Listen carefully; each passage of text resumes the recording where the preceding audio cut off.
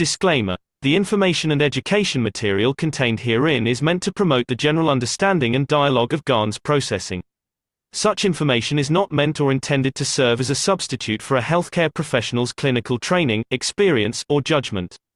For patients and individuals, such information is not to be a substitute for professional medical, therapeutic, or healthcare advice or counseling. For medical issues or concerns, including decisions about medications and other treatments, readers, viewers, listeners should always consult their physician or, in serious cases, seek immediate assistance from emergency personnel. Prescription information, procedures, and use of medical devices information should be undertaken only by properly trained and certified medical personnel. We specifically disclaim any warranties, express or implied, including implied warranties of merchantability or fitness for a particular purpose. Such information is provided, as is, and is believed to be accurate at the time of its publishing, but it is the viewer's job to evaluate the accuracy of any information found in this presentation. Every case presented is of their own experience, applied by themselves for themselves, and it applies to their case only. Every person experiencing health problems should seek professional medical advice and consult their course of treatment with a doctor.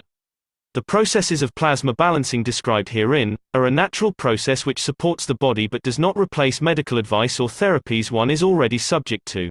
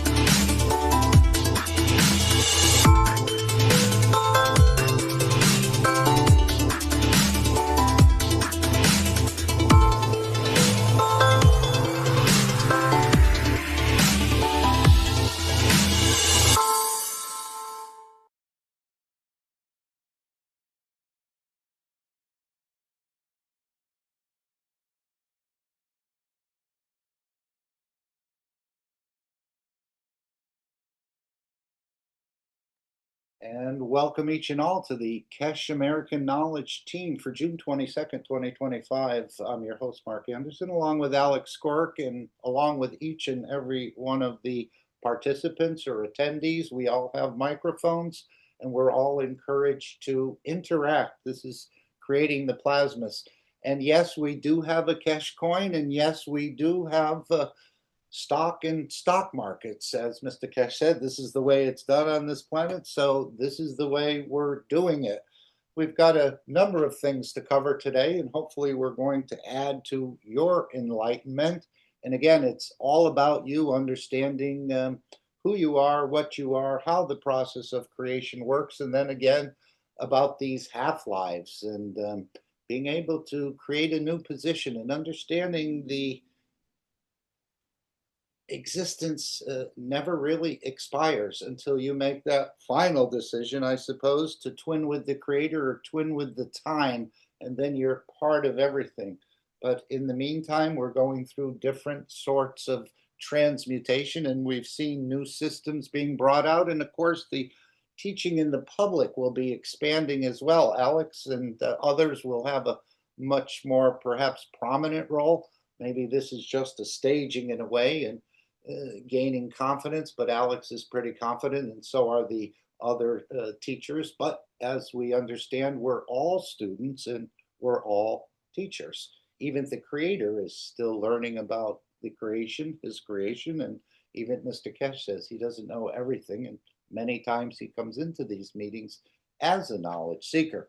But before we go any further into 595 or discussing it or looking at some of the new products, I think we will, again, just reaffirm our ethos about this understanding of peace And it's certainly 180 degrees from what we're seeing on this planet at this particular time.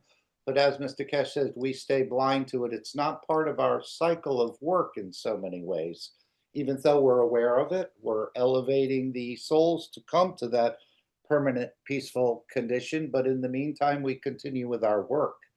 And part of our work is becoming a more peaceful person that we can give and share and enjoy the beauties of the others without destroying them or killing them or even eating them. And this is part of the ethos of when you go into the universal community, you won't see a war, you won't see a prison, you won't see a courthouse, you won't see a factory, but you'll enjoy the energy dimension. And this is what we're all about, teaching the physicality to enjoy the energy dimension and not so much be trapped in this prison of what we call physicality.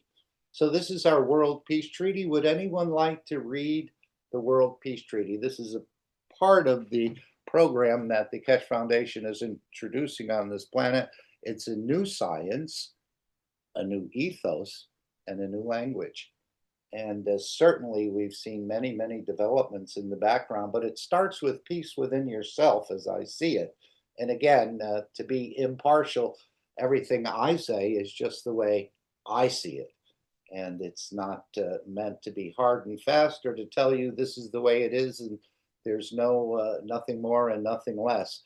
And this is what Mr. Keshe encouraged the teachers to be impartial, because as he's often said, nobody's wrong, but no one's 100% right. And I know if the Creator has more to learn, I certainly do as well. So this is our World Peace Treaty. Again, you can find it on any of the search engines. It's basically between you and your soul. And then, of course, extending that out. But as I indicated, I think previously, as you improve yourself, the greater existence also improves.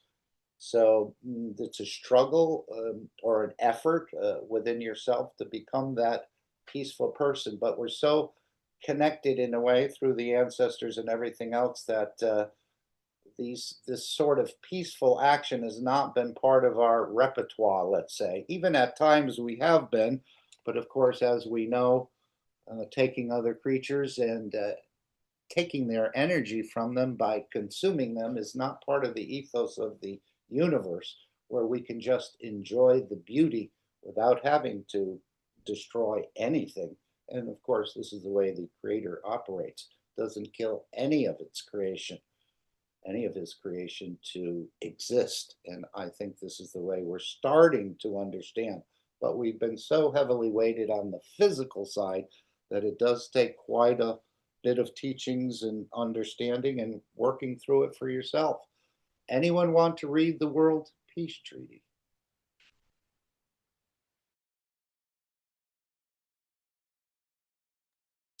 We're all familiar with it, and I'm sure we've all signed it, whether you've signed it with a pen or, as we understand, there's no pens. You'll never see anything written in the universe, but you can confirm it and sign it with the pen of your soul.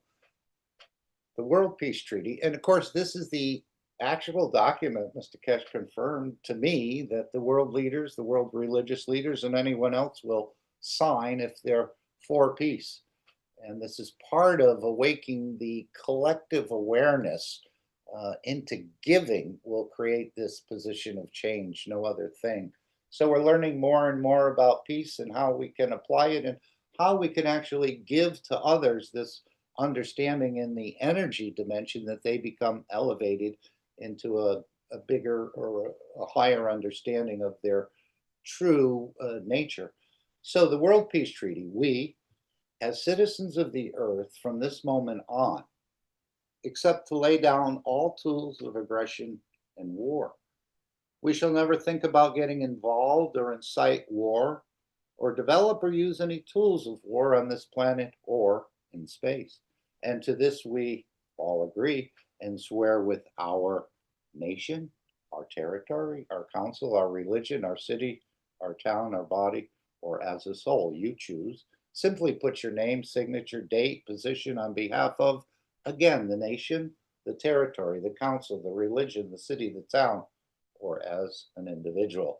Have it witnessed, straightforward, and after signing this treaty, be proud to display this certificate wherever you consider being important to you, that everyone can see and know your ethos to fellow men and the mankind and other created beauties of the Creator.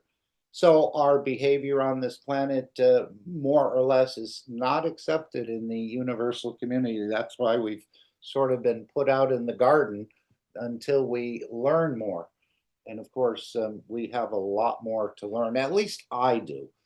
You can speak for yourself. Maybe some have already arrived and they're doing some beautiful and fantastic things. And I think we all are, because we're created to do these type of things. But yet, as I said, we've been heavily weighted on the physical side of the understanding of our nature, which again, our true nature is non-physical, or this energy dimension. Anyone want to say anything about this World Peace Treaty? As we would hope that the certain leaders who are involved in these conflicts will start to realize that this is the way to go, is peace, as it creates much more wealth for many more people. And again, in the last 3,000 years on this planet, we've seen 5,000 wars. And even it's been told to us, even if we get advanced space technology where you could basically grow organs, or you could travel to the moon or Mars in seconds, or you can generate as much energy as you need, even with the advanced technology, within a generation or two, man will be right back in the same position he is today, unless we have the elevation of the soul of the man to serve. I think this becomes the key, as we hear in the formation of the Universal Council. Is the elevation of the soul to serve become the key, not the throne in the physical life? So find something to serve, not something that serves you, and you can start on this road. Remember, the universe is the oyster for those souls who serve, almost like the sun, continually radiating out beautiful energies. Again, whether you're a great person or a not so great person, we're giving to all, and I think that's what we're, in a way, replicating. You're there to serve, as we saw on the side of the Keshe coin, and not to be served. Although I think it works both ways, and many people will thank us for our work in the future, or if we're not here, acknowledge us and perhaps give to our energies or our soul, as we'll all need more energies as we continue on this process of creation and expansion of the universe. So we have the 595th workshop. Before we go there, I'd just like to highlight a couple products in the Keshe Foundation store. Let's make sure we're sharing this properly. And of course, the monthly transmutation where you can fly with the captain. And these are a cost of €500 plus the value added tax, as I understand it. And of course, in Europe, it's 20%. So, and then you have a small exchange rate. But this is keeping the Keshe Foundation free for humanity. And you can start to help learn about yourself, and of course, allow the Keshe Foundation's team, their scientists, to understand more. Apparently, it's not fully understood even by the team that's working very closely. But these sessions help you to work on that process of transmutation, which again, most of the souls that make up our RNA have never thought this was possible. So that's why probably we get a lot of doubts within ourselves, but we are gaining trust more and more. And of course, there are systems to provide that trust. So that's one of the ways to support the Keshe Foundation, is these monthly transmutation, and they will continue.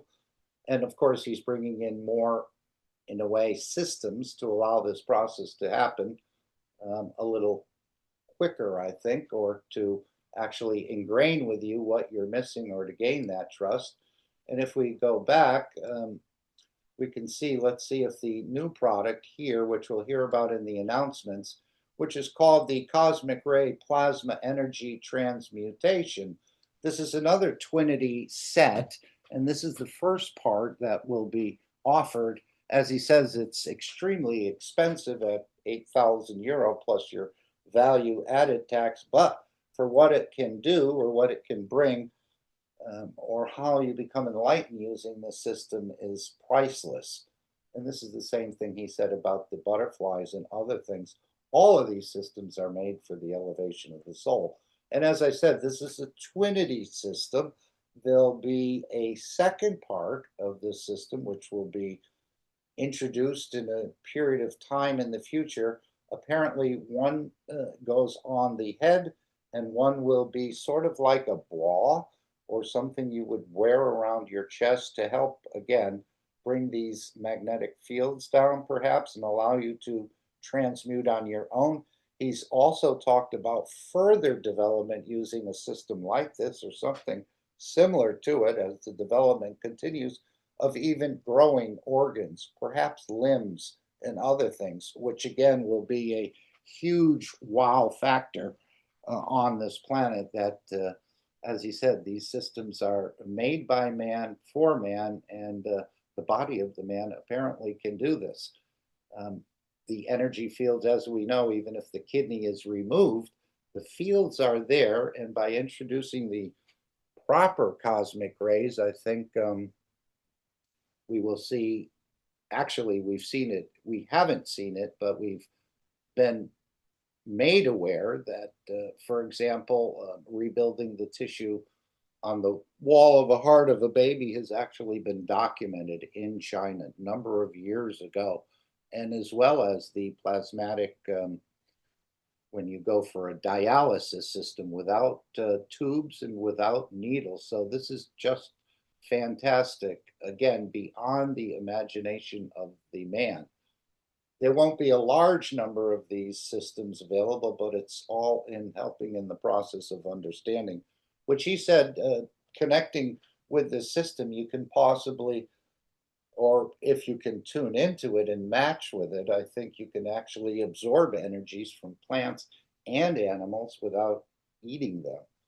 So this is, again, wearable space technology, and I'm sure this will be developed further in the future, but this, again, he said this is the most advanced system ever been released by the Keshe Foundation. So the development is just, again, beyond our imagination and what these systems can do. I think he said this would actually come out of the Mark Ray in China. As I said, we have a Keshe coin or cryptocurrency, if you want to call it that. And we also have a company called Mark Ray in the United States, but Mark Ray isn't the only company. I think he said this is the Mark Ray of the United States. You can see there's many applications and so on, and you can explore that, markraycorp.com.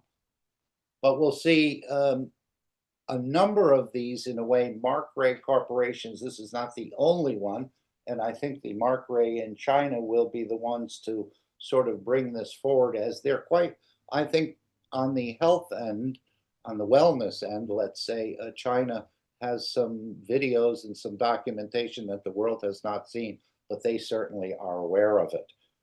So this is the latest and the greatest of the releases of this. And again, he referred to this as the Ubisos, and it's now being shrunk down to a two-piece sort of apparatus or system in a way. The first part will be released. And again, not to use it until you're advised, even if you receive it, not to even put it on your head just to see how it feels, but wait for instructions from the Keshe Foundation, as they're building another type of reactor, apparently in the background, to interface with this system, and it may be interfacing with multiple systems in the background. Anyone want to comment on this? Again, the cosmic ray technology, we're talking about creator rays, things that are able to do some amazing things. And I think if they start growing organs and things like this, this will start, or it will become the beginning of the end of a huge thing on this planet called organ trafficking or organ harvesting. And we've heard so many, and there's a lot of people involved in this around the world. And so once organs can be generated by your body using a system like this, I think this will be the beginning of the end of organ trafficking. And of course, this involves many children as well. A lot of times they get into these networks, they're abused, and then when they finish abusing them, I've heard that they actually will then harvest organs or what they can harvest out of the child. And that goes on this, what they call the black market. So this will end this whole idea of, and this has been going on for a long time, as I mentioned in the meeting earlier, even to years and years ago, where people from India would see an ad or something, they'd answer an ad in the newspaper, they'd go to London for a job or something, and they'd actually get one of their kidneys harvested. So this is not a new practice, but certainly the growing of organs will end the whole world of organ trafficking, which apparently it's quite large and much larger than we could appreciate, I think, at this time, because it's all in the underground sort of sector. And of course, if your heart is weak or other issues within your own physical body, I think this can help to repair that, as I said, about rebuilding the wall of the heart of the baby, which he said was documented in China a number of years ago. So they've actually seen through an MRI the regrowth of the wall of the heart of a child. So again, fantastic technology beyond the imagination of the man. We can't replicate it ourselves. As I said, even the team is trying to understand more about this, but we can certainly use it for a very, as Mr. Keshe said, what it's offered for is peanuts compared to what it can do. I don't know how much kidneys cost, but I'm sure they're not cheap. Anyone ever find out, or I know a lot of people, they donate their kidneys and they put them in. Anyone know what a kidney actually sells for on the markets, where if you needed one in a hurry, you didn't want to have to wait, because normally you get in some sort of line or you sign up and it could be a year before they find a perfect match. And then of course you have to be in very good shape as well. You can't have any signs of cancer or other things within your body. So I think this system will eliminate so much of the misery and the mayhem caused by the organ trafficking industry. So perhaps that's a side effect, but it's certainly a beautiful side effect to me. Anyone want to comment? Or has anyone used any products that they'd like to share within the Keshe Foundation store? As he said, the teachings will expand, but also the store will come into the under the banner of the Mark Ray Corporation, which is this one here. This is offered on the stock exchange as a penny stock at the moment. But as he said, Microsoft traded on the penny exchange for many years. So this is one, but also the Keshe coin is another way to support. And apparently there is a shortfall within the foundation, and he's continually asking for support in this area. Let's see, someone's put something. Oh, somebody said kidneys are at least $75,000. That must include all the fees, but as we know, it depends. It depends. If you're getting it from where I am, it's a lot cheaper. And it's also cheap in Ukraine, from what I gather. yeah, that's one of their specialties, I've heard. Demand and supply. In the West, in the United States, it might be that high, but if your supply source is plentiful, it's cheaper, and you don't have as many middlemen. Right, and I've heard sometimes people have on their driver's license, I'm an organ donator. Oh, isn't that a beautiful thing? But let's say you get into an accident and maybe you're going to make it and maybe you're not, and they have a need for a kidney that someone else needs in another town or maybe in the same institution. You may be subject to a harvest at that point. So people were saying, don't put that sort of thing on your license, even though it's a good thing to do. Sometimes these doctors will make the wrong call, and then they'll say, we can take your organ. So this is going to end the whole process, and I think there's eyes and probably other organs I'm not familiar with, but I think the kidney is probably one of the more popular items to harvest and sell. So this will end that entire process of, I always thought perhaps they would grow it in space because of the zero gravity and things. And they're saying the crystals grow in 3D and it's easier to grow organs in space. Maybe that will happen as well. But with this one, it's actually done by the body of the man through a system made by the man. And he said all the connections, and there must be a lot of connections, would be complete. In other words, the body will hook up to the kidney it's recreating. And this is what we've always heard. The fields are still there. Even when the arm gets cut off, the fields of that arm are still there. So by employing a system like this, we can actually regrow the arm. So this will be just, again, a shocking development. But again, it's not magic. It looks like magic when you don't understand the science of it. And of course, I don't understand the science of how this is done, but we know where we can use a system like this, and this is all within the Keshe Foundation. Any thoughts? Any other thoughts about this? There was Mr. Keshe talked about, how to replicate kidneys, from the good one to the, or using some, offspring or parents' kidney to regenerate your own. Like putting it close to it, you mean? No. It was a little more elaborate. You make GANs with the kidney in the middle. And then essentially you transfer the field of kidney to your GANs, your two GANs, and then you apply GANs patches of that kidney, of that arrangement. Essentially, you are replicating. What you have is the essential fields, and then your body provides the blueprint, or as you were saying about the arm, it has the blueprint. So you can have a similar arrangement for kidney, but it's easier to do because, you can essentially replicate something close to what you have. You can even use your own, if your other kidney is good, but usually people have, problem with both kidneys if they're, what do you call it? All these diabetes issues that are everywhere.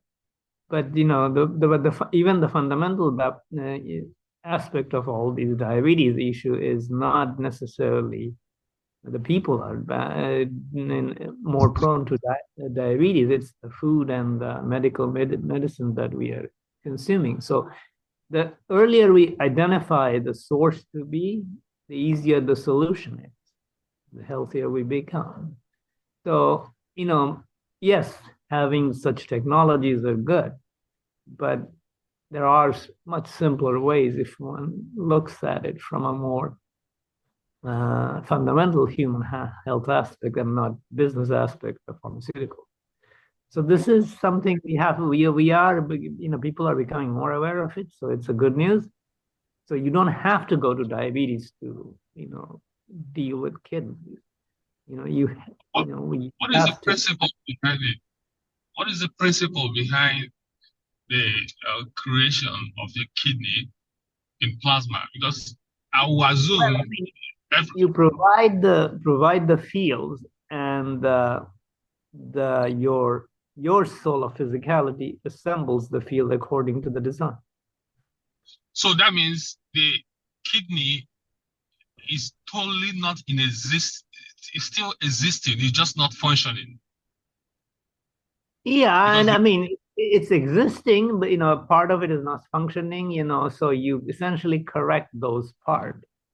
So it's not growing a new kidney. It's more of repairing. But I have done experiments where you can really grow things, but I won't go into that. But it is possible to grow things as well. And so I'm not saying it's impossible to grow things because I have results. So I won't go too much because medical things are avoided. Mhm. So, but the Keshe Foundation generally has a sort of thing. Well, I mean, for good reason. But things are changing, with your new Health and Human Services in the United States. Things are moving in the right direction. A lot of resistance for sure, but it's moving. And doesn't Mr. Keshe have quite an astounding track record? I know he showed us fingers that were down to the bone and the flesh was recreated. And I was just looking on the Keshe Foundation website where there's a whole video, and I'm not sure exactly where it is, about the rebuilding of a brain. We know the whole story of Naomi. This has taken place years and years ago, where she was involved in a attempted assassination in a way, and the brain, or part of the brain, was quite scrambled, and the brain was, it's not finished, but it was brought to a point where it's never been done before. And so he has quite an outstanding track record in many areas of no one's ever regrown a brain other than the Keshe Foundation and Mr. Keshe, as I understand it. And this happened in Italy, and this is fully documented. You can find it somewhere on the this might be the one, but I'm not going to click it at this point, where the whole story about what was done and how she went through the coma and then came out of the coma in a way, and things started to take shape. And again, it wasn't easy, but he's rebuilt the brain that was scrambled, never been done before. So the kidney should be pretty much a 1, 2, 3 job. Anything else anyone wants to add about this? And again, with all the victims of the wars and not being able to live a normal life, I think hopefully this will be applied, especially, to adults, but also to children who have to live a life with only a half an arm or a half a foot or maybe one leg, and all this bombing and killing and warring. This will be a huge elevation to that soul and all souls. Just us seeing it will be a beautiful elevation.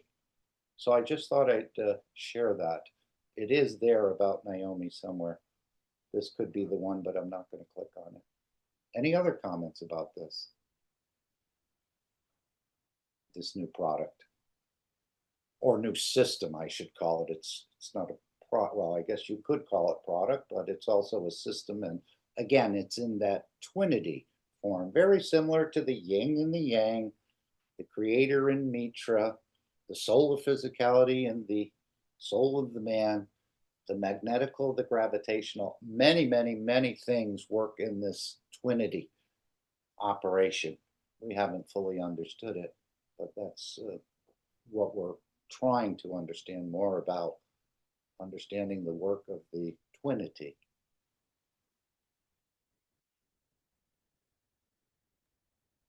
For talking about the Trinity. Twinity. Yeah. Yeah. Trinity. That's what I said. Trinity would be the Father, Son, and the Holy Ghost, I think. No, I'm not saying Trinity. I said Trinity. There has to be an apparent third, because if you look at gravitational and magnetic, Mr. Keshe said there's an apparent third. So in a sense, not just the Trinity, but there has to be the thought that can go in either direction. What do you think? There has to be a thought that can go in either direction? Yeah, because if you're comparing as a form of Trinity, you're comparing the magnetic gravitational, but there's a third one, a third in between the gravitational and magnetic. There's another field in between. You mean their separation, the amount of separation they have? We call that the maggrav positioning? Well, between the two, the magnetical and the gravitational? Right. It's always in between, because at each magnetical, there's always a gravitational. And in between that, there's another ray, A space according to gap. Mr. Keshe, a space gap. Yeah, that's so. The concept of twinity is actually three. It's actually, in a sense, trinity, Okay. because it's always a third one if you go deeper. Right. Yeah. Can I add, please? Oh, please. Yes. Yeah, Ike, you're right on point here. The in the lowest energy state, there is not enough energy to cause on its own a movement of energy. So this third field that you're talking about is the one that gives it the impetus. And if you let's say you're a soccer player and there's a ball, so the ball would be magnetical and you'd be gravitational. The ball is still not moving until you actually kick it. The kicking is the third field that you're talking about. Did I assess your question correctly? Yes, yes, exactly. That's what I said. Yeah. So in a sense, it goes back to all process of creation. So there's always a thought, because when Mr. Keshe goes deeper, I connect that deeper teaching to the earlier ones, and it makes sense. Even though he's calling it to a trinity, in a sense, there's a third one that makes it trinity. That's right. Beautiful. Okay, let's hear, if we can, from the announcements of Mr. Keshe, where he talked about this system of what's coming in, and he's also mentioned about expanding the teachings. Alex, Jalal, others, Emmanuel, he mentioned, and other ones, but he also mentioned about connecting with the AI, that you don't need to teach anyone other than yourself. We can take a look at that, but let's hear the announcements if we can. Anyone else want to add anything? Please feel free. Again, don't know an awful lot. As he said, only about 5% of the knowledge is revealed. So in a way, we're teaching without really being fully understanding of this, or sharing in a way. And that was what Mr. Keshe said. When you teach, try to teach impartially. This is what I understand about the technology, not to say this is the absolute truth, because we know there's no limitations and we're open to all possibilities. So when you sort of put a limit on it, I think that's not quite correct, because we haven't really understood the full totality, especially even with these cosmic rays. As he said, there's an infinite number of cosmic rays, and we need to understand the strength and the dimension of each to be able to work with them, and then of course strengthening them or weakening them, and the rest, and getting an interaction and an outcome you're looking for. So I thought we'd just hear from Mr. Keshe about this new product. It'll be shown, and again, some other amazing things about growing organs and the rest. Is everyone agreeing in a way that this could be the beginning of the end of the organ trafficking or organ harvesting from innocent people, let's say? Is anyone aware of the organ business worldwide? It's quite I don't know if it's ever been estimated what the market is, but I believe it's quite large. So this will bring an end to that practice. But let's hear from Mr. Keshe if we can. Anyone else want to make a comment, please? Feel free. We all have microphones. That's what they're for. But you can also stay on the silent line of communication. That works as well. So let's hear from Mr. Keshe if we can. First, Rick. Okay, we're back again at the 595th Knowledge Seekers Workshop here on Thursday, June 19th, 2025. And as mentioned, because it's the second half, we do have questions coming up. But before that, of course, And this is about 22 minutes of announcements. So we're going to just listen for the next 20 minutes, but feel free to stop it interject and add your understanding or share what you think you understand about this. And again, no one's going to be critical. We're not judging anyone. We respect everyone. And everyone's at different positions. That's why we have slightly different understandings or even great different understandings. We're all growing and into the knowledge at different speeds and different strengths. Usually have announcements and whatnot from Mr. Keshe. Would you like to talk about whatnots? Enlighten us? Yes, talking about the whatnots. The teaching will go on the same progressive development. In coming weeks, we hope that we establish the international teaching of the Keshe Foundation totally in a different way that we done. We'll combine the teaching with the Keshe Foundation TV on the international level, backed through AI, what we call domains, which we have bought to spread the teaching. And we will come back to the process of, as we always said, we put seeds everywhere for them to be ready for when we need it. And that process of teaching has come forward. We have seen many people using Keshe Foundation videos in their what we call chats on different domains, in different medias. And we have seen them, some of them 300, 500,000, 2 million views from the same videos which go out of the Keshe Foundation. And in a way, when we look at it, some part of the teaching reaches millions.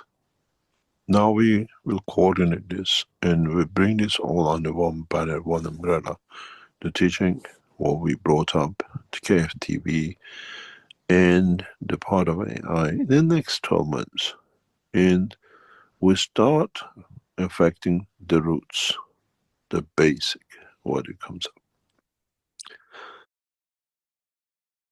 So again, we're privileged and humbled to be here because most of the world, let's say 100 million people, have heard of the Keshe plasma technology, probably less, and it's sort of just a passerby.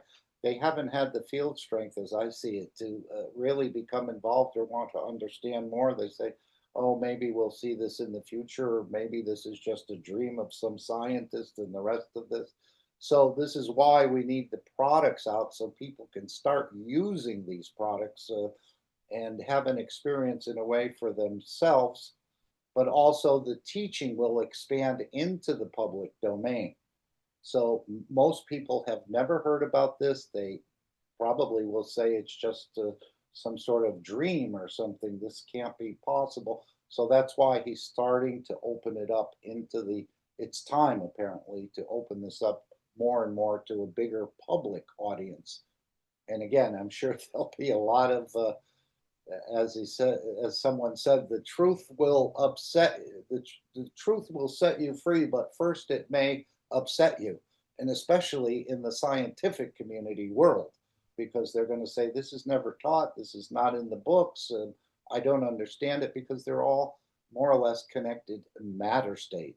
Now we're opening up this energy side of our nature and the energy side of the universe in a way, as I'm seeing it. So very important role to share what you think you understand about this technology, but it's going to be deeper than that. He said it's going to be connected with the AI. So there's something great, perhaps even the plasmatic chip with emotions will be added into this AI system. I'm not sure, but it's all part of a step-by-step progressive development. And so we're going to wake up the humanity to their energy side. Remember, we're chameleons. We operate in the physicality, but we also, mostly unknowingly, I think, operate in the energy dimension. And this is what most of these teachings as of late, the enlightenment to your energy side. As he said, you cannot have the matter without an energy dimension. The matter couldn't exist. So we've been looking at the matter, enamored with the matter, but yet we've never looked at what created the matter, the energy side.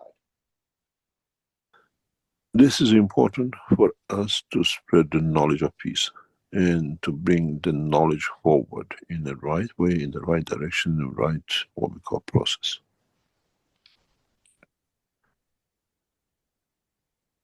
Those of you who help and you've been around with the education, those of you who've been around with the TV teachings and your process there, will come back to you very soon. The reason is very simple. Out of the market cooperation contract with the Chinese, private sector, and the military, for us to train, as we're opening a number of divisions across China, and very soon in other countries that negotiations are going on, to send individuals to teach in different languages and create a what we call localized teaching per factory, per section. We have decided that we open a central teaching. You open a factory tomorrow as part of the collaboration with the Keshe Foundation in China, or in Canada, or in the United States, or in Africa. You don't need to wait for the Keshe Foundation, somebody to come and teach you. You go back on the TV, you go back on the recording, connected to AI, then we need one central teaching, one central recording, one central process. Now, someone was asking, does anybody know if KFTV has a active program at the moment, how to access KFTV? It's sort of, it's a loose group. They were meeting for quite a while, and they were going to have press passes and different things. That didn't actually happen. And then it sort of fizzled out in a way. It didn't fizzle out, but we stopped having the regular meetings on this TV. But it's being revived. I guess they were going to do something with a company, and they were trying to put up some streaming videos, and that didn't actually work out. The company, I don't know if they were threatened or they just couldn't establish a solid line of communication back and forth to get that website sort of worked out. It was already created. We were just one of the participants, and so apparently there was some sort of issue there. But I think everyone's in place, and there'll be more to come in as we can all, again, find our position within the Keshe Foundation as you choose it and see what befits you. So yes, if you want to make videos or be involved, perhaps you'll be a reporter. As Mr. Keshe said, we're not following the news. We're actually creating the news. And this will be part of the KFTV in a much bigger way, where people probably on a regular basis will be turning in to actually get some truth on their medias in a way, rather than a lot of the fluff that we've been used to digesting. Anyone want to say anything about KF television?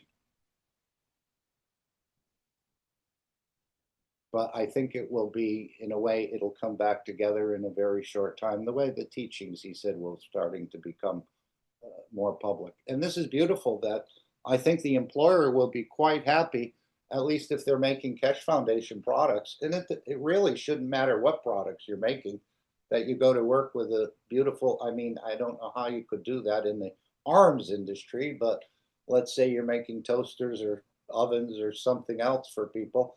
You can add your energies and keep wrong fields out of it. And I think this is what it is. I remember he was saying that sometimes in the lab, when one person can affect the whole issue there on the energy level. So it sounds like they're going to be teaching people for 4 weeks before they actually start working with the technology or producing it, some of the ethos and perhaps some of their thinking while they're working at the job. Anyone want to comment on this? Yes, they only have to sit in a unit, and then they get all the knowledge transferred. The soul gets opened up, and then if Mr. Keshe can see where they are, and if they reach a certain level, then they are ready to work, or something like this. Oh, that's very nice. So it could be just sitting in a process in a way without classroom instruction? At the moment, not possible. you if it's just to sit in a unit that gives you the knowledge, means your soul gets educated, but your physicality has to follow. And for following, you need to do something, to be on a path. So I think it's education on one side, but on the other side, the experiences. If you sit in a unit, your soul gets expanded. For example, or you are at the transmutation session and you are experiencing that you were at the moon or at the Mars. These are experiences that can give you very much. Okay.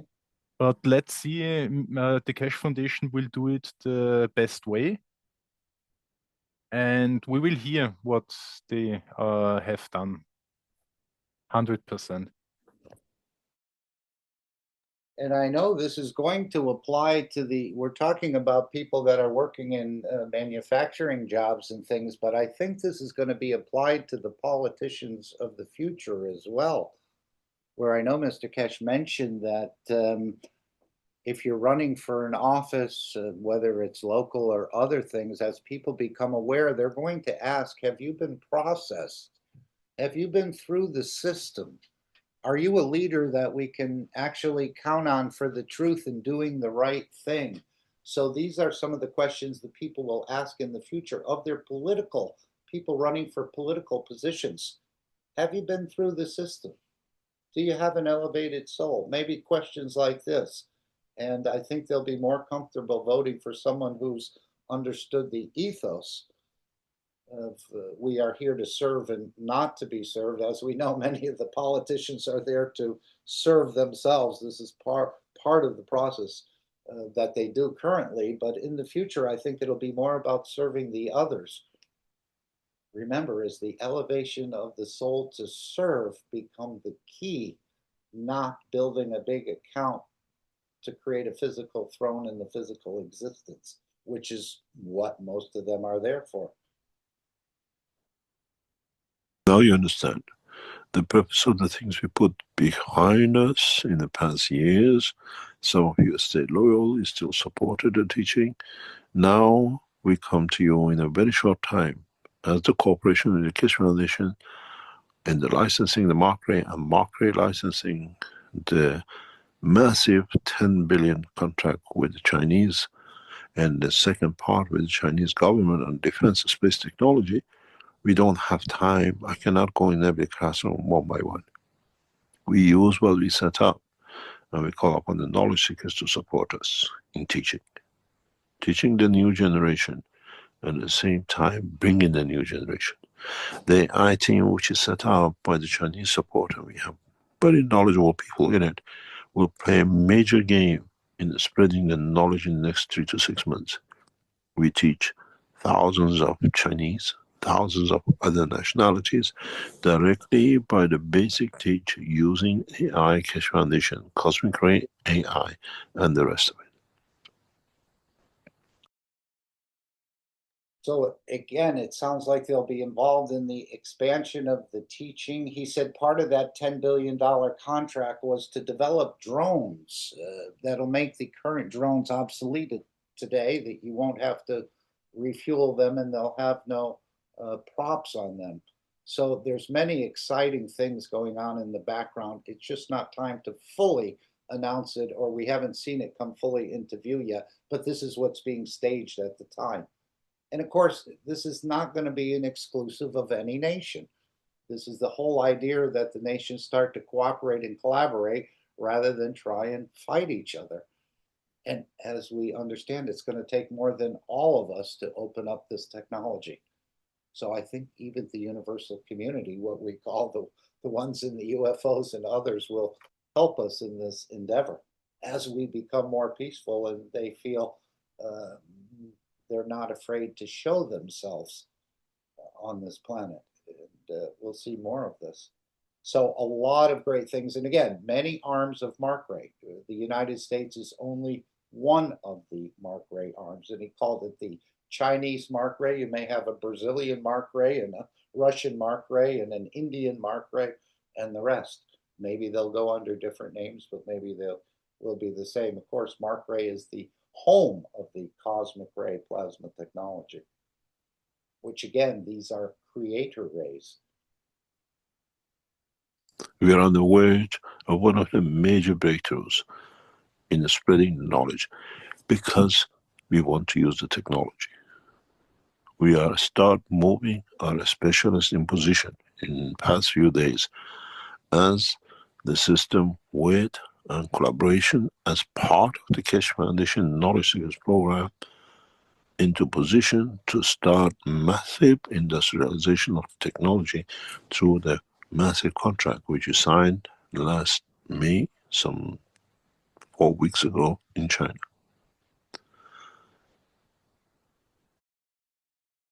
And remember, the energy system is also being manufactured. I don't know if it'll be gas electric, it'll be fully plasmatic, but apparently they're going to warehouse millions and millions of these energy units that they will be released simultaneously. And I think that's also part of the work of this Mark Ray and this large contract that was signed, where you can get, in a way, a self-sustaining energy system for your home or whether you're living off grid. So we're certainly going to enjoy a beautiful future.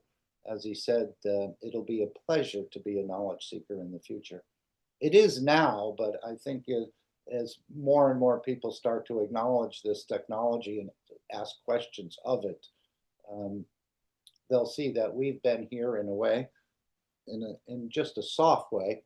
We've just understood it or understood part of it just a little bit before the others. So we're just sort of the early pioneers of this sort of technology or understanding.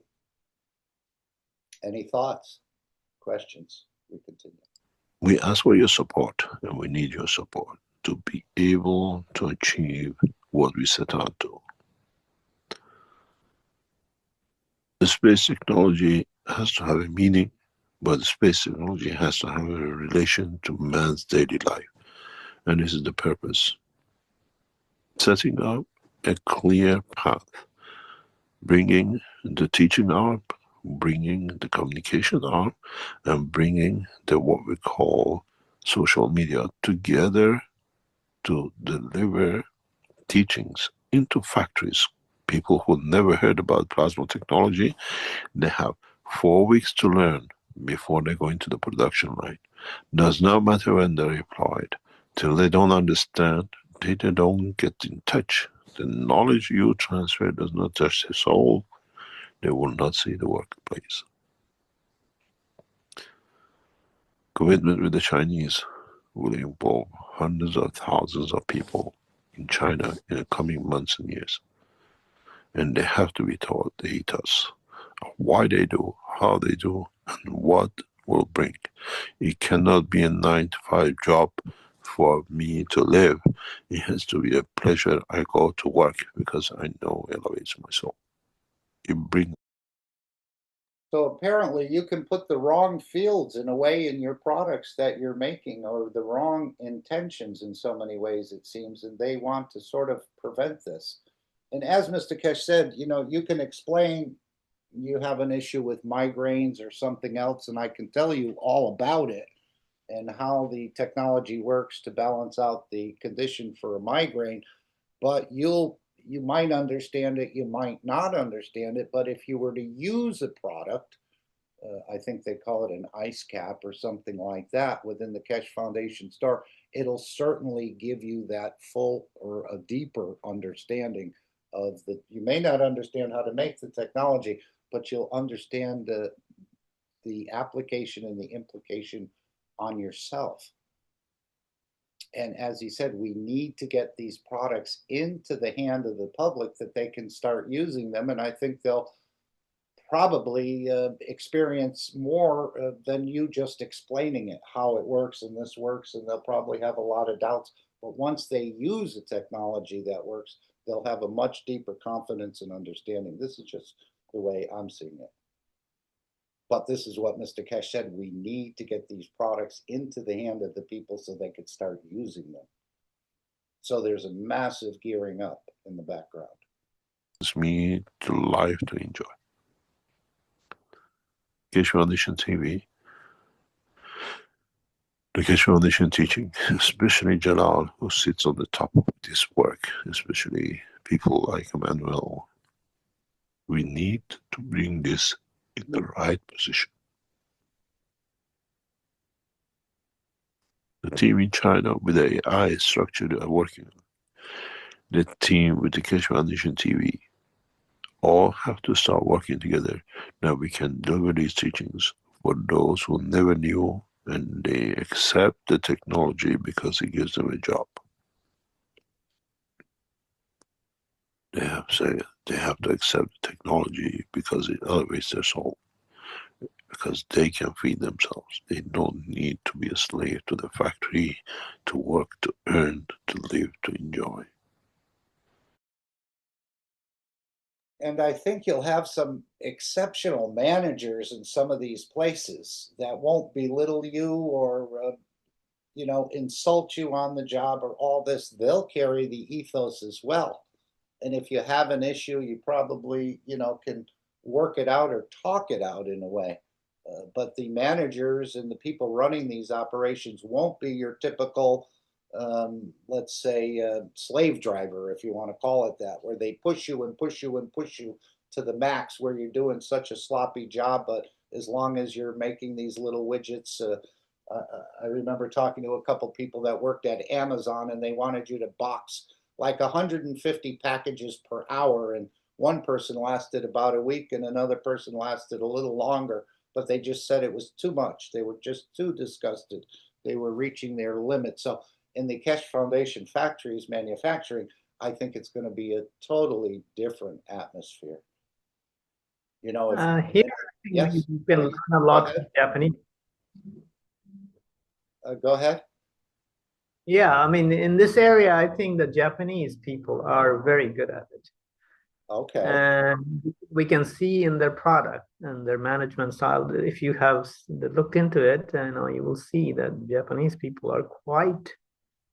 I mean, part of it is the cultural aspect of it, and we all culture has the strength and weaknesses, but Japanese people have this strength, and this is something we can all learn from them. And I think this is part of the way they build everything. Very high quality, dedication and all that. And their management style is very flexible. It's amazing how they do these manufacturing, and that's why their products are so far beyond anybody else. So this is you can call it's ethos, but it's ingrained in the culture. And so, I mean, every culture has their strength, but this is one area I think we can see like respect for your workers and different things like that, rather than saying, I can replace you tomorrow. There's 100 people that want your job. It's not so much, it's respect for what you do. People, if whatever job you have, if you don't respect that person, the person that does whatever, sweeps the floor, whatever that, it doesn't matter. That's part of respecting the person. So this is where Japanese people they excel. I mean, from all the cultures that I have studied, this is one of the cultures that's excel in this area. There's no question about it. And they don't have any shame for any kind of work. Because there is a very good example of it. There were some Japanese foreign students who came to Bangladesh. And, we are the sloppiest people, the Indian culture, and, you can see in videos how sloppy Japanese things are. What came to Bangladesh? A group of Japanese students, high school. Okay.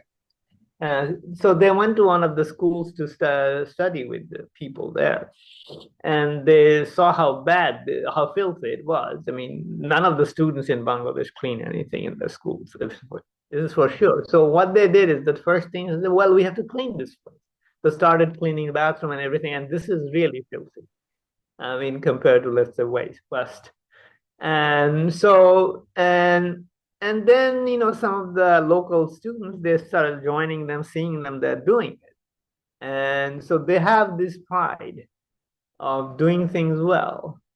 And it has affected the young generation in Bangladesh a bit, but the older generation is still sloppy and all that that you see in Indian and Bangladeshi streets and all that. But this is the thing about Japanese, you know, they have some racist element in their culture. Yes, you know, but not everybody has strength in every direction. Right. So we can combine each culture's strength. And this is what One Nation, One Planet, One Race is about. We combine the strength of each culture. And I'm giving you the example of Japanese culture in work environment. And we can see the effect of this kind of ethos in their products that we use. They're unbelievably good. And take the example of British. They're very good engineers, but their manufacturing is nothing even close to their engineering skills. They're the home of Formula One, but their cars are very high tech and stuff like that. But their engineering is awful. Their manufacturing is awful, not engineering. Engineering is awesome. Manufacturing is awful. So so when we bring the ethos of all these different cultures together, we make a very strong race. And part of the reason why we are divided, well, this country is that bad, Chinese are bad, Russians are this, they are this. This is to just divide and not bring our strengths together.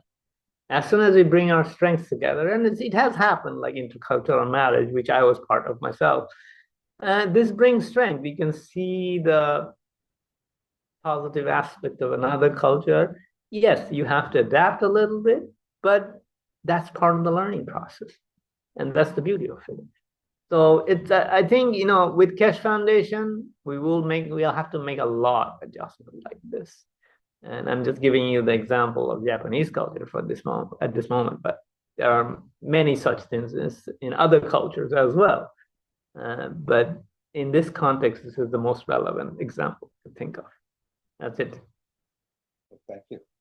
Very nice. And again, a lot of people don't like to go to work because of their boss is an arse, or their co-workers are always trying to get them to do more, and the co-worker is doing less. And I think people will look forward to going into these places. It'll be like a beautiful environment within there. And I'm sure they'll have systems to even enhance that environment within the manufacturing for the people that are assembling or putting things together. So people will actually look forward to going, and they won't put such bad intentions or go around all day with an attitude because somebody said something to them that insulted them or insulted their family or something else. So people will look forward to actually going and with a very positive attitude. I see it, where the managers, the bosses, the supervisors will have that ethos, as well as the co-workers. So it'll be a beautiful environment to work in. People will probably be clamoring in a way to get into an environment like this if they do have to work. Anyone? I'll give you another example, from my culture here. These poor people who drive this tricycle and carry people around, they're extremely fit because they're essentially a bicycle, and they live in like all the slums, and that's the worst place you can live in a way. But they are some of the healthiest people, and much like United States, we have a fatness problem, not to the same extent, I'm sure, but in the middle class and the upper class part of the society, people are getting fat. But the people who live in this dirt, they are resistant to many of the things just by being exposed to them. Plus, they are, hardworking people. They don't have worries and things like that. So this dirty slum living individuals, they are actually an example of, even the dirt, we can withstand the dirt and all these things and live a very healthy life. And I have treated some of these people with plasma technology for various health reasons, but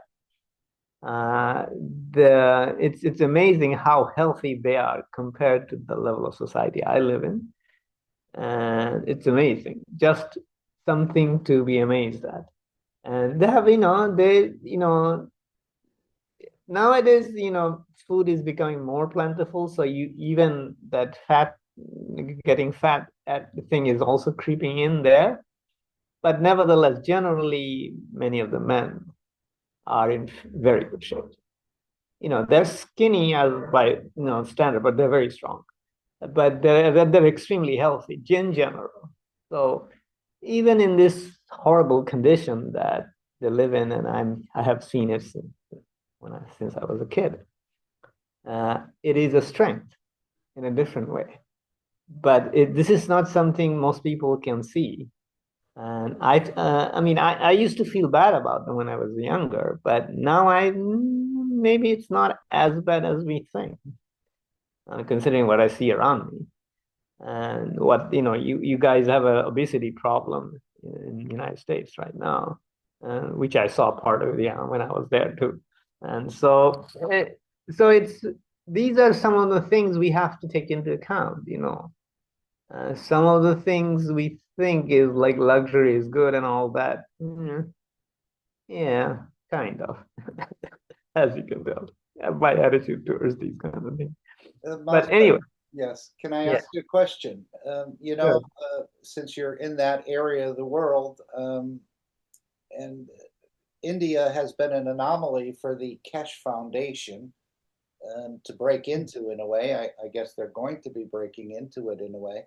But when you have a caste system, I guess it's still active in India. In other words, where certain people from certain strengths say, listen, I'm better than you. You're lower than me. I'll always be better than you, and you'll always be lower than me. In these type of factories, would that ethos actually exist in India, where it exists? It still exists. That caste idea. Well, for example, we are a Muslim country. We are not everybody's supposed to be equal, but the idea is still there.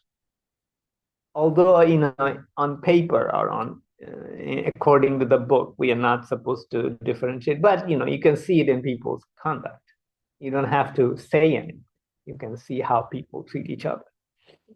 And so, but specifically India has this caste structure, yes?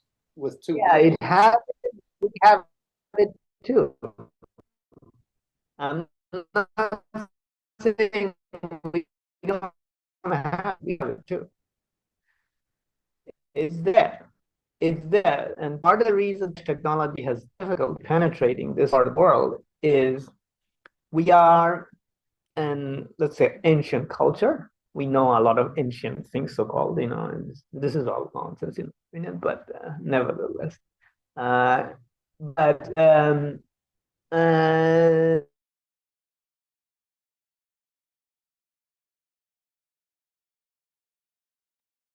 I think we're having an interruption in the transmission from Bengali. Sorry, I got disconnected. Sorry about that.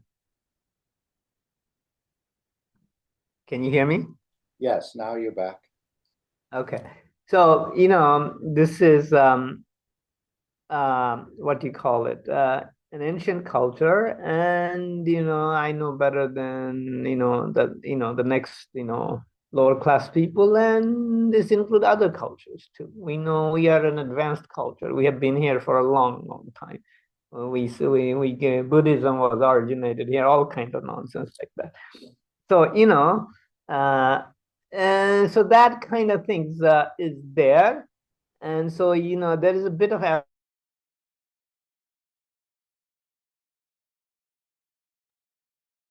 Okay, I think you faded. See, yeah, he actually dropped out. Let's wait for Prospect to come back. If he comes back. Okay. Okay. I'm dropping out. Okay, so sorry about this. This position, okay, I'm in a different position than I usually am. Okay, so what I'm saying is that I'll repeat it myself again. Okay, so this is the caste system is there, and when it comes to the attitude towards other culture, it's kind of like, we are an old culture, we know a thing or two more than you, kind of like that kind of attitude is there. It's not overtly stated anywhere, but you can tell. I mean, I have been here, so I know how it's manifest. And so if you bring new ideas, and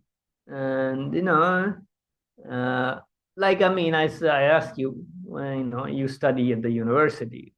I named the top schools. Okay, where did they get their syllabus? What are the things they study? Why do they study these things? If I question these things, they stop talking to me.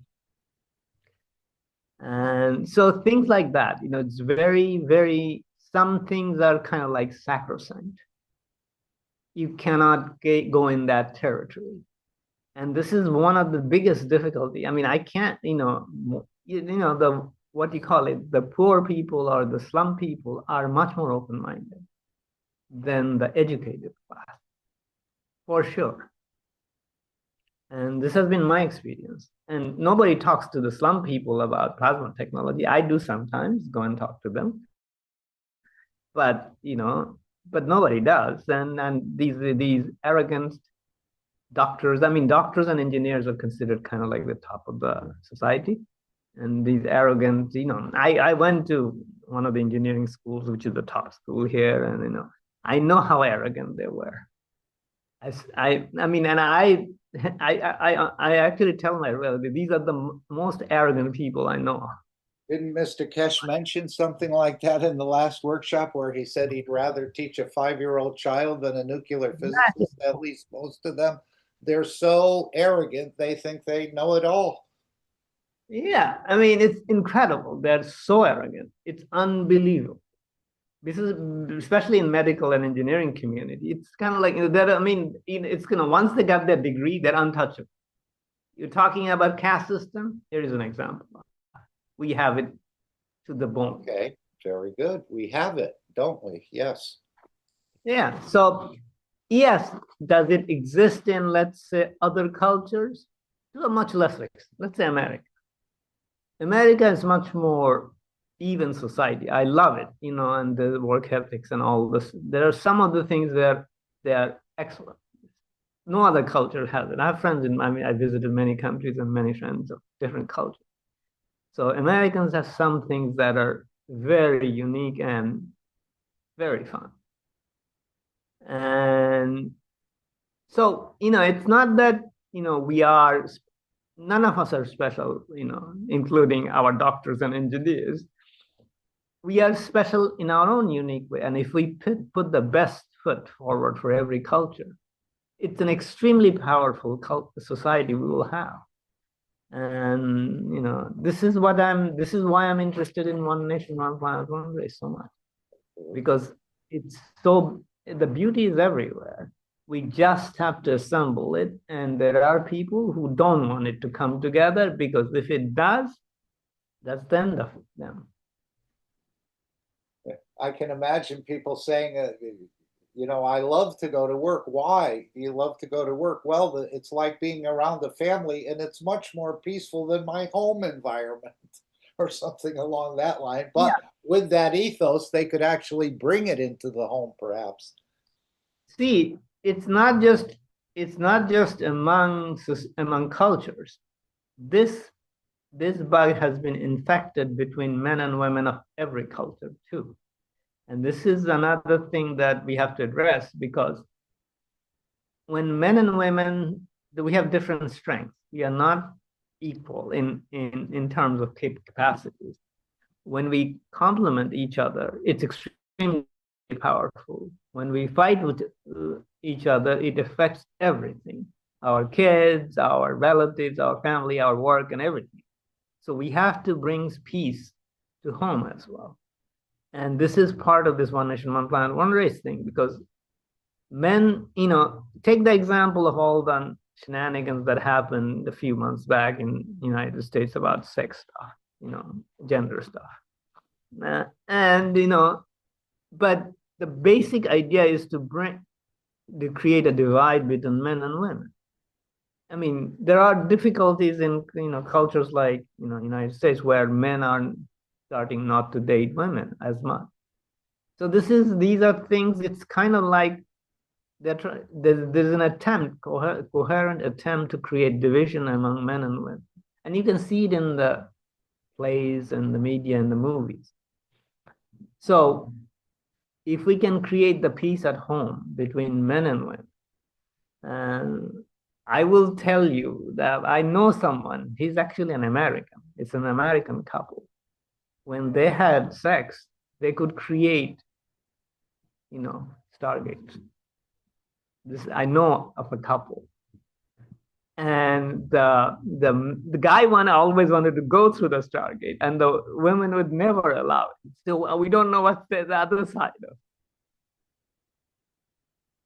It's a funny story. And the guy would moan, complain about it. Yeah, I do want to go because it happens. So it's that powerful. So anyway, this is a story. You can take it as a story, whatever you like. But nevertheless, it's a very powerful coming together of forces. And, and I am, as it happens, in the area where Tantra was born in a way. So I know a little bit more than I talk. So it's very advanced knowledge on some of the plasma technology overlaps. It's to bring men and women together. Actually, the attempt was done part of the Tantra is to bring men and women together as a united force. And it becomes when the family is united, the children are affected. They come to a very positive, loving environment. Children grow up to be strong characters, men, women, it doesn't matter. And this is what's important. And this is very close to my heart, these kind of things. And we will see this change for sure. Thank you, Masvek. Anyway, enough ranting. I'll quit. No. And again, as we understand, this technology is going to touch every aspect of our lives. So whether you're making dog food or lipstick or other things, eventually I think it'll all be that sort of manufacturing process. Remember when Mr. Keshe said he used to have some manufacturing or other things? He said, under most manufacturing places, the bosses eat in a separate lunchroom than the workers. He said, we never did that. We always sat down with the workers at the same table as if they were equal. And they are equal in the bigger understanding of this whole thing. But we'll see a lot of that, more of a cooperation between management and the workforce, let's say, as if they were one, rather than I'm the boss and you're the worker, and never the two shall meet. So this will be a very beautiful, and it'll extend to all sorts of different products because it's going to touch everything. So all the manufacturing places will be great to work in. And if you've already been trained in the ethos, you go from one to the other, without a doubt. I'm sure it won't be, again, flawless process, but it's certainly an improvement over people, and most people do hate their jobs.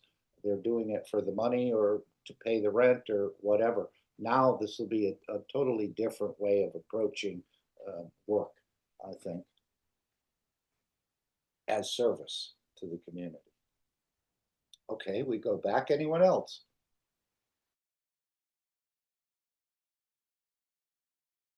We changed the course, and you've been here long enough, all of you, to bring that change.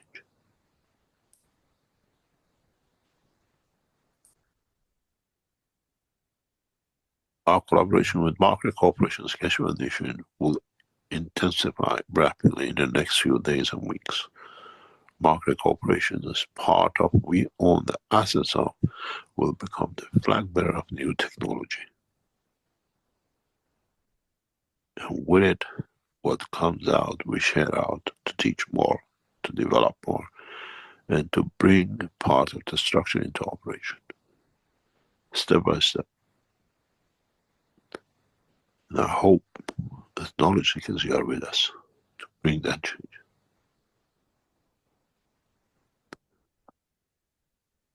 As part of what we taught today,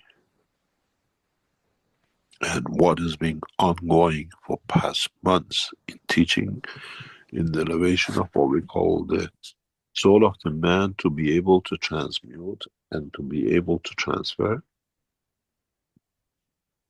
Keshe? Anyone want to explain the difference between transmute and transfer?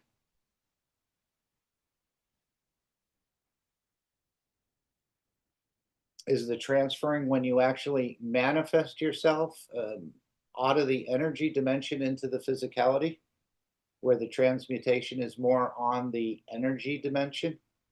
What does he mean, transmute and transport? Anyone?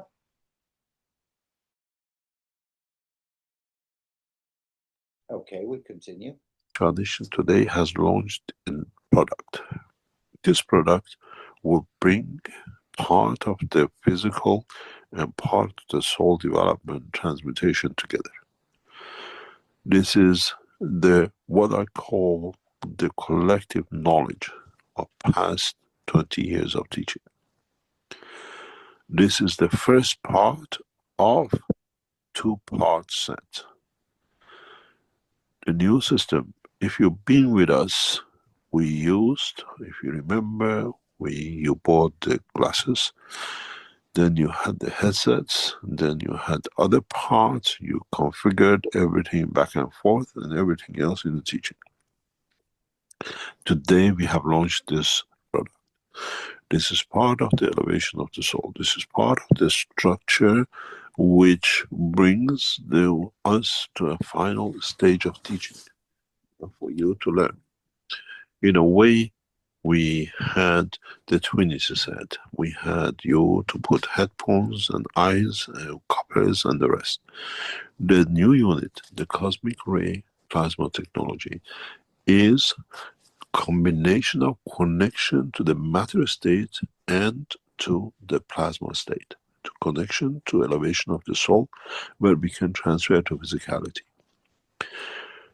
The second part, second piece of this will be.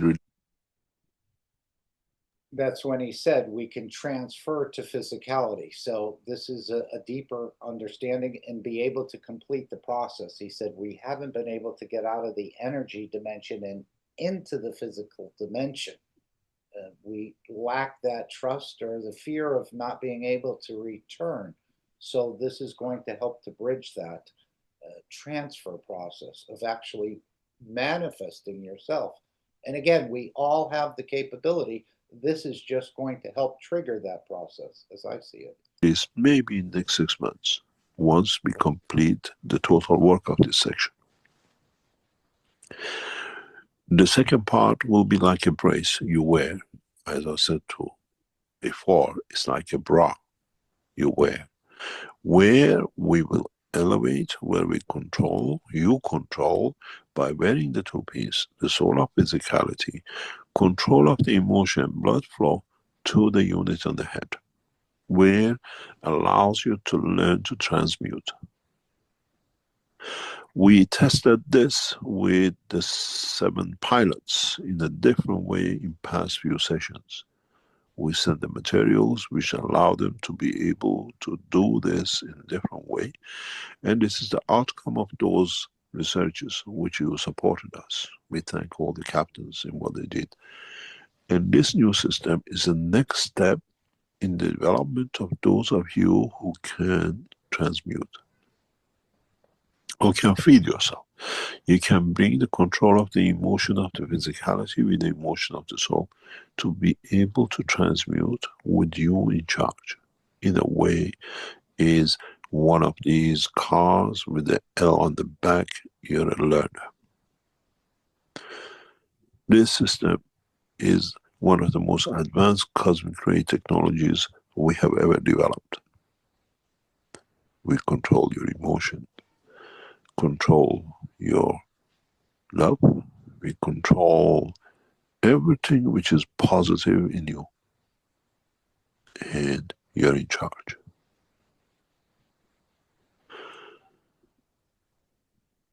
We will be able in the set to allow you to use our central system, which is getting developed very rapidly, to be able to transmute by your own decision, not by us, to be able to connect, communicate.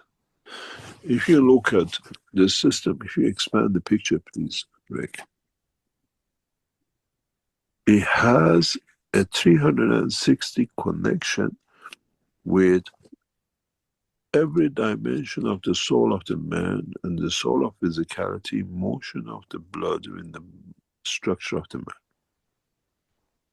In a way, we create a different environment, like Earth has created a dimension of environment of the body of the man.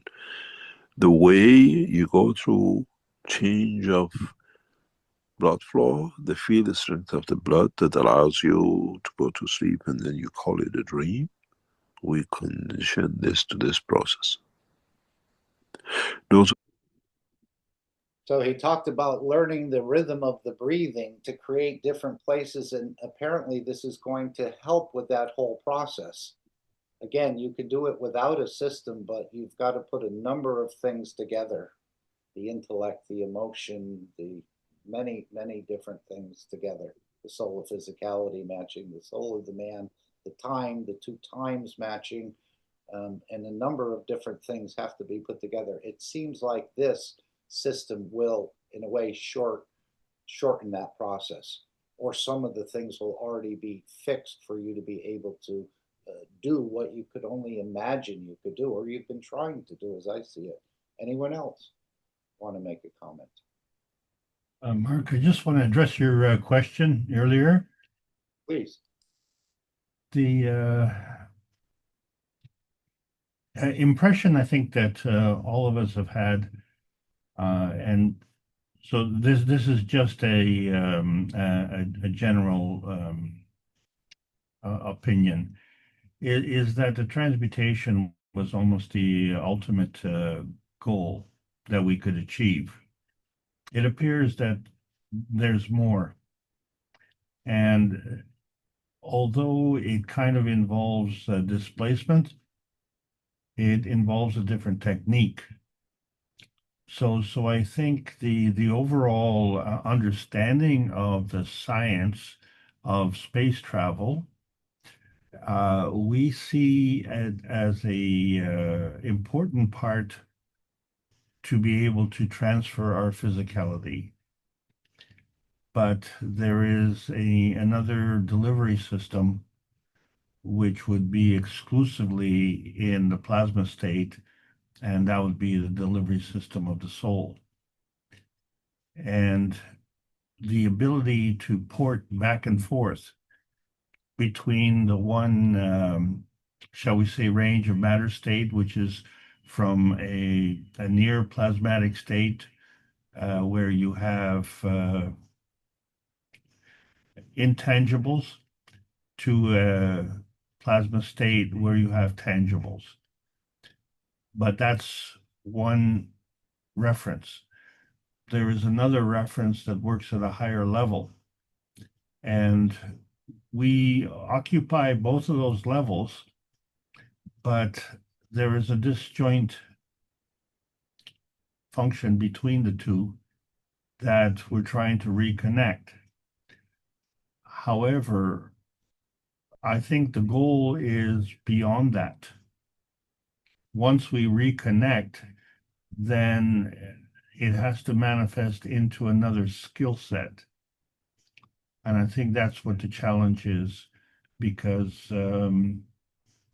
the introduction of this particular system is only showing one part of it.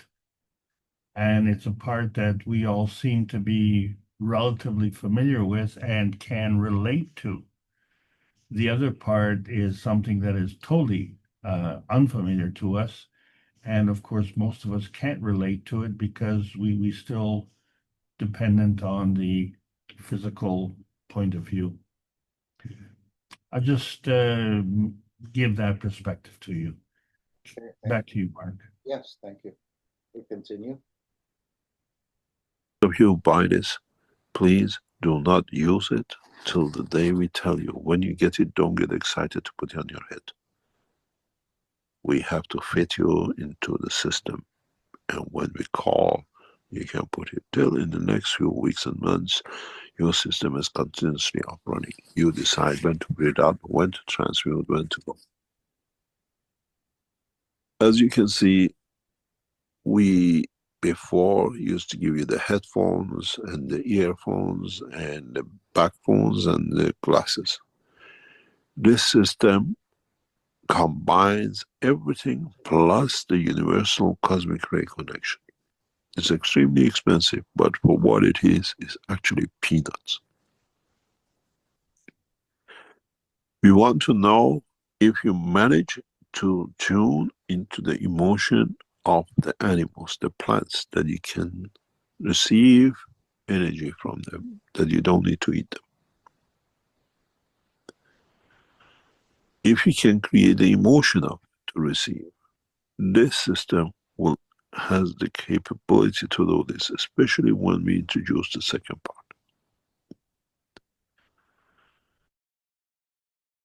And at one point he said, if you can become more humble than the lamb, you don't have to kill the lamb. You can actually absorb the energies from the lamb without killing it. So perhaps this system is creating a connection, yes, but also a humbleness within you, perhaps, that you become, in a way, more humble than that lamb. And lambs are pretty humble. So, and then you can absorb. So this may, in a way, short circuit that entire process, help you to absorb from the plants and the animals without having to destroy them or kill them or break them or cut them and cook them and eat them and the rest of this. So it sounds like a direct energy transmission or interaction. We are on the verge of releasing one of the most advanced technologies in what we call movement of energy, be it your physicality, be it your soul, be it the dimension of even creating organs in the body of the man, as we develop this technology further. I can foresee next 12 months, hopefully with the help of the Chinese military, to develop a technology that if you are missing a kidney, we can position the system as it is, plus other parts, that your body will create that second kidney.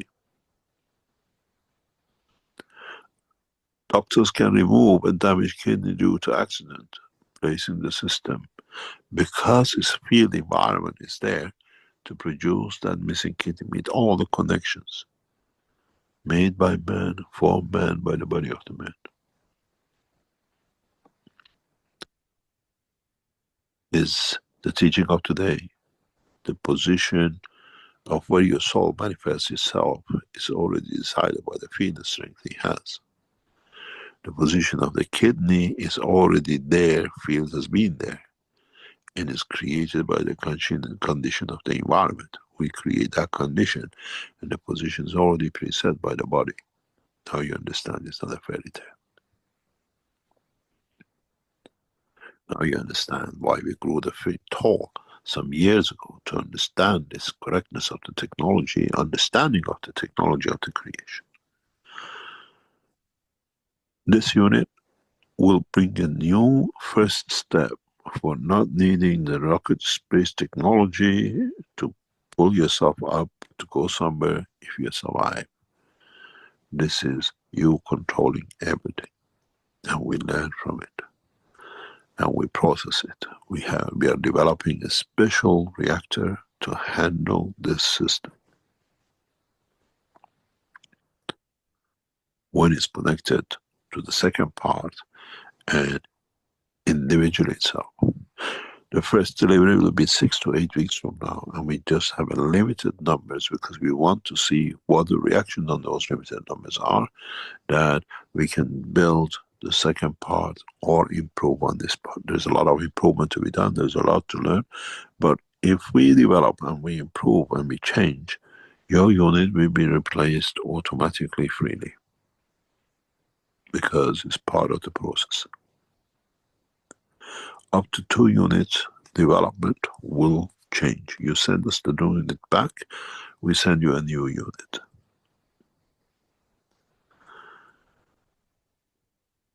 Two-stage development we replace. If we go any further, then we introduce a new system. But this unit in the coming time will be connected to the cosmic ray plasma of this, what we call the physicality. And then we move on. It's the first time we connect the matter and the plasma state to line up the communication together. This is part of the space technology of the future. If you buy 2 units in a house or for other purposes, do not share. Please do not share any cosmic rays with each other. Systems are not set at the moment to store and to work that way. In the future, there is not a possibility 100% will be done, but at the moment our knowledge is not that far. Our scientists don't understand the whole technology to be able to go to that next phase. Limited units for us to learn, then comes the second part, limited units, and then it comes what we call, if you have, then we go for the wellness center, creation of the parts missing. And if you remember the way we built the brain of Naomi, this is part of what I explained. Now it becomes a system.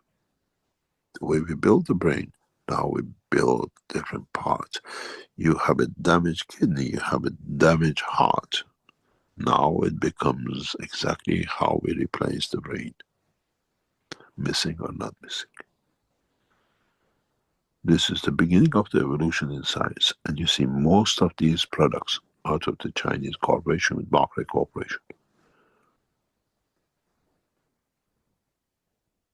As technology in the hand of the man by the man, and not in the hand of conglomerates and used by them to become richer.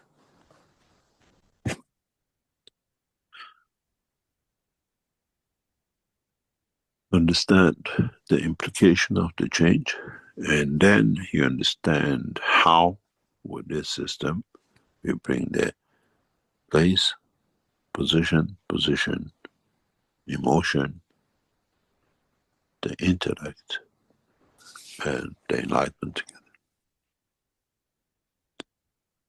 I hope we enter a new phase, and if you look at it in a way, this is the massive machine we call the VSO, converting in such a size. 6 years of development.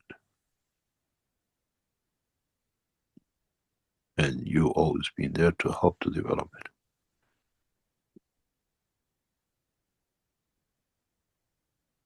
We go, if there are any questions, we can answer. So as he indicated, it's not only if you're missing an organ, it can improve the organs you have. Let's say your lung capacity is 50% of what it used to be. I think this can improve it, as well as your circulation, which may not be from the heart. It may be from problems in the veins and the arteries. Perhaps that can be improved. So many different areas, your thinking and the rest. And so it does seem like it's not only to rebuild an organ or replace an organ, but also to improve what you have if those organs seem to be failing or not performing up to par, let's say.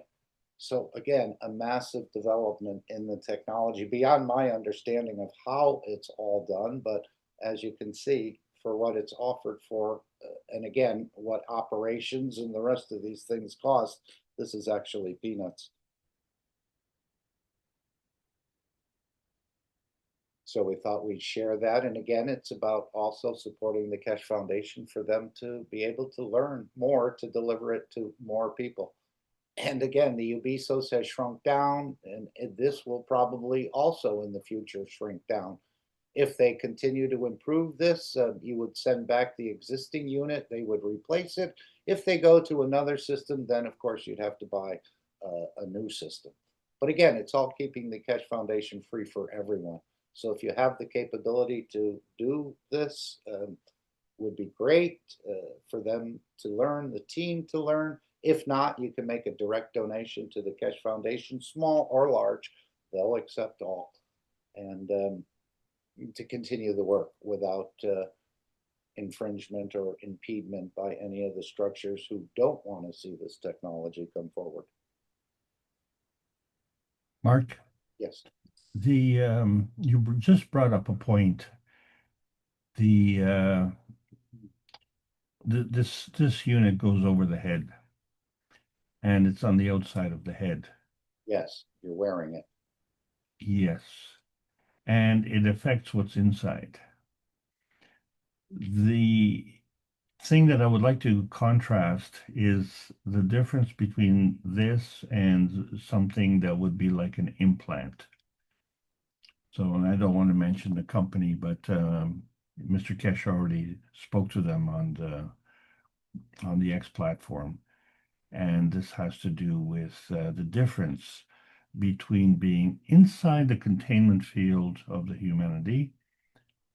Therefore, you'd be inside the containment field of the aura. And this, which is on top of the head, and is clearly interacting directly with the aura. So what we're looking at is a non-invasive approach here, and which immediately is non-medical.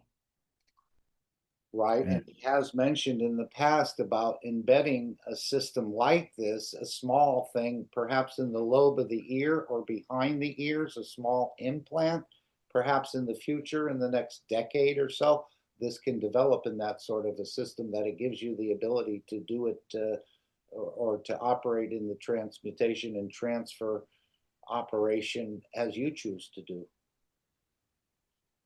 I don't think that's the ultimate goal. I think the ultimate goal is to create ourselves an image of God with the capabilities of God. I mean, we have those inherently regardless, but we are certainly not appraised of our skill set, and we're not qualified to use our skill set. And a lot has to do with our beliefs. So we are, I believe, looking at this thing as a transition way. So, it's like being a learner driver, as he said. Back to you, Mark. Yeah, no question. And matching everything together, the intellect, the position, the time, the place, the emotion, the possession.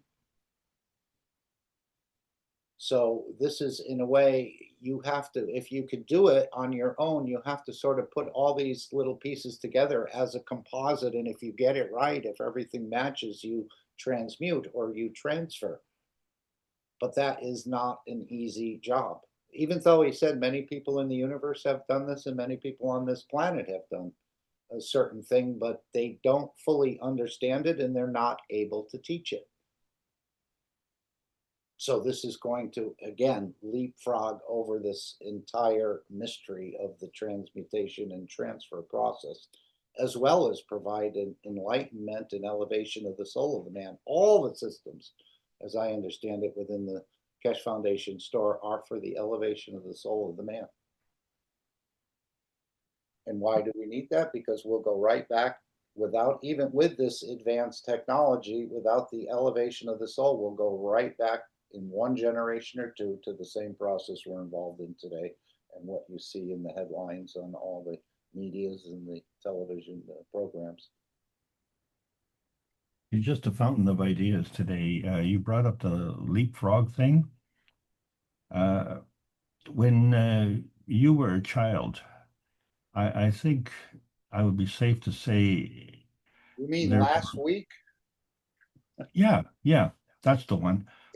So there is a high degree of probability that as a child you resemble what you are as an adult. It sounds like a real banal question, but you would agree, would you not? I'm not sure what you're asking, Alex.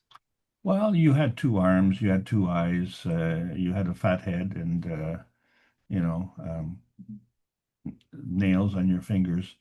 Okay. Just for example, and that's when you were a youth. You still have that today. Do you agree? Right. Yes, I do. Now, you know the difference between a tadpole and a frog. Yes. Well, they don't look anything like themselves. Now, there's a third one, and we've talked about this in the past, the difference between a caterpillar and a butterfly. So, probably for the longest period of time, unless you were a very good observer, uh, you would know that a caterpillar could morph into a butterfly, but they really don't look anything at all like each other. But the caterpillar has to go into a cocoon and then go through a transition stage and then comes out as a butterfly. So the caterpillar did not have wings, right? And it had a whole bunch of feet in or at least it kind of moved like an accordion. And whereas the butterfly did have feet, and in fact, it had a head and all sorts of things. So totally different from a caterpillar. You would say that those are two different species, and it would have to go into its own space unit. Let's call the space unit the cocoon. Let's call that the ubesu, if you will, that can do the transformation. But a tadpole doesn't do that. The tail literally shrinks.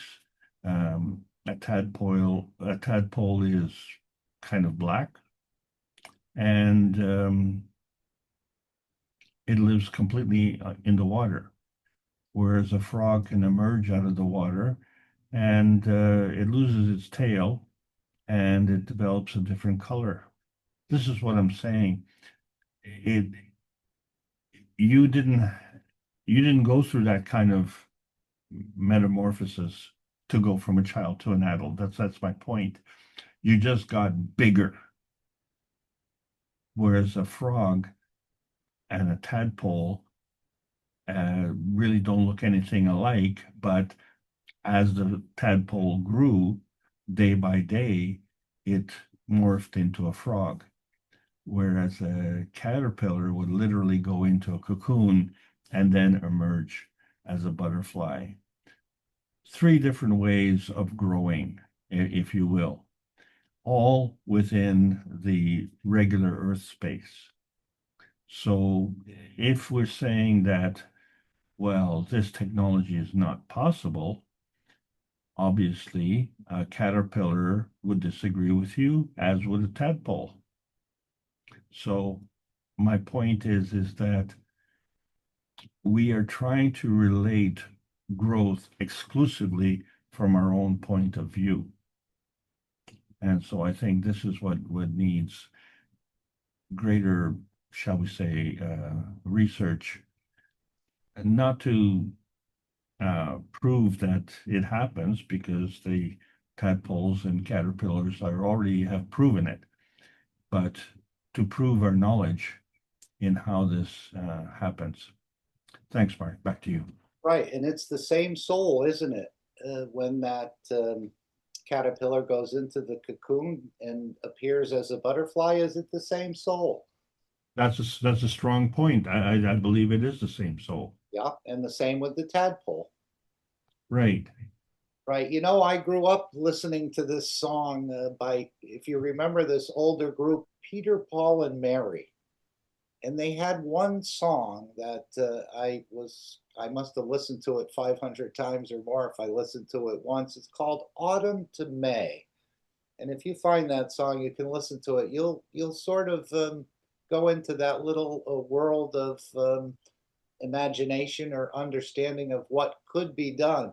Again, it was a very simple song, but it's a very nice song. Autumn to May, I think that's the name of it. But it talks about this transmutation process.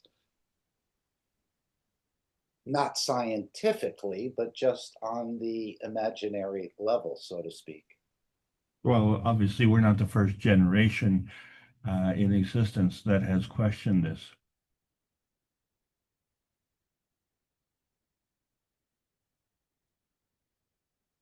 And of course, as we know, there are many entities among us who have transmuted into this physical dimension and are actually hiding in the clothes of the man if that's not too much for you to handle.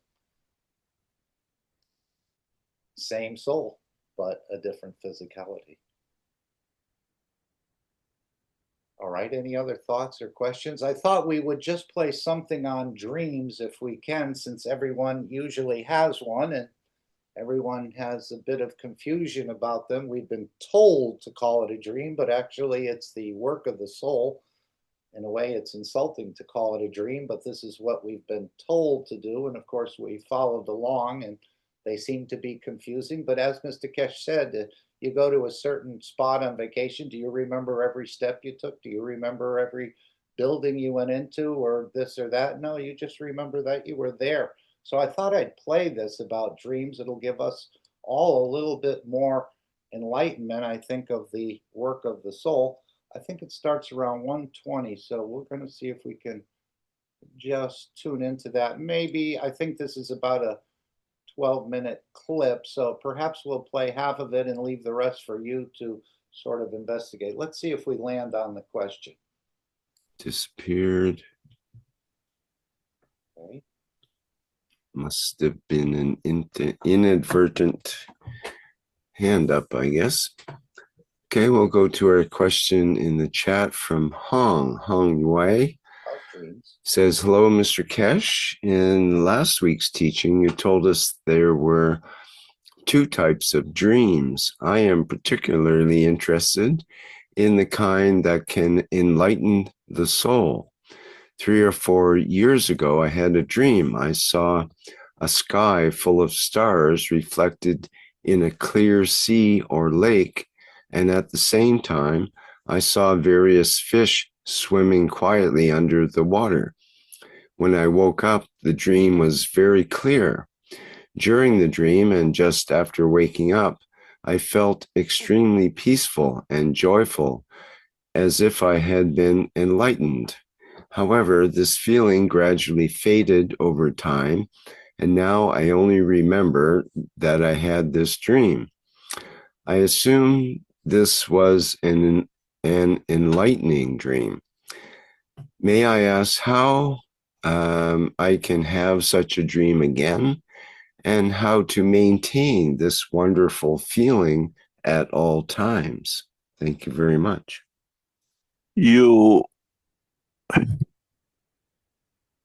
I don't know, I explained it to you in a very, very specific way.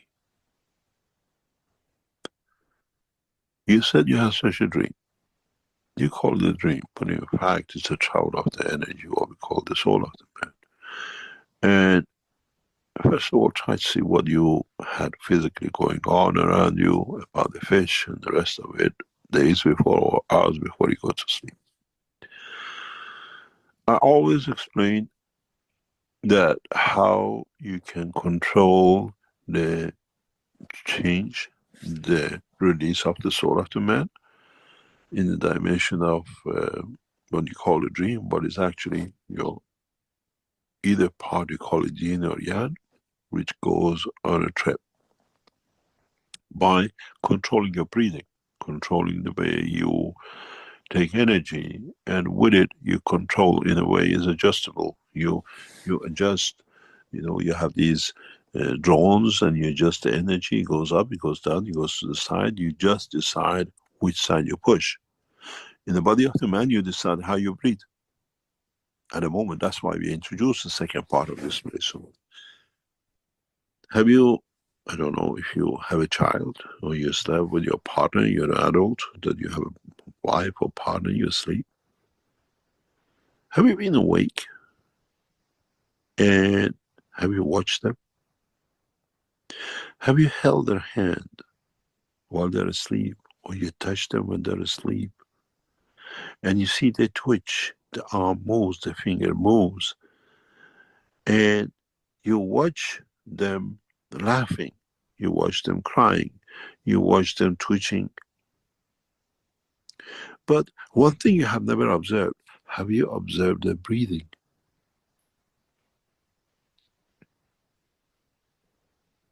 The rhythm of the breathing dictates the emotion, dictates the dream, dictates the freedom of the soul, or is it in the dimension of the soul of physicality and physicality of the man?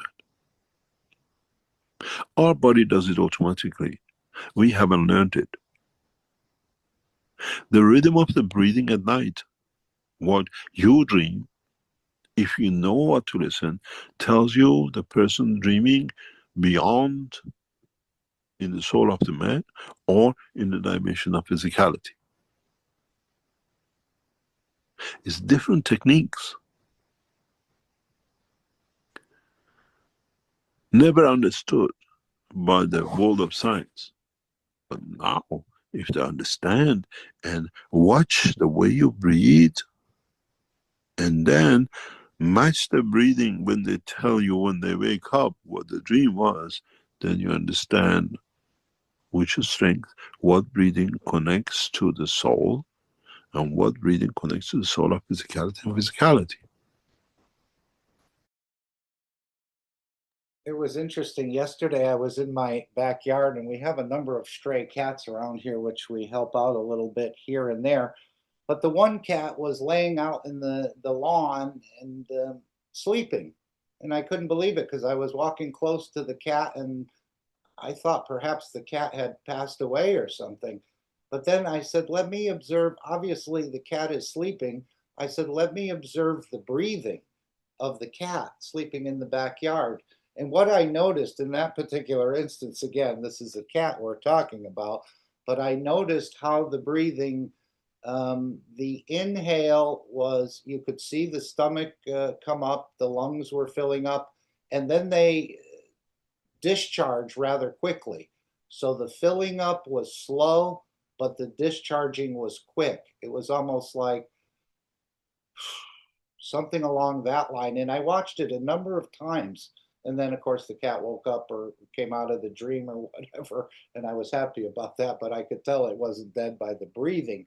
But it seemed like it was a slow inhale with a fast exhale in a way. So I just thought I'd add that. I just observed that yesterday on a cat that was in the backyard, but I was just watching it. It seemed to be a very, and again, I don't know if it was having a dream of enlightenment or a dream to something to do with the physicality. As Mr. Keshe said, most of the dreams have to do with something in your physicality. That's why he was telling the person, did you talk about fish, or was there fish in your something about fish in the last week or two, and this is what normally triggers. Most of the dreams are in the physicality. Very few are these enlightenment dreams, but perhaps we can even change that. Yes, Alex? Well, Mark, I wanted to comment. Mr. Keshe's answer to this particular question was very different from what I was expecting, because my thought process was to in a different direction. Now, I appreciate what he's answering, okay? I'm just saying it brought to my mind that the question seemed to say, I was feeling very good in this particular state of mind, and I wanted to figure out how I can maintain that. Am I correct in that assessment? Yes. Okay, so I often thought that it's really hard to tell if you're happy or if you're sad until you have a reference point. So, it's like a lot of people say, "Oh, like, I'm really having a bad day." And they say, well, yeah, but you're able to walk to the store, and there are people who can't even get to a store because it's miles away. So you might be having a bad day, but you could be having a really bad day.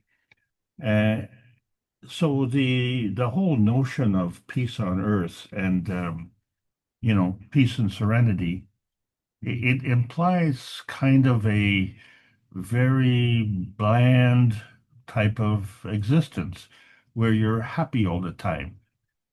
Is it possible to be happy all the time? Or do you have to, change your levels of emotion? I mean, I have some answers to that question, but that is the thing that I thought Well, Mr. Kesh would address in with respect to that question. So, what do you think? I think, again, the ethos of Mitra, the thinking, speaking, and acting good will keep you in a much happier state. Yeah, so you don't have to be uh, giggling and No, no, no. I mean, you just don't go through one emotion. It's impossible to just stay in the one emotion. But well, actually, there are people who are chronically depressed, and that is something that they can change, but they don't seem to want to change. They seem to revel in that depression. Uh, Sure, they there are, get locked in that field, and then it's hard to sometimes get out of it, no question. yeah. So and that is a depressing notion, isn't it? So I have noticed that difference, and sometimes I fall into that situation myself as well. I think it's a normal thing. However, I give my head a shake and get out of it. And I've been, since I've been with the foundation, I've been more mindful of that than ever, and I want to stay in a positive state of mind. We know that the GANS balls, the GANS reactors, even if we put them in the house, or if we put them in the kind of the weather vanes that go around the house, they bring peace and serenity into the house. So, but that doesn't mean where you just kind of sit there like a California laid back, stupor. You are content and you're active, but you're not moping and miserable. And I think that would be the difference. Anyway, I just wanted to bring that up because it just seems that I understand you get into a euphoric condition, but how do you know you're in that euphoric condition until you have some variance? Right. Well, again, this is not a perfect world yet, so you will get some bad news, and you're going to have to rebalance yourself, whether it's your friend got in a car accident or somebody passed away or other things have happened, your factory, your business is shutting down or other things. So you're always going to have to rebalance. The same way the sun moves millions of miles in each direction to keep the balance of the solar system it created. It's just not static in one position. So I think this is part of our work as well. I think that's a really good point. I just want to emphasize one of the things, like let's say if you were to have that kind of, let's say, okay, so you're running a business and it fails, and you would say, well, that's a tragedy. Yes. all the The work good you put news. in it, the time, the money, the efforts, the all kinds of things. Oh Yes. yeah, oh yeah, you want to cry, but it's what it took to get you out of that particular situation and move you to another situation which is more advantageous for you.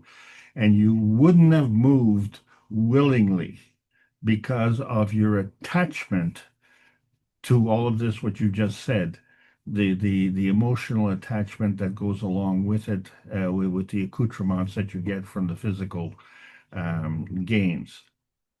So it would have to go through this kind of perceptive disaster and actually get into a different perception where it actually becomes a blessing, what they call a silver lining in a dark cloud, but in an extreme way.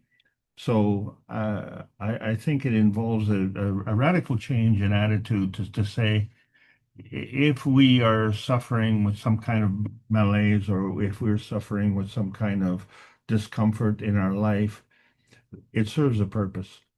And instead of dwelling on the harmful aspects that from our perception, we should be dwelling on the causation that our soul has created a situation where we can move to a better situation. That has happened to me in my life, and it took me once just to go right to the bottom, like in terms of world affairs, let's say, worldly possessions and stuff like that. And I would have never made the move otherwise. And often I regretted having been forced to make that move, but I wouldn't trade then for now. Back to you, Mark. Thank you for sharing that, Alex. Yeah. Randy has put something in the chat. Cat's heart rate is between 120 to 160. No wonder they create so many babies, Randy. Beats per minute. When they are sleeping, the respiratory rate is between 10 to 40 breaths. Is that breaths per minute? A normal breathing rate for an adult is at rest is 12 to 20 breaths per minute. For an infant, a normal rate is 30 to 60 breaths per minute. Apparently, controlling the breathing, once you understand it, I guess you can actually, through the breathing, you can create different energies to go to different places. Apparently, if you want to go to another galaxy, maybe your breathing would be different than if you just want to go to Mars. But it seems like this system will help put all of those factors together, especially matching the 2 times as well. And then, of course, the completion of the transfer into a physicality. But you can always come back. Remember, this is part of the issue of the trust, that we haven't been able to convert from energy to physicality because we haven't trusted we can come back. So again, this is all part of a process of enlightenment and learning, and our systems, all of us, all of our systems are already set to do this. The exact way I do it may not be the exact way you do it, but the idea is still the same, and we're all capable. And so isn't every other creature, I believe. I didn't make only the man in the image of myself, I made the entire creation in the image of myself. That means, as he said, my soul is the man's soul, and the man's soul is my soul. Perhaps at a different amount, a different strength, but it's the same soul. Okay, let's just spend a few more minutes on this. We'll leave it for you to investigate the rest, and then we'll go to creating the Dome of Peace. So just a few more minutes with this. It started at 120 and 595 Knowledge Seekers Workshop.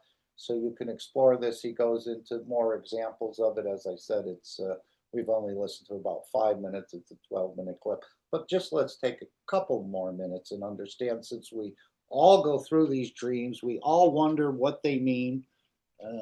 again, we've been told not to call it the dream. I'm still referring to it as a dream, but it's actually the energy transfer, as he said. And of course, the brain is involved, because if the soul just showed you it interacted with another energy, you would never recognize that was your grandmother or your grandfather or someone else you may have thought about. So the brain is involved, and the soul channels energies back through the brain to allow you to see the picture of what it's interacted with, but the soul is interacting with energy.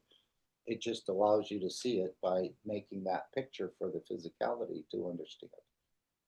But these are our immense capabilities in this energy dimension, which again, we've heavily weighted on the physical side. And that's why this seems a bit off or a bit unbelievable in the way, but we're opening up again, the mystery of the matter state of the entity to its energy side or its energies.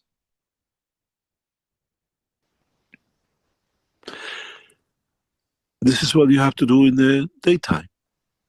This is what the guys do by moving around and taking energy by changing breathing. You don't take changing energy by breathing that becomes food. You learn how to use the energy of the breathing to be able to reduce the dimension of the cage, which is the flow of the blood, to allow the soul to go, to be free. But you keep his leg, because one leg of it sits in the spinal cord of the man, attaches man to the earth. This is why you cannot go. This is why you have half a brain. When you look at the systems we put, we don't go down to the physical side. We stay on the upper part, the half where the brain is.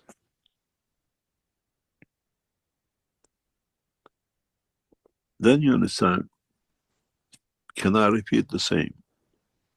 Can I have more of? You don't need to go to sleep, to dream. Learn how to control the energy which goes in your body.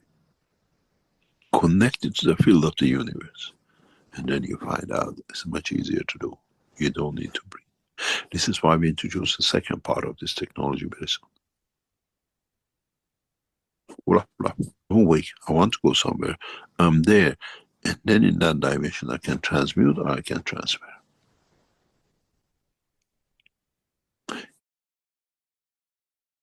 Okay, we'll leave it there. We've gotten up to about 6 minutes of it or so out of a 12-minute clip.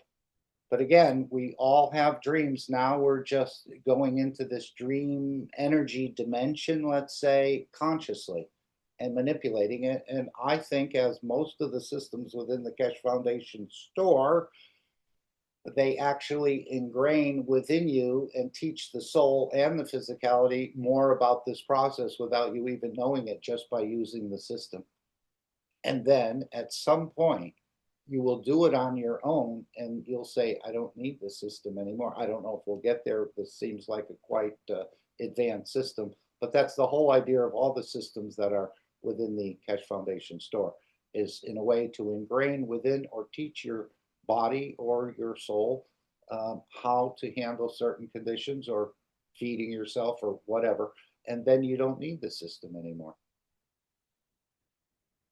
Which again, the system just came out, so it may take some time for that. But I noticed with the feeding system that after a few months of using it very, very regularly, as recommended, all of a sudden I decided, or I didn't even think about getting those tubes anymore. I just left them in the cabinet, and that was probably 3 or 4 weeks ago. And I'm still continuing with the same pattern of work, let's say, where now 1 meal a day is becoming normal. Okay, any other thoughts or questions about your beautiful system? Again, the creator built it in a way in the image of himself, not so much the physicality, but on the energy dimension. And this is what we're exploring here, part of what we're exploring here in the Keshe Foundation. We're opening up the energy side because we've been so heavily weighted on the physical side that it has to be hard, it has to be able to be touched or smelled or seen. And as we see with the fans, start to believe in something you can't see, plasma wind or the fields. Okay, let's go to our creating this dome of peace, which we do on a regular basis and a daily basis. And again, you can extend that to more than once a day. And the Brazilian team has made a little background that every Sunday at 12 and 6 p.m., whether it's Central European time or Central European summertime, we release the GANS waters. Again, you can put them right down your sink. You can spray them. You can release them any way you want. But we're doing this as a collective process. And as we know with creating the Dome of Peace, collectively we're stronger because now we have a lot more fields to work with that the recipients or the intended recipients can perhaps pick up one of those fields and change a dimension within the dimension of physicality. But releasing the GANS water is something for the physicality to do. We can all do it. If you're not sure how to make a GANS, it's very simple. You can go to the Keshe Foundation wiki or look at some of the other videos on YouTube.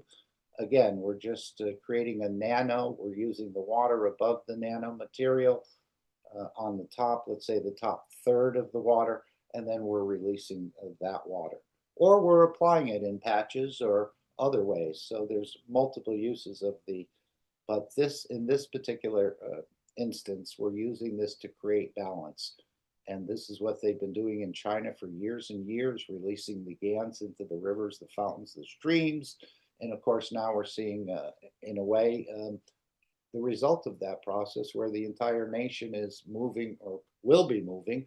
I think the leadership is moving now into this position, more embracing the plasma technology. They had a hard time with it, as we know, in 2020 when the Cup of Life was released, but yet they seemed to want to keep it for themselves. And there was a bit of a falling out in a way because it was a gift to the world, but China kept it. And I think they now realize that this technology is meant to be shared with everyone. So the first step of the Dome of Peace is to release of the GANS waters. They know where to go. They know what to do to bring the balance. So just let's listen to Stefania.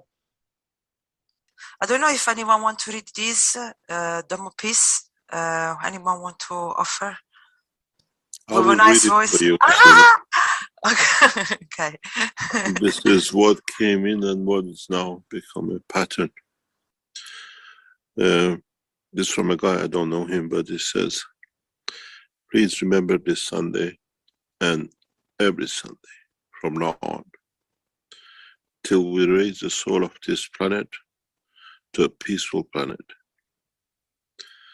Keshe Foundation knowledge seekers worldwide will spread the GANS waters around the world at 12 p.m. Central European Time and or 18 p.m. Central European Time every Sunday at the same time as they choose which time to suit them.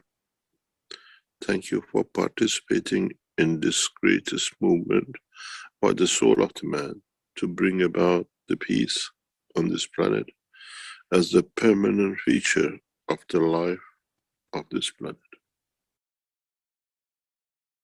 So again, that's the first step of creating the Dome of Peace. And now we'll go to the working on the full energy dimension, even though the GANS is an energy dimension, matter state, or between matter state and plasma, as I understand it. So the second step is the power of the souls, which again, we didn't even know where our soul was located before the Keshe Foundation. Now we're actually starting to use it. And again, the beauty of the whole process is nobody fails this test. We're all huge field generators, and I think we're generating cosmic rays within our brain as well. I think he made a reference to that in the recent past, that we know we're a field generator, but we can actually create cosmic rays, I think, within our brain. Remember, the man exists and operates in the universe.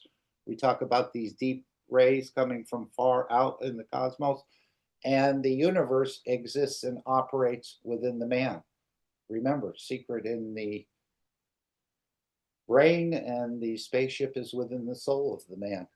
And I don't think it has to move any position at all, as we've seen so many examples of this. Now, if you're going to transfer, yes, you go from that energy and then manifest the physicality and come back.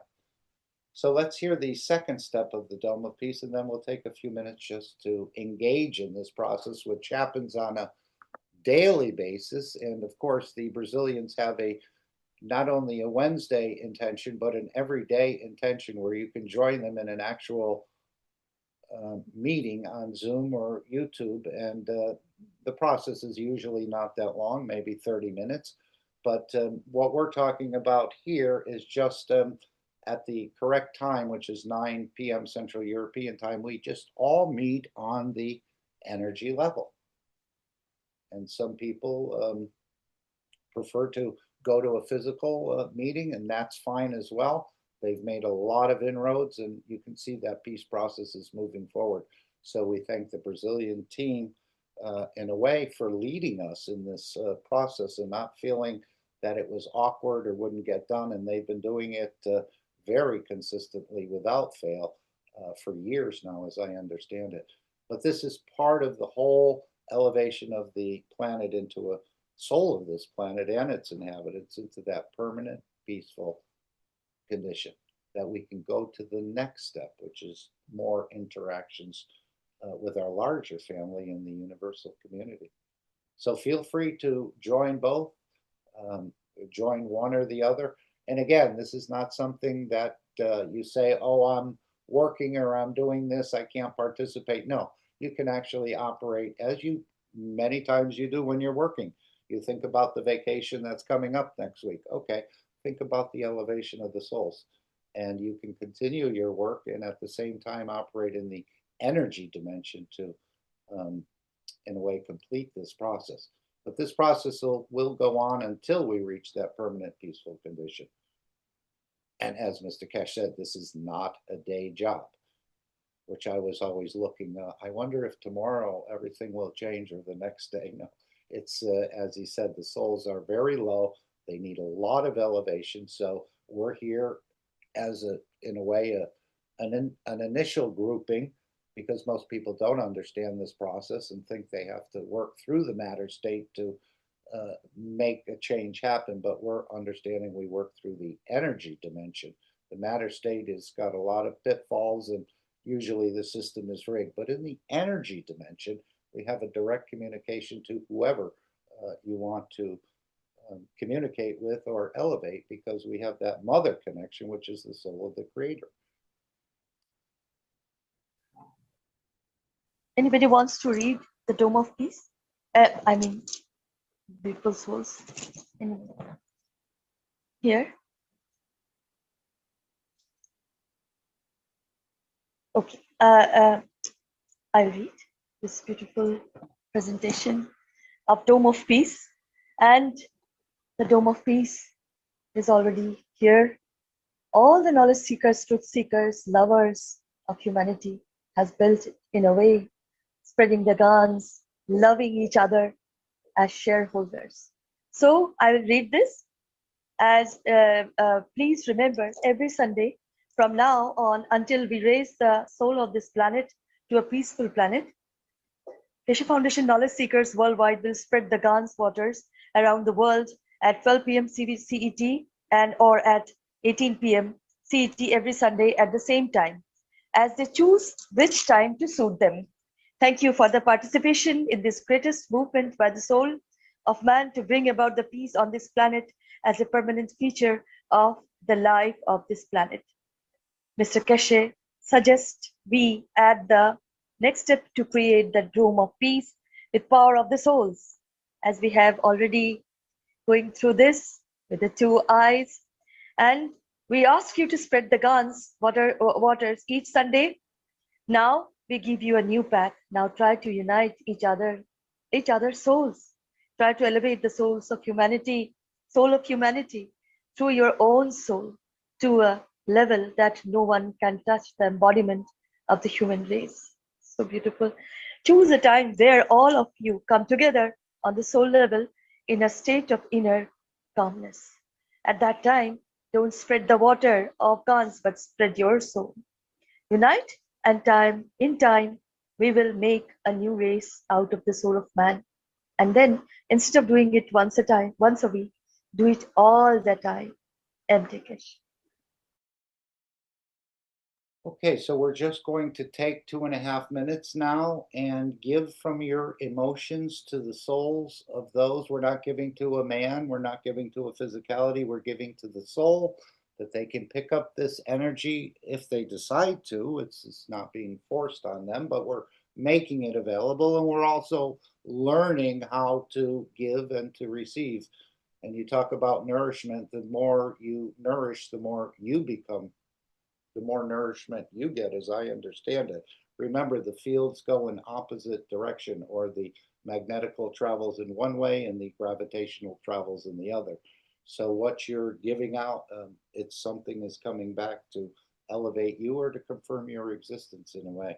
So this is what we'll take in the energy dimension, learning to give and also learning to receive, which at one point he said is more important than the giving. So what we'll do is we'll just put our 5 minutes of silence up, if I can find that. There it is. Make sure we're sharing that. We're just going to take 2.5 minutes in this process. As I said, all welcome to join actual meetings or just to meet on the energy level. And we'll start right now for 2.5 minutes.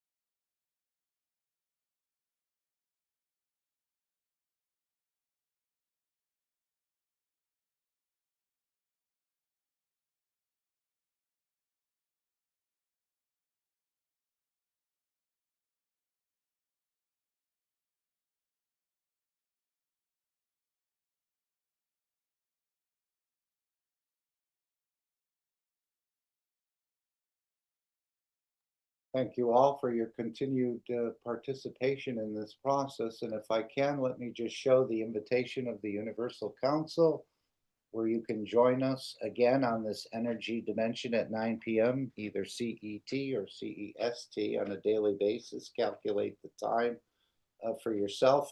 And again, it doesn't take a lot of work, and it doesn't take a lot of energy, and it doesn't cost anything to operate on this level. And remember, everything we give is normally taken from someone else. But when we're giving energies or we're sharing our emotions, this is all created within ourselves, and it's not stolen. This is actually pure sort of emotions and fields, and it's not stolen from anyone else. You've actually created it, and you're giving it.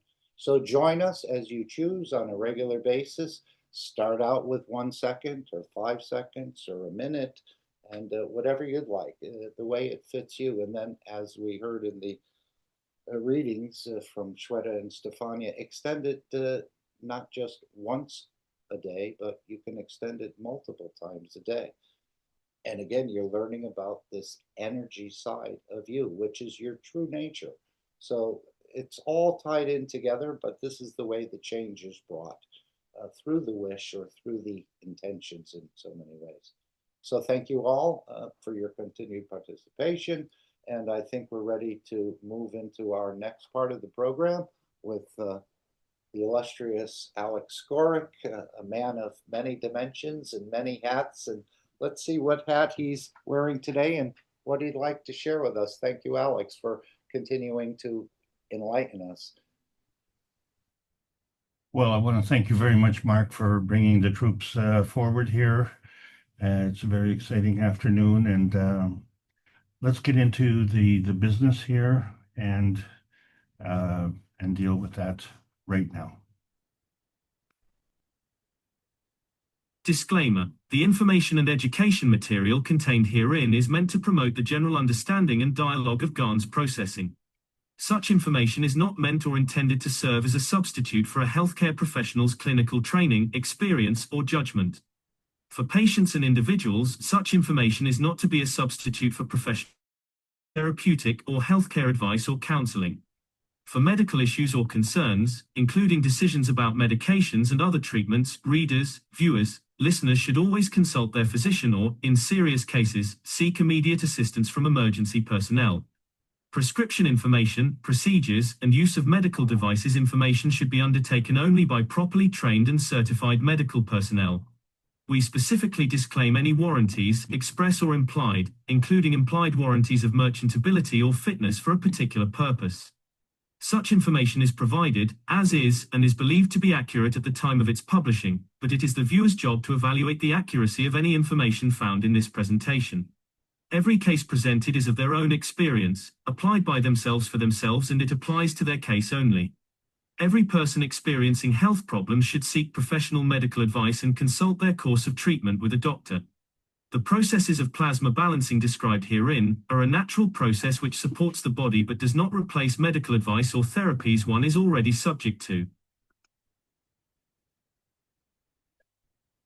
And thank you so much, everybody. There's so much that's going on here. It's sometimes we get carried away with many things and we get distracted. The thing is, we have to understand that there's a purpose for our life, and we're not just spending the time idly. We are trying to make the change, and it is not an easy process because it's been a long process. We're talking millennia. It's also, we have acquired a kind of habit, and habits are hard to break. And so the first thing is we do have to have the willpower, but in order to do that, we also have to have the desire.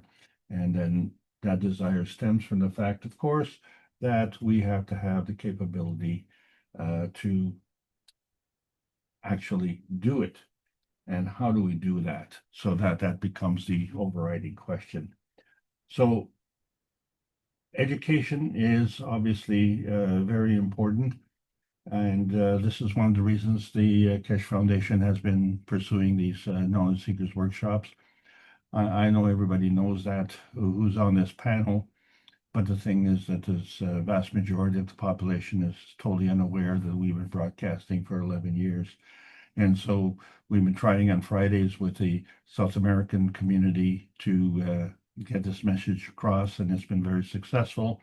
And we are trying to do that as part of the Keshe American Knowledge Team. So hang on to your seatbelts there, and let's get into it, because this is the Keshe Foundation Spaceship Institute Teachings on Plasma Science. We're discussing the intermediate nanotech. And today's point is the inertia point. And my name is Alexander. I am from Canada. It is June the 22nd of 2025. And this is part of the Keshe Foundation North America Plasma Education Series. So we've been trying to work as an extension of the many years of teaching that we've gone through. And it's been thousands of hours. And as I say every week, that we as knowledge seekers also become knowledge teachers, and we forever have to learn not only how to explain it, but also it would help us explain it if we understood it better. And so each and every time we try and come up with at least a different angle that maybe you can extract something that would be beneficial to you. And so it's in this intermediate nanotech series, we're trying to make it a point. And last week we talked about point blank, and today we're going to talk about the inertia point. And as you can see, this is a point that we really want to drive home. So it all stems from the books of Baron Tavakoli Keshe, book number 1, which is the universal order of creation of matter. And if we look carefully at this thing, there is a center point. But in order to achieve that center point, we have to bring together the matter, the dark matter, and the antimatter.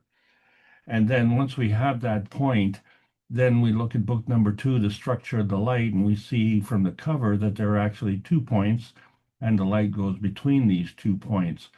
And so the purpose of the light seems to be to go from one reference point to another reference point. And the only way they can do that is when these points are actually referring to each other. So where does the discrimination come in? And so that's where we look at book number 3, the origin of the universe, and we see that there is a point where the origin of the universe splits up into the sister universe and man's universe.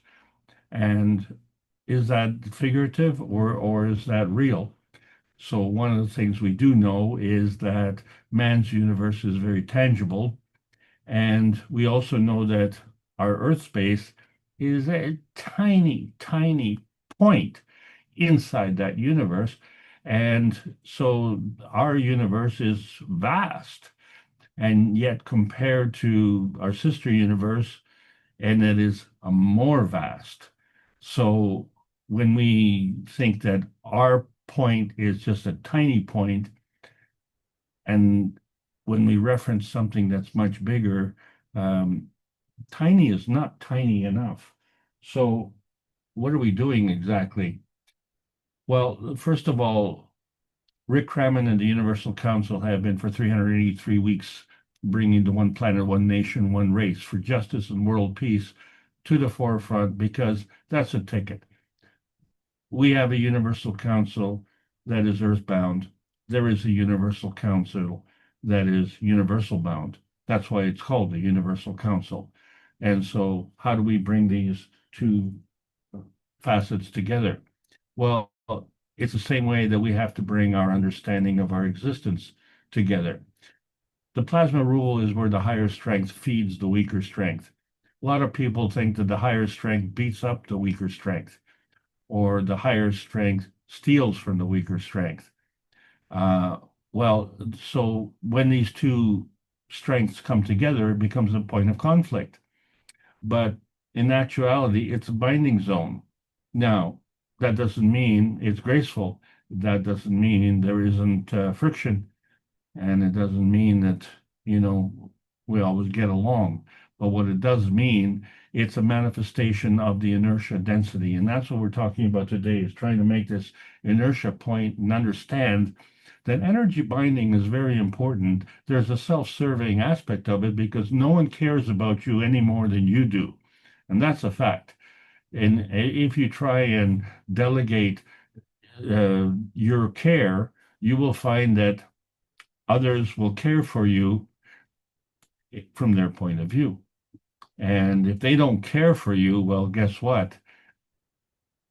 You're getting the short end of the stick.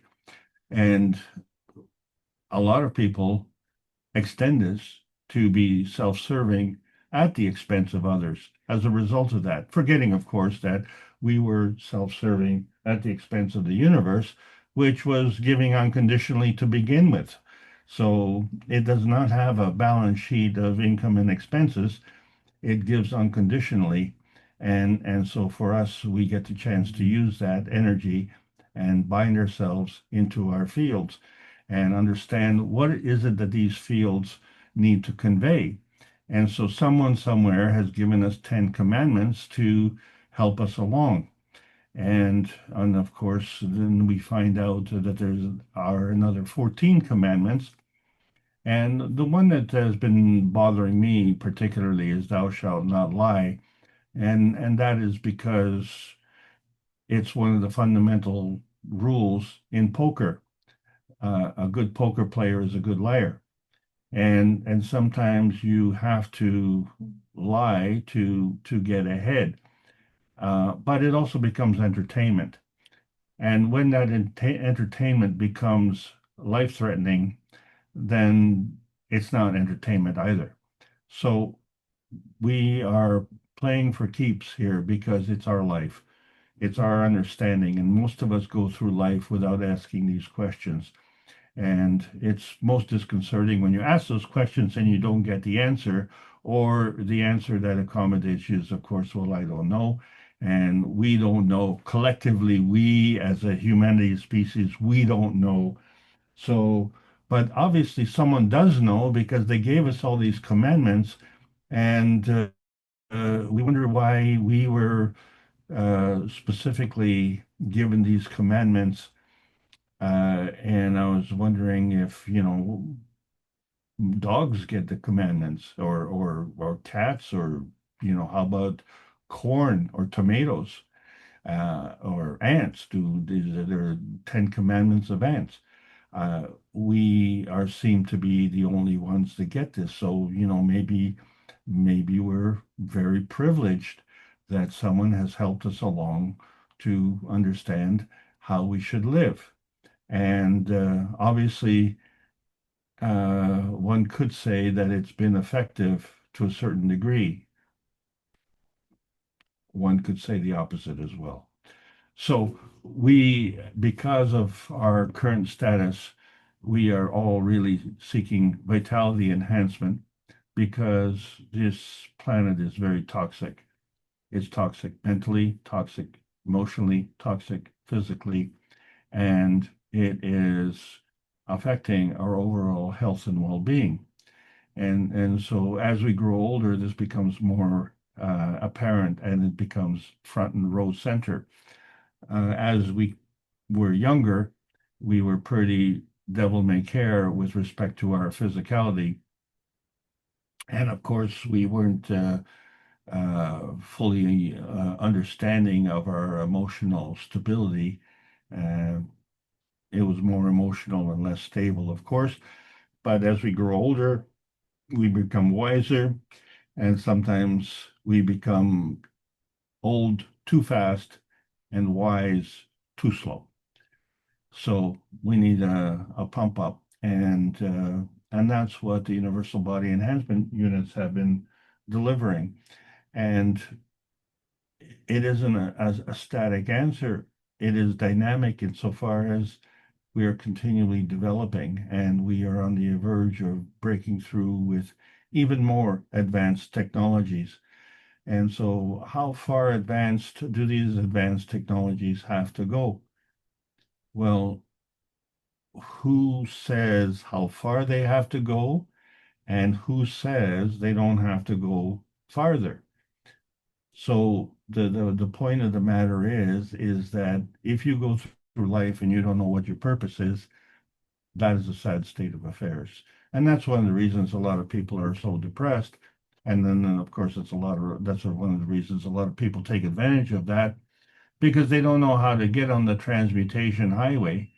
And so we've been led to believe for the last couple of years that the transmutation highway is the fastest highway.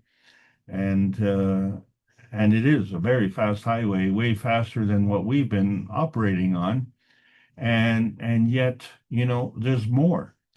But one of the things we do have to realize is that there is a difference between the various highways. So one of the things we see is that the transmutation highway is dependent on the carbon and the link up between the carbon-16 and the carbon-8, because that gives us carbon-24. And then, of course, we have the carbon-14 and the carbon-10 on the transition highway, and that also gives us carbon-24. But down in the transmission highway, the lowest energy state, the one that we dwell on most of the time, you could say as bottom feeders, we are only getting half the picture, the carbon-12. And when I say half the picture, it only became obvious when we introduced the cups of life, because it was 2 cups of life. So it was the monatomic science through the nanocoding process, and we are talking about the intermediate nanotech. However, we were looking at the inner space strength, which gave us an emotional strength, but also a physical strength.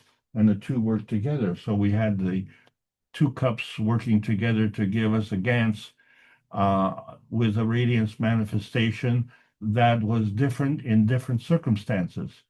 In other words, we were able to produce different ganses like carbon dioxide or calcium GANs, zinc or copper GANs, and even H2O or water GANs and amino acid GANs.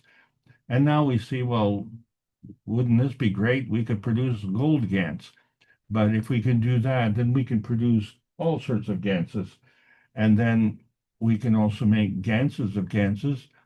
And we see that we can make different cups, not just emotional and physical, but we take into consideration the cup of the soul. And each one has a magnetical gravitational relationship and a soul at the core. And when you bring all three together and galvanize them into one, shall we say, field, then that has a magnetical gravitational relationship, and that too has a soul. So it's the collective soul of the 3 subsouls, if you will. And so if we understand that concept, then we can look at the cup of the universe and we see, well, there we go.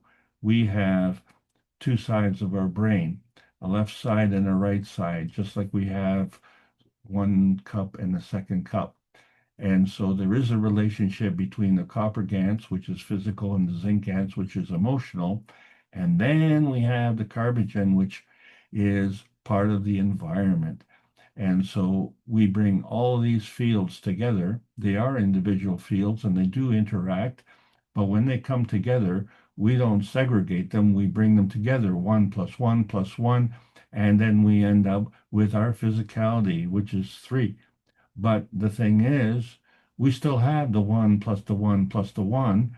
So we literally have more than 3. And we've been able to manufacture that. And we call that our brain. And it's giving us a gravitational representation, which we call our body. And likewise, the Earth has its own grand central station, and it can produce many different ganses. So the thing is that the Earth manifests these ganses into different elements, and yet here we are looking at these ganses that we've been able to produce. So each of those are different and over and above the basic 3 ganses that we were concerned with, which is our emotional, physical, and soul cups. So there's more. Always there's more. And so where exactly are these limitations? So now we are beyond the Beijing conference level, where we see the older technology that we've been learning for about a decade, and we see the rotating fields and how we can produce gold. Well, this is not a GANS. This is the real deal, the real gold, the thing that everybody is craving for and using as a foundation for our financial system, which is overriding our well-being. And so this is what happens to us when we look at what we call angular density. When we're going to the density of gold, we all become like fallen angels. We call it falling angels because we're increasing the density. And when you do that, you increase the pressure. And so that is all representative of our increased gravity. And so we define angular density by the angular momentum, which equals the moment of inertia times the angular velocity. And so that's a handy equation to understand. So there's a relationship in the falling. And when we look at the plasma science and understand the basic difference between the old science and the plasma science, we have to think outside the box. And so where for many of us, being a millionaire would be wonderful. It's six figures. It's in the mega category. But we now have a lot of billionaires, and as you know, they say, why marry a millionaire when you can marry a billionaire, and it's 3 orders of magnitude wealthier? You still might end up in divorce, however, but at least you have 3 orders of magnitude of satisfaction on the divorce settlement. But when we go in the other direction with the micro, and then we go into the nano, well, all of a sudden we're into this plasma science, which is giving us a whole different perspective. And we can even go further than that. But the thing about the plasma science, each of these levels, it's like a stepping stone. And so you can kind of like walk up and walk down the steps. We're not sure which direction you're going. That's hasn't been discussed. But each of these steps is actually a field. And so you can see the relationship of these fields.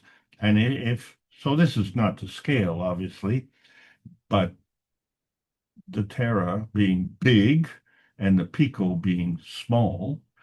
So when we discuss the plasma relationship, we can say the bigger one is gravitational because it's more dense, and the smaller one is magnetical because it's less dense. And so we understand that the air is above the ground, and so the air is less dense and it's magnetical, and the ground is more dense, so it's gravitational.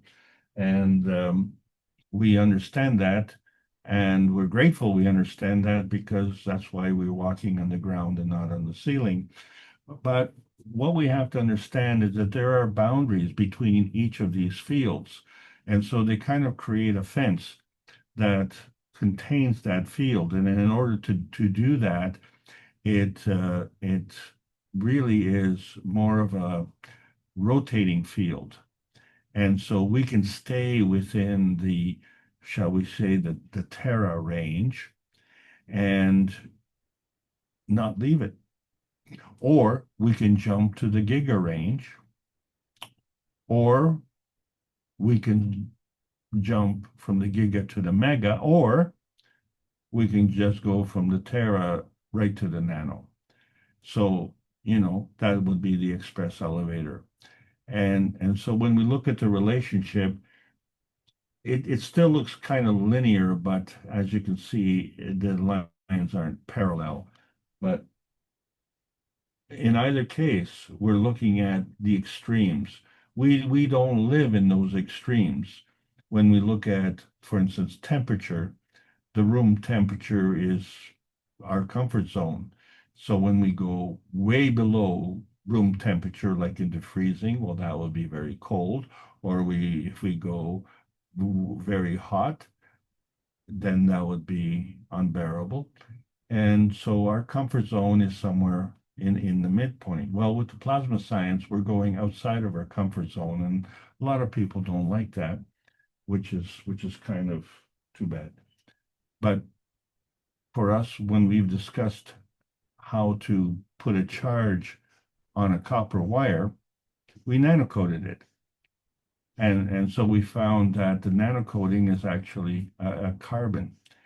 And so many of us understand that the nanocoating is monatomic. In other words, each particle is separate, and yet it is bound somehow to the wire. So that structure is totally different from the wire itself. And we found out that it's actually a carbon nanocrystal. And so if we look at the copper wire, which is copper, and we look at the nanocoating, which is carbon, and say, well, how do we get the carbon from the copper wire? Where did the carbon come from? Now, interestingly enough, we could do the same thing with zinc, and we can nanocode zinc, and we would still get carbon. So in fact, every single product that we have in the elemental tables can have a nanocoating, and that nanocoating would be carbon. But, you know, if you have a solid wire, well, you can create a nanocrystal. But what happens if you have a liquid? Well, so this becomes a different a way to approach it. Then if you have a gas, there's a different way to approach it. Well, what happens when we go beyond gas? Well, there's a different way to approach that as well. So the important point is the connection. So we know that the North Pole connects to the South Pole. And so each nanoparticle, which is like a diamond crystal, has a connection on the North Pole connected to a neighbor's South Pole. However, it's undifferentiated because you can connect to the neighbor on the right, or you can connect to the neighbor on the left. And there's no particular way to decide. It's just that a North Pole connects to the South Pole. And so there is a connection there. It's not visible, but because these are nanoparticles and in a monatomic state, so they are connected the same way as the atomic particles inside the substrate, which in this case would be a copper wire. So that connection is what we're referencing here, the connection and the connection. And so there are two connections, and they're both possible. And in fact, they're both possible at the same time, because if you're going somewhere, you have to know where you're going. But when you get there, you have to know where you came from. If you don't know those two connections and you don't make that reference, what are the chances that you'll have a successful trip? So it doesn't help if you have what we call random charges. And so what that means that each of these nanoparticles could be twisted in a certain way. Each nanoparticle has a north and south pole, but you know, they're not all facing in the same direction. So what do we do to change that? In the basic nanocoding process, we take a meter and we have two electrodes on that meter, and we touch the two extremes, one in one corner, one in the other corner, and we put a charge through the substrate, be it a plate or be it a coil or just be it a straight wire. And we understand that because when we align things, and if you look at, say a boat or a boat in a regatta, if you want to perform better, it's nice to have all the oars going in the same direction at the same time. So sometimes the oars are behind you and sometimes the oars are in front of you. But it certainly helps when your teammate is rowing in the same direction at the same time and together. So you end up going much faster. So I think we understand that alignment is very, very important in increasing the capabilities. So we do that with the charge alignment to increase the potency of the nanocoding process. Since the nanocoding process is in a physical state, it would be very good if we could do the alignment before we do the nanocoding. So before the nanocoding settles down. So even while we're in the caustic state, to actually do the charge alignment. So that becomes easier. And then what we find is literally the crystals kind of all lean over in the same direction. And when we say the same direction, we don't really decide that direction. The nanocrystals themselves decide that direction. What we do is we set the endpoints. So the crystals themselves become points within those endpoints. In other words, the crystal alignment within the nano alignment is an inertia point, because that alignment is in between the two endpoints. So this becomes the beginning of our understanding of an inertia field. And so literally all of these crystals lay down and come together. And then you have the multiple layers, and then you have the alignment with all the layers as well. So within a layer, you have alignment. Between the layers, you have alignment. Layer to layer, you have an alignment. And so that alignment now will be a North Pole or a South Pole, so that when the energy comes in, it'll come in at the South Pole and exit out at the North Pole. And so that is your monatomic alignment. And then, of course, the crystals themselves are no longer round, but they nest. And in that nesting process, they become more potent. And then they create a nanofield alignment. So this field is around the nano diamond structure. So it is now external, and it is still part of the nano alignment. And it is all around the wire. So in this case, we're talking about a copper wire. It's nano-coated all around. So this field alignment goes all the way around, and it acts as one field. But it is very potent by orders of magnitude, and with the alignment, it's even more potent. By adding more layers, it's even more potent. So every action increases the capability of the nano coating. And that's just in this particular nano alignment that we're looking at. So if we look at a battery, and batteries are an integral part of our lives today, you can hold a battery in your hand, and you hope that there's energy inside the battery. So you're holding the battery, the battery is holding the energy. So it seems like you're holding the energy, but you cannot hold energy in your hand. You have to put the energy in a battery before you can do that. Well, that's the same with water.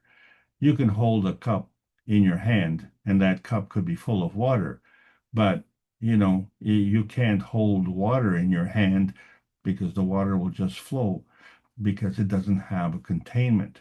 You can cup your hands, but you're still going to spill water all over the place. You need a vessel, or you need a containment of some sort to be able to maintain this.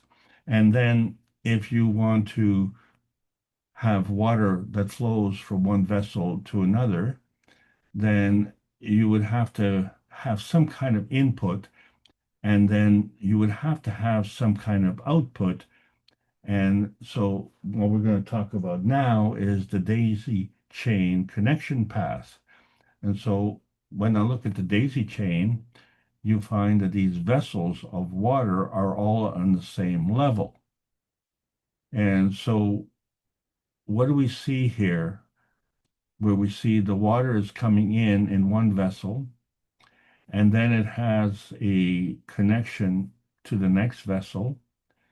That connection could be a tube, or it could be some kind of capillary connection.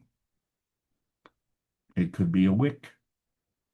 So as long as there's some way to connect, the point of this is all the vessels are on the same level in terms of density. So the water coming in is anaerobic. It's magnetical. And we say it's anaerobic because the water going out is aerobic.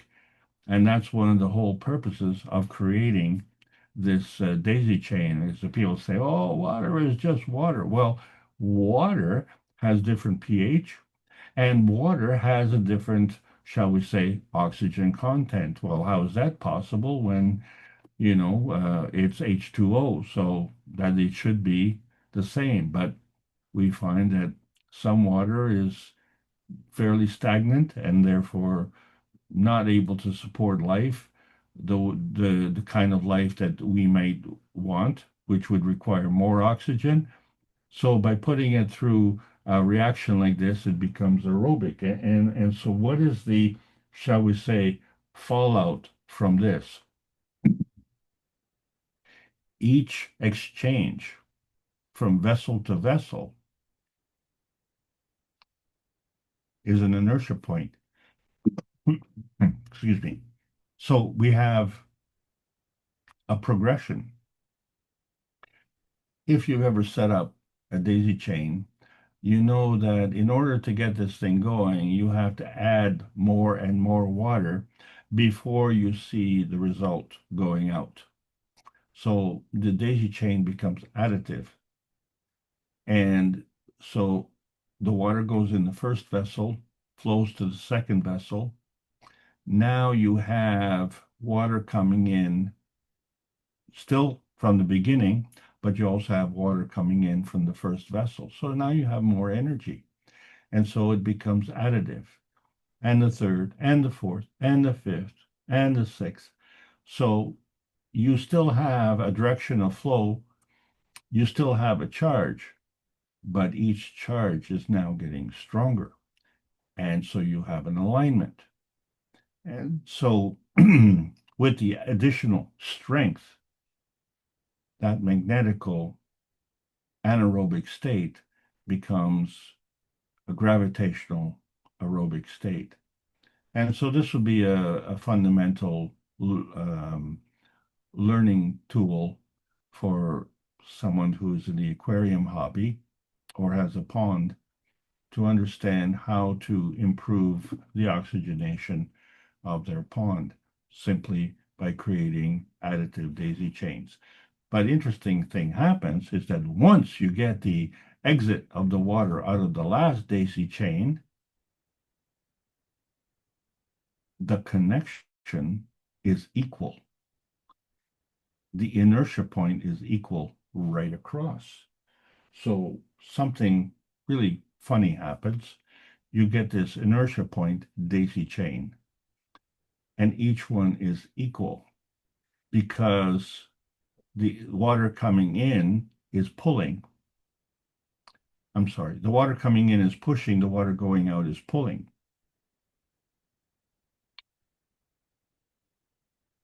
If you stop the pushing, you will stop the pulling. So as long as there's pushing, there's pulling. So as long as water is coming in, water will go out. And so this will continue.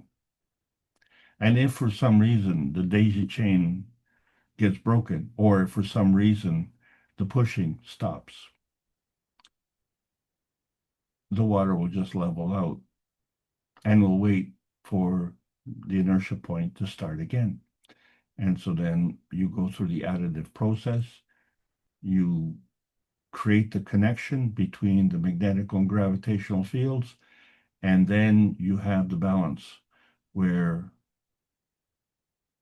you have two forces, one coming in and one going out. And the one coming in is dependent on the one going out because it's reflected in the inertia point of the daisy chain. And so what am I trying to say by this thing? Is that each pH has this stairway anomaly where we have this change from this hydrogen to this hydroxyl, and each one is an order of magnitude. And so we have this pushing and pulling between the magnetical and gravitational relationship. But the thing is, this stays within the context of, shall we say, in this case, a 1 pH, and that pH here is between 4 and 5. Well, the same thing happens between 5 and 6. But what causes us to cross that threshold, that is not even discussed, because we're only looking at half the picture. What causes the pushing and the pulling? So what we have here is an inertia point that is showing that there is a reaction to the energy coming in and the energy going out, which we don't see.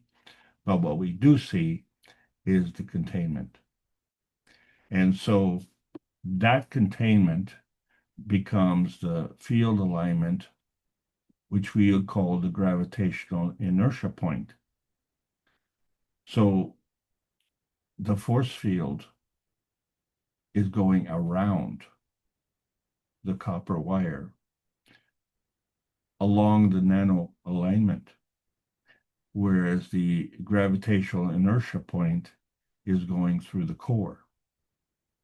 So now we have a containment between the magnetical and gravitational point, and it goes all around. This is all part of the nano alignment. So now what we have is an inertia point created from the interaction of the magnetical gravitational field on one side and the gravitational magnetical field on the other side. And since it's all the way around, this pairing repeats itself and it becomes aligned. So not only are the nanoparticles aligned because you've done the alignment, but also now the rotating field that goes around is also aligned uniformly right around. So now you have increased the potency again, but we still don't know where we're going. So to demonstrate this inertia point, if we look at what is called a shooter, which is a cocktail served in bars, it's a shooter, or it's called a shooter or a shot, is a small serving of spirits. And it's kind of a mixed drink, usually about 1 US fluid ounce or 30 milliliters. And why they call it a shooter is because you typically gulp it down. But what is interesting is that a good bartender will know the sequence because each spirit is of a different density. And this is the secret of the, shall we say, the spirit industry, because they understand density and they understand how to manipulate it. But it's kind of interesting to look at this picture and you see that here you have 3 different spirits and they indeed do have different densities. And of course, the most dense one is on the bottom, that's gravitational, and the least dense is on the top, that one's magnetical. And then you have the center point, which is somewhere in between the two, and that becomes your transitional density. The overall picture, the relationship between the magnetical and gravitational containment and all of the things that are in between becomes that inertia point. So the inertia point is not only the transitional point in between, but it includes the magnetical and the gravitational. So in other words, without these other relationships, this is not a shooter cocktail. This is just 3 different kinds of alcohol. And that's what we do in dimension building. You look at a point and it's undifferentiated. You add a second and connect it. It's still undifferentiated. So you don't know what it is. It's just two random points, but they're connected. And then you add a third and you connect two more. So now you have three undifferentiated points. If you add one more and you connect it three times, you now have four undifferentiated connection points. This is a star formation. And so we understand that a star formation has a magnetical gravitational relationship, and that's just, it's undifferentiated. We know the gravitational is the combination additive of 3 points, and the magnetical is the singular 1 point. And so that becomes your difference. But of what? We don't know of what. All we know is that the difference between the atomic state and the monatomic state is that in the atomic state, it's a lower density. And so you have this chain of atoms in the atomic state. They are literally linked together physically.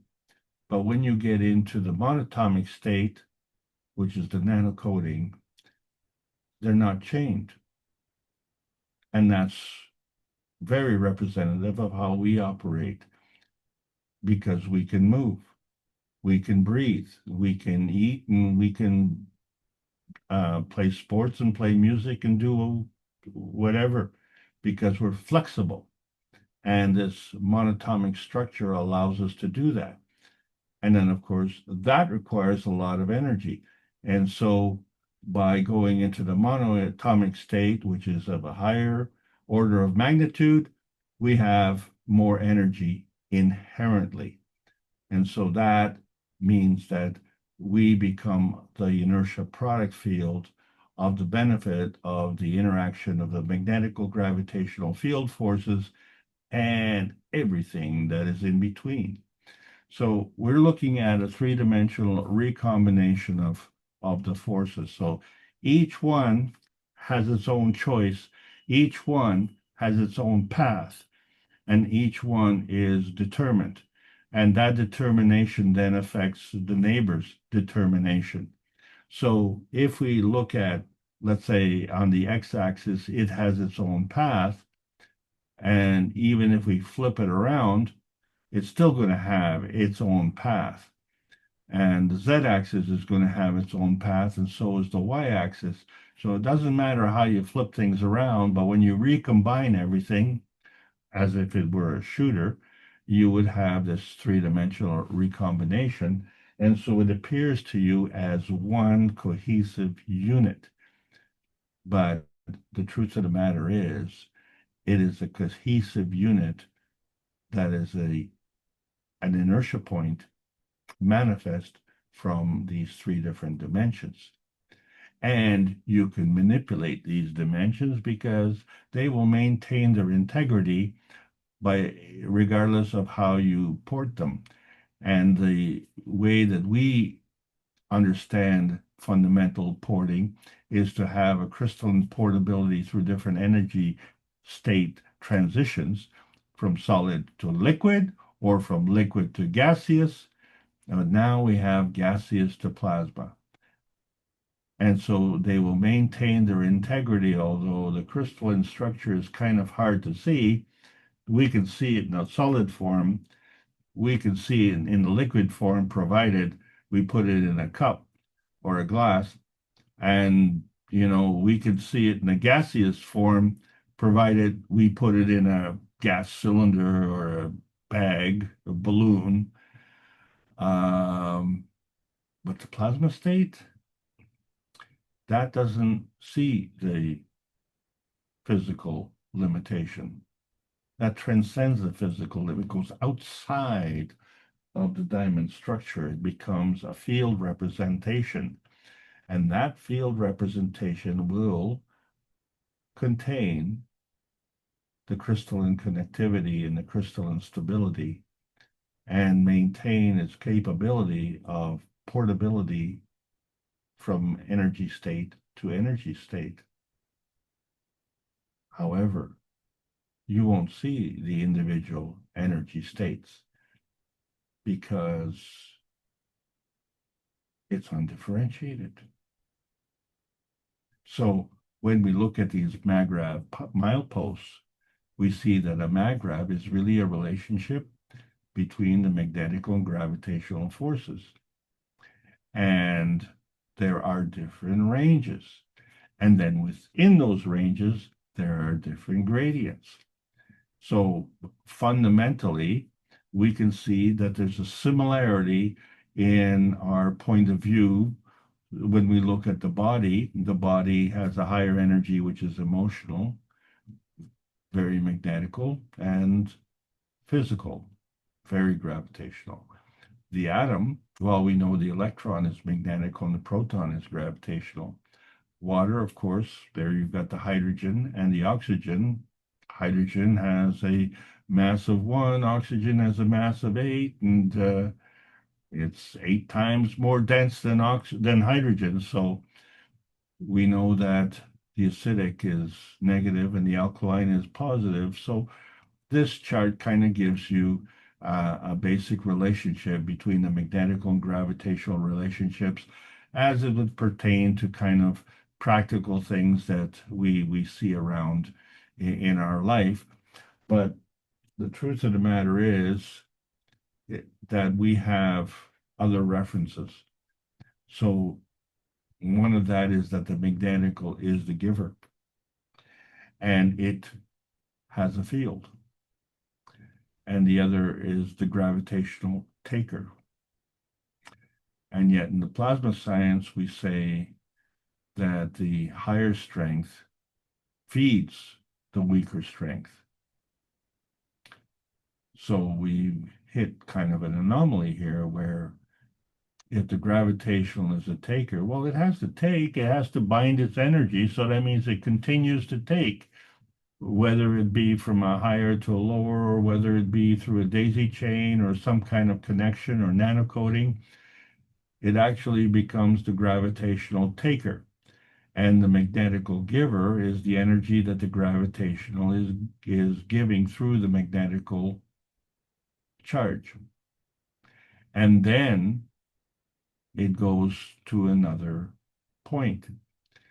So we've seen it basically it goes out to the North Pole and connects to the South Pole. So the North Pole is the giver, the South Pole is the taker, but it doesn't tell you which direction that you're going. So we have a connection between the negative and the positive, and we have a connection between one field and another, and that's all we have.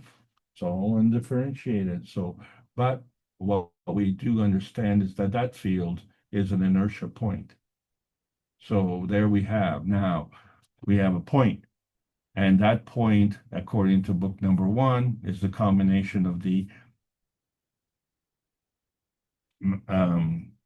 matter state, dark matter, and antimatter coming together as a universal order of creation of matter. But it's hooked up to another point, which is made the same way. And, you know, which way is this going? Well, we just have a connection, but what does that mean? There has to be an energy that flows down that connection. And so that path is the structure of the light. And it's still undifferentiated, isn't it? Because you don't know which way it's going. So when we look at the carbon inertia highways, they are clearly differentiated because we have a relationship between the higher energy, which is the carbon-16, and the lower energy, which is the carbon-8. Even if we step down into the transition state, the carbon-14 and the carbon-10 has a gradient. So the problem is on the transmission level at the lowest. What do we relate that to? So obviously we're missing something. So there's a duality, which we're talking about, where we go from one point to another point. And isn't that important if you're doing a frequency relationship? if you turn on the radio and you want to listen to the music, there has to be a station transmitting that music, and then your radio ends up being the receiver. So that transmission becomes the connection between 2 points. Oh, there we are. We have now 2 points, and you as the listener are enjoying that music, and you are the inertia point, you see, because you're the one who is drawing that energy. So our positioning then means that we have to have a relationship between one connection and another connection. So in other words, the transmission has to be the radio station transmitting the signal, and the receiver is the radio receiving the signal. So the connection is in between those two, and those 2 points, and that connection becomes the inertia point. And that's how we get the benefit of that. So if that is the case, then we understand that our physicality is only part of the picture. So within that picture, we're able to traverse the various inertia highways. However, that picture has 2 sides. There's the one side that we can see, there's the other side that we can't see. So that gives us a complete picture. It's still undifferentiated, but now we understand that in terms of our point of view, that physicality can change. But so can the source. So there's a range on both sides. On the one side that we can see, we've covered all these variations. And then on the other side, there are all these variations which we can't even see, but those are variations that affect what we do see. And so we have to take that into account. Well, how can we take that into account when we can't even see it? So we have to understand that there is a gradient change. It goes from the gravitational to the magnetical because the higher energy feeds the weaker energy. And so this is how we can do our positioning. But the problem is that as we become more dense, we actually become smaller. As we get closer to the core, we are still gravitational. In fact, we are adding to that gravitational strength, but we become smaller and smaller and smaller.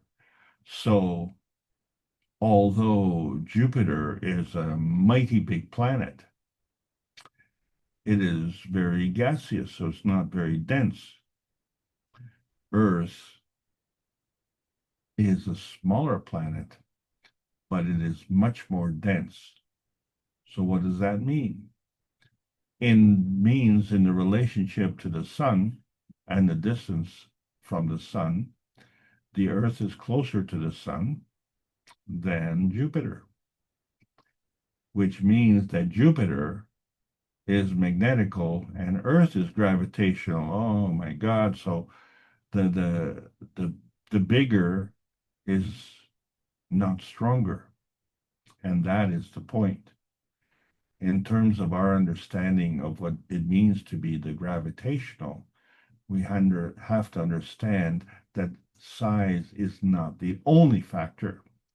And we have to understand that density is not the only factor. And the reason for that is because energy can flow in many ways. It doesn't just flow along one path.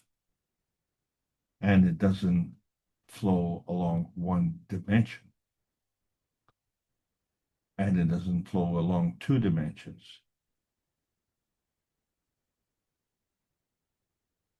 So when we do the dimension building and we take 2 points and then we have another pair of points and we overlap those points may be undifferentiated, but if we're building a dimension, there has to be some kind of change. We have to make it differentiated to achieve a connection. So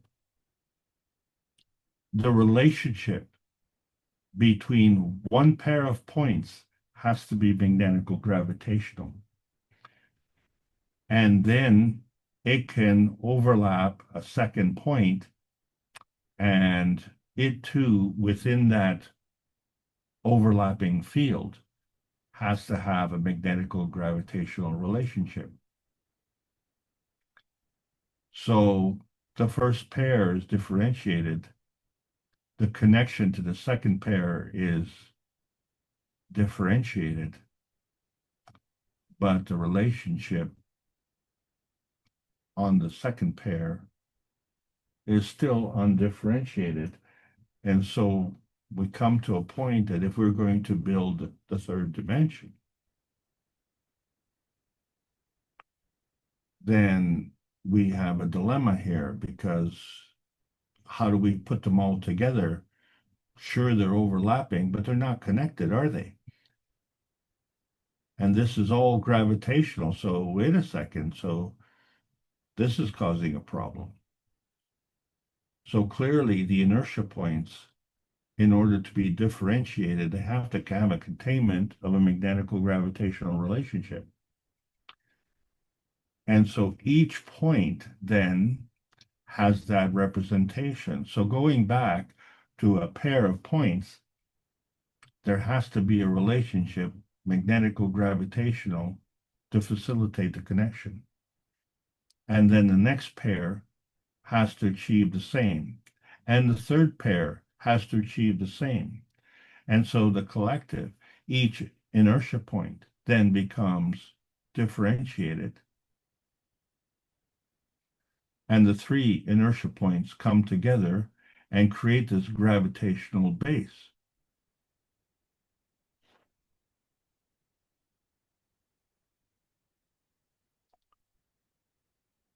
But coming together, all 3 create an containment field that now takes into account all 3 inertia points.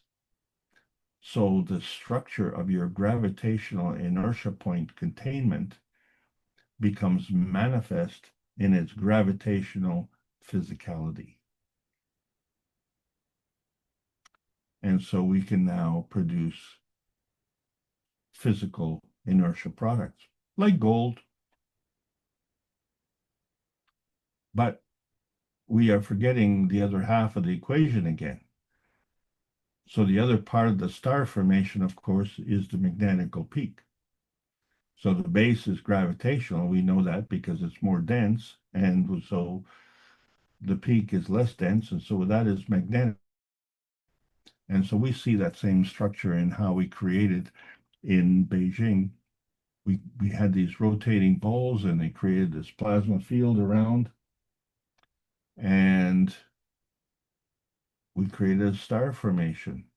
And interestingly enough, they were all on the same level, just like our daisy chain. So it was like a flat star, wasn't it?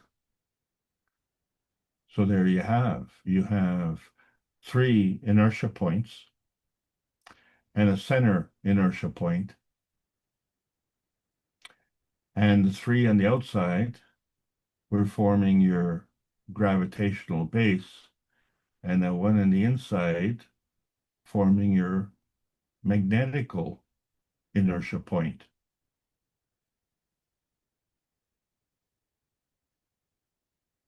Didn't we say with the nanocoating that the core was gravitational and that the field that went around was magnetical?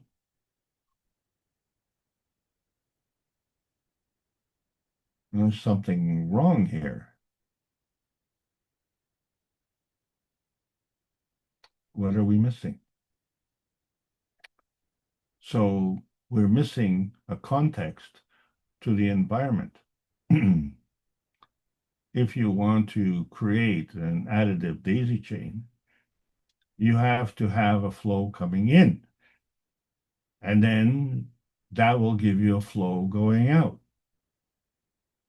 So in the case of these reactors, the energy coming in was the cosmic rays, and the energy coming out was an inertia manifestation of gold.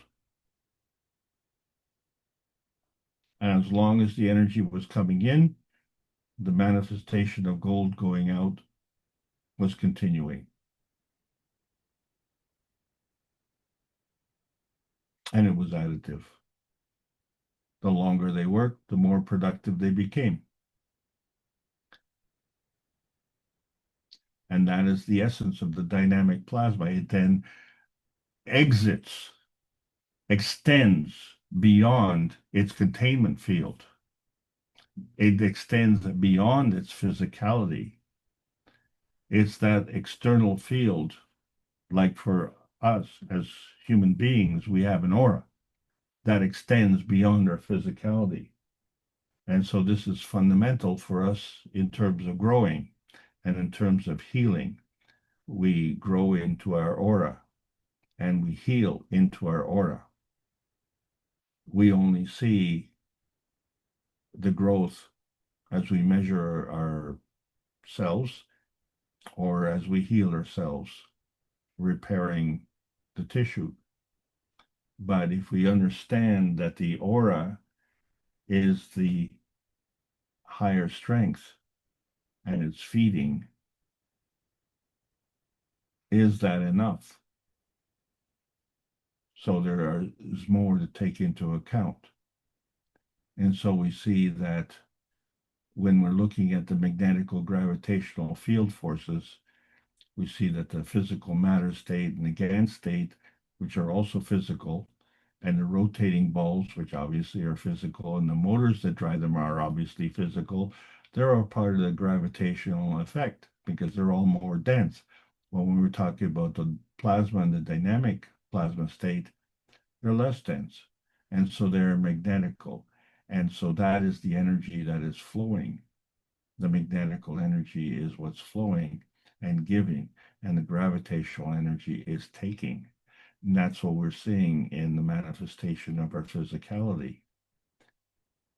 But that's just a taking.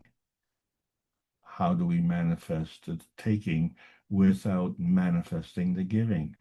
Impossible. It's impossible because the star core component has a magnetical gravitational relationship, but it doesn't stand in isolation. It has to have a relationship with another, like in the nanocoding process. The monatomic are all stars. They're diamond stars. And yet, which way are they aligned? And so what we find is that the magnetical are giving to each other. And that giving point is the gravitational inertia point. So both sides are giving, and they're giving in different field strengths. So although they are still stars, the link up between them is an inertia point. And in order for that to maintain its gravitational stability, it has to have a magnetical relationship. So all points are not the same. And this is very important when we do our star matrix bonding, because you don't just link one to the other. That's in one direction, one dimension. You have one pair.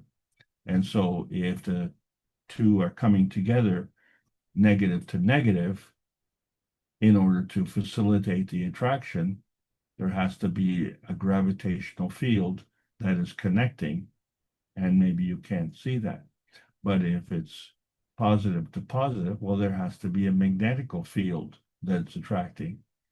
And then if you want to go across, then the gravitational has to be connected to the magnetical, and the magnetical has to be connected to the gravitational, but it's still undifferentiated.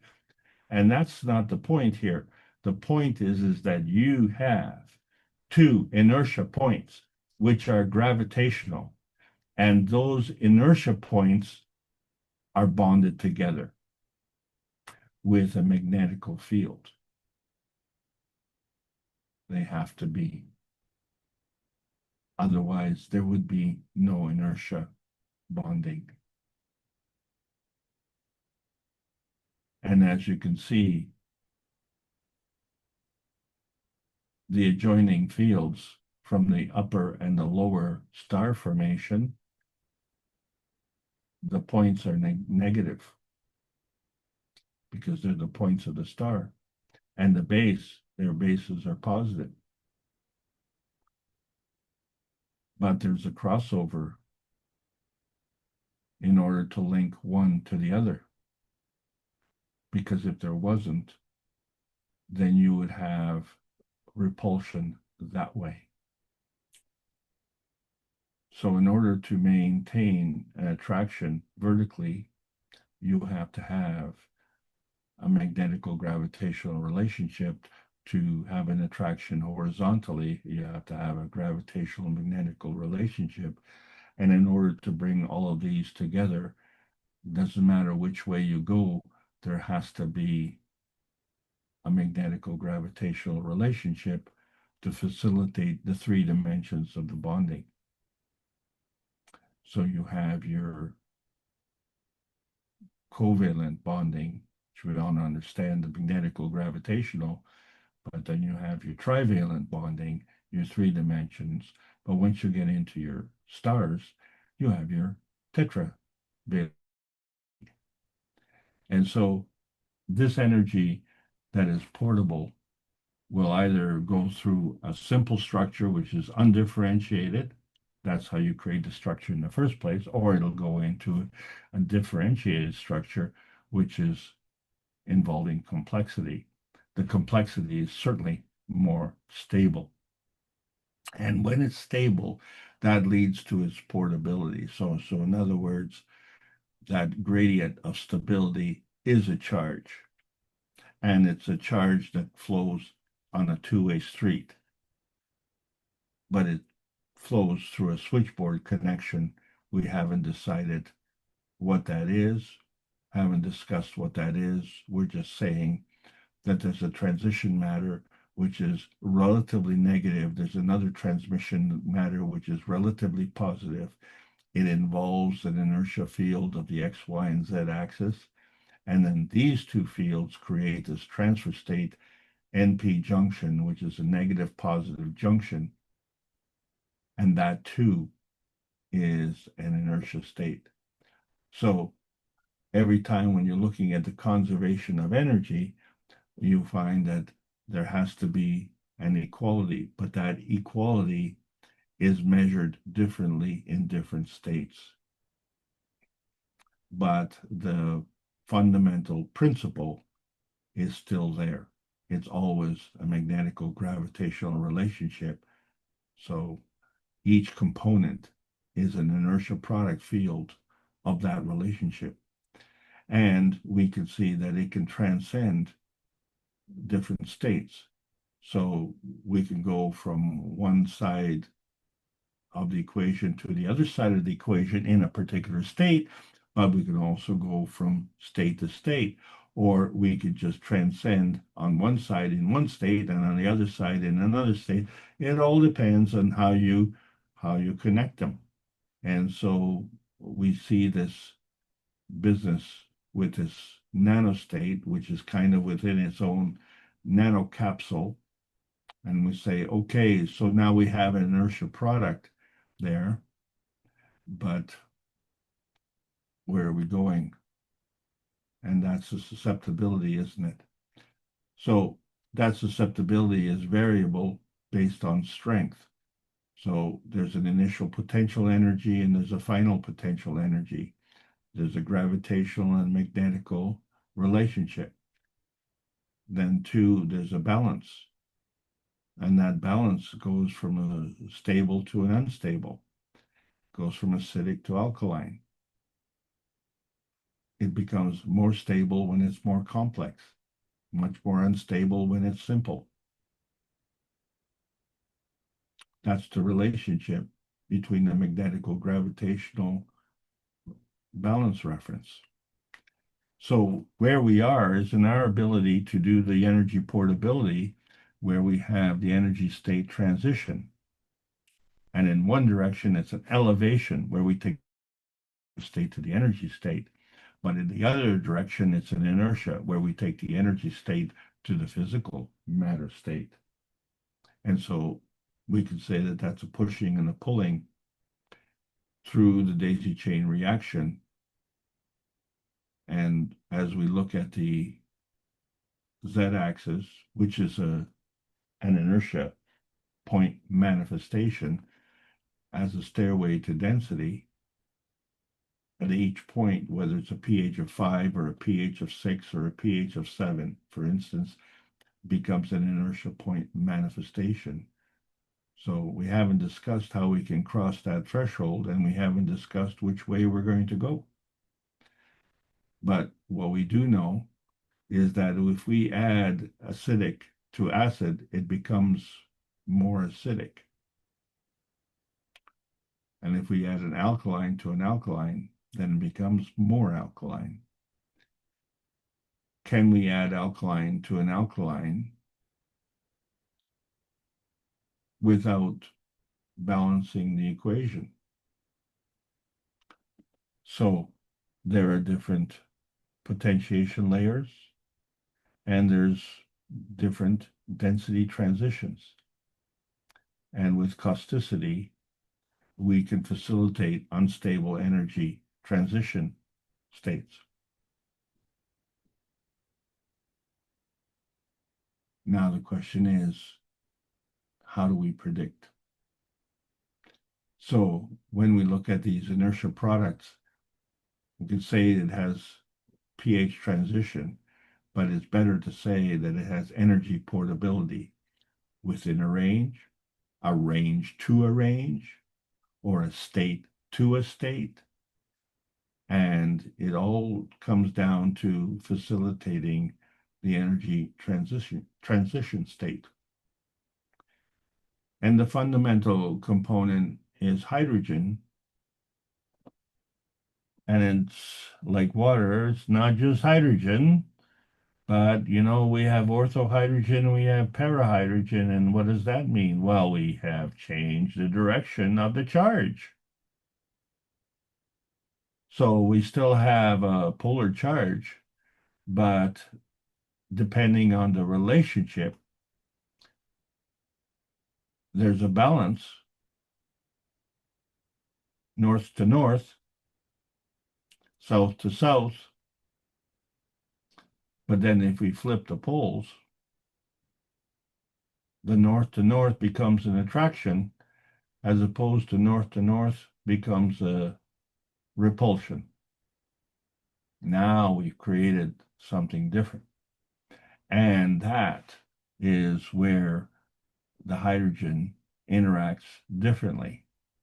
So there's a source hydrogen, there's a field connection, we call it carbon-14. There's a universal coordination, called carbon-60, and there's more.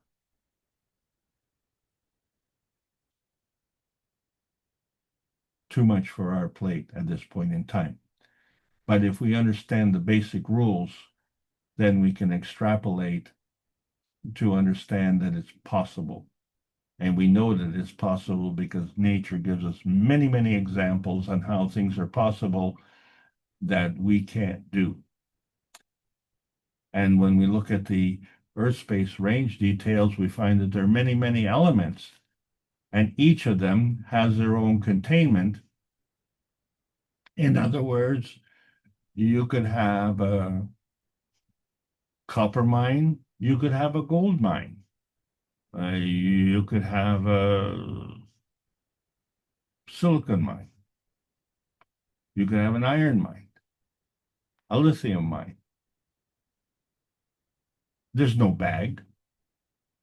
There's no cylinder, but there are neighbors. And those neighbors create a gradient.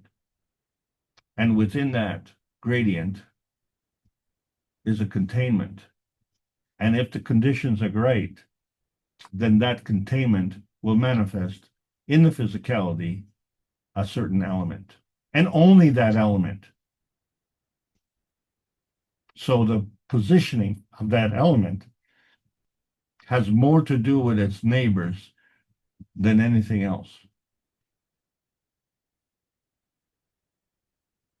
Because the relationship of the neighbors allows the inertia product point to be created. And once you have that point, which becomes the seed, then it can grow. And as long as those conditions remain that created the seed, then it can grow from there. And the reason that seed will grow is because it will grow into those conditions. So when we look at the pH stairway of both poles, we can elevate through causticity, or we can do the inertia through the MAGRAV positioning of our neighbors. And we have all these potentiation plasma layers in between. So those factors have not been specified. But what is specified is that everything on the book number 1, the universal order of creation of matter, is part of the nuclear feeding inertia. And so each one is a fragment of the complexity, and each one is looking and seeking gravitational stability. And each one is a representation of the dimensional portability of bringing together one field and another field and another field, and coming together with the combination of more than 3 fields, because you have to have the energy coming and you have to have the energy going. You have to have the energy pushing and you have to have the energy pulling. So there is a connection. And so that connection has to go through the inertia point. And so we have our pathways, and they're fed through the gravitational intensity of attraction, or the magnetical outensity of repulsion. So we can see that the electron is magnetical and the neutron is gravitational, but you can clearly see the difference, except it all depends on which way you're looking. Are you looking at the feeding side, or are you looking at the feedback side? Or do we understand that the two are working together simultaneously? So that when you look in the beginning and you say, well, the neutron came before the atom in the PM tick. Well, the neutron itself was a gravitational magnetical representation, which we call an inertia point.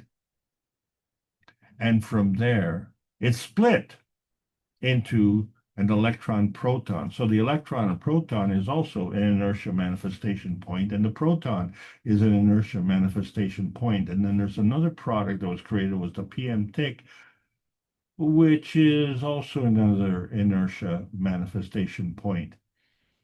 And so whether you were coming or going, you say, well, if you want there to be light, then you know that that comes from the darkness. But if you need the light, then you are in the darkness. So where did that light come from to give you the light? So that light has to have a containment. Well, guess what? So does the darkness. The darkness has to have a containment. But there's a relationship. So the two are feeding each other. And that's the way the universe works. It's unconditional and it's giving. This is all part of how the principal matter of the PM ticks, which are magnetical energy packs coming together through the convergence of the antimatter, dark matter, and matter gen. and creates this gravitational maglev. And in order to understand its position, it is somewhere on this planet. And in that case, it has another inertia field reaction.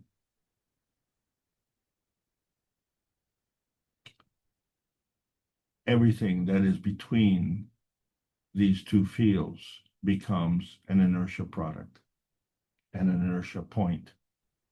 That inertia point becomes the seed, the germination seed from which it grows. And so depending on the positioning within that field interaction dictates whether it stops or it starts or it continues.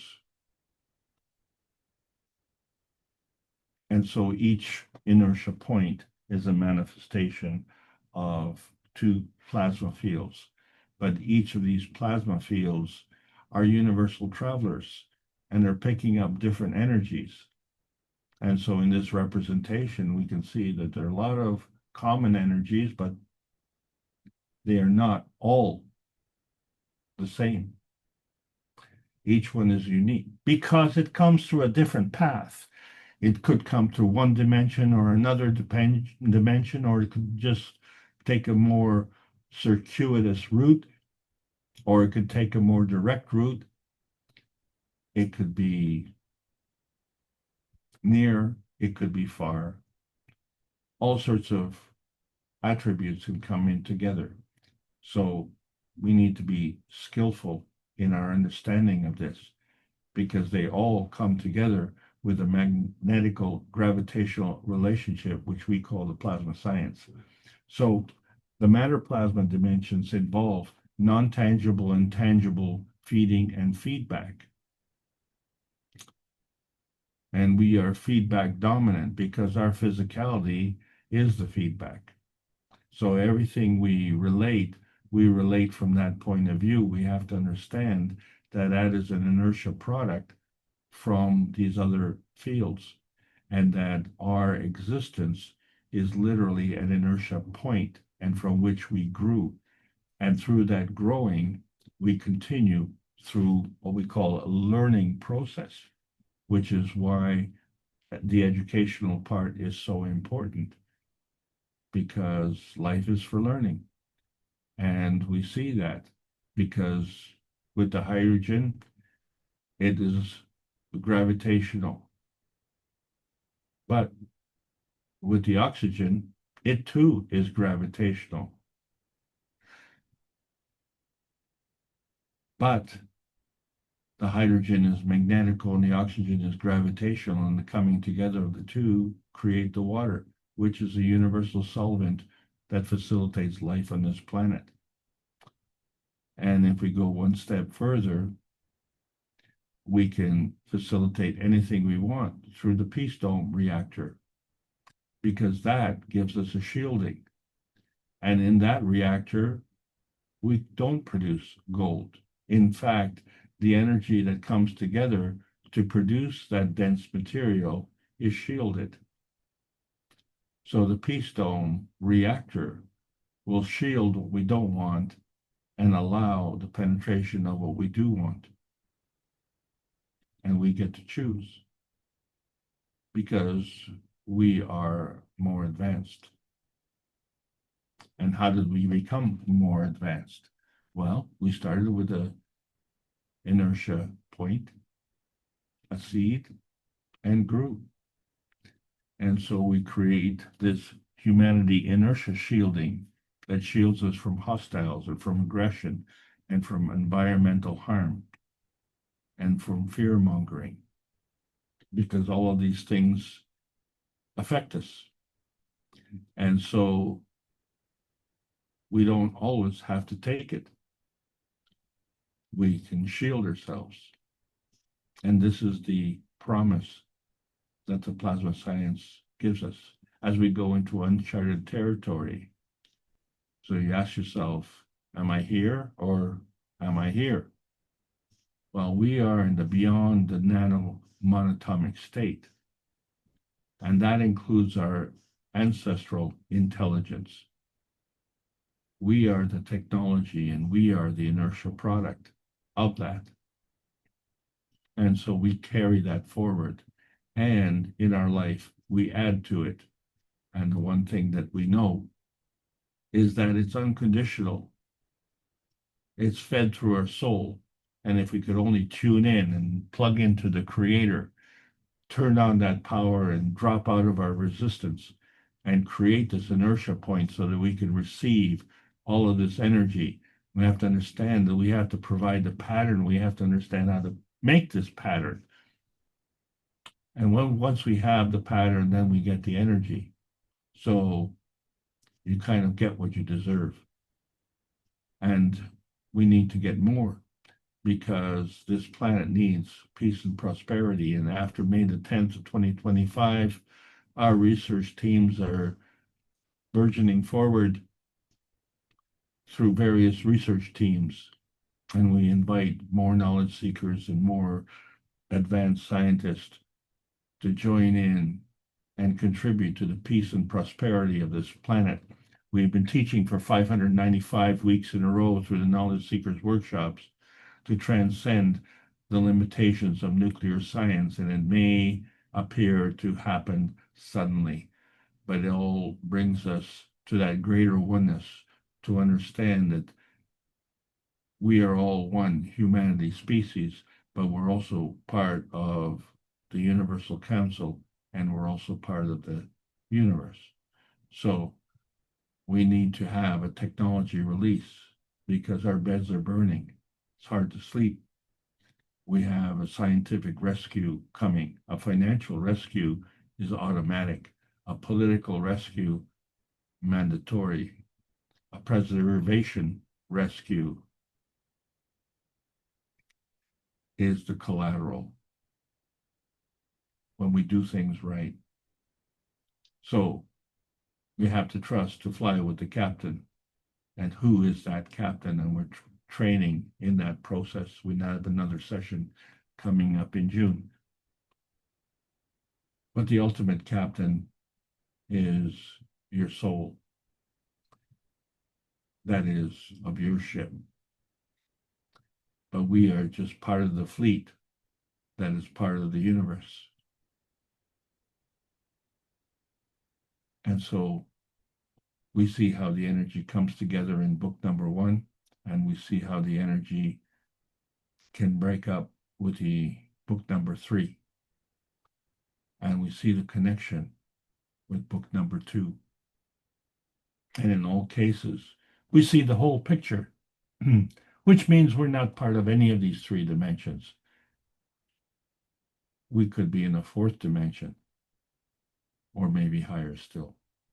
Our mission is to bring peace on earth and join humanity with the universal community, because we want to bring man as equal to all the beings in the universe by teaching the plasma science and technology equally to each and every one, so that no one is left out and no one is abused due to the lack of knowledge. So help us achieve this goal. This is the Keshe Foundation Spaceship Institute, teaching on plasma science, welcoming all the beautiful knowledge seekers. We have a purpose. We have a mission to learn about the new selection process of the new plasma science. But we need a world peace treaty. We need to choose that first. We need to sign it and mean it with sincerity. The point of the true nanotech is to maintain integrity. And you can see that through the manifestation. And with the peace dome of outer space, we have to understand that it could be an umbrella to shield us, or it can be a fountain of whatever you want to facilitate peace and prosperity. So is the inertia of the present governed by dimensions of history? Why should it be? If there's one thing to understand, it is time to learn the history of self in a universal context, because the inertia of a peaceful self can migrate as a superconductor. The inertia point of our point of view is that point between our belief and our experience. plasma science needs to continue to be delivered and is delivered daily via the Peace Dome in a practical exchange for peace on Earth. So welcome to the new golden outer space age. That's the end of the class. I hope you all enjoyed the session. Thank you for allowing me to continue to present.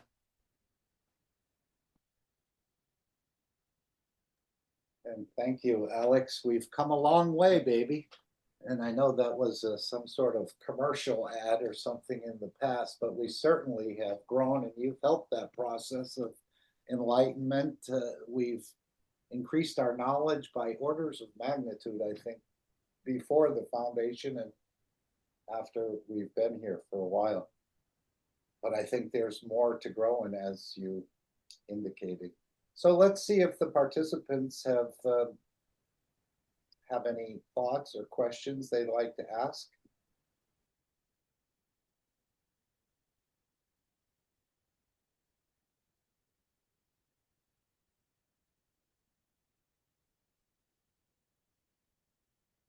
Maybe you need to get a smaller, I know you're spoon feeding us, Alex, but maybe we need a smaller spoon.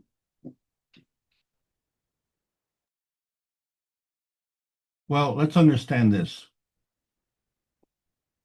You can't play poker in outer space.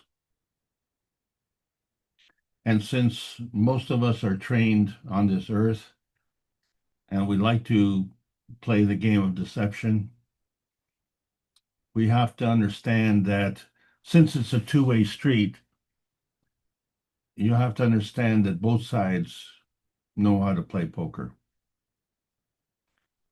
And so in that game, based on what I've said today, I want to reference the pushing and the pulling. And so that's really what it is. You push what you want to push, but sometimes less pushing is better. And so I think that's where the subtlety comes in. We have to understand that there are different ways and means of achieving that result. And if the delay in consequences on this planet allows us to be belligerent and violate, shall we say, the commandments for the sake of our self-serving needs, that delay of consequences disappears when we enter the universal community. So you can't bluff your way into it. It requires substance. And the only way to achieve that substance is to manifest according to your wish. And if you wish death and destruction, you shall have it. And if you wish peace and prosperity, you shall have that as well. You just have to choose what you want to work for. So you cannot bomb your way to peace. That is a violation of the universal law.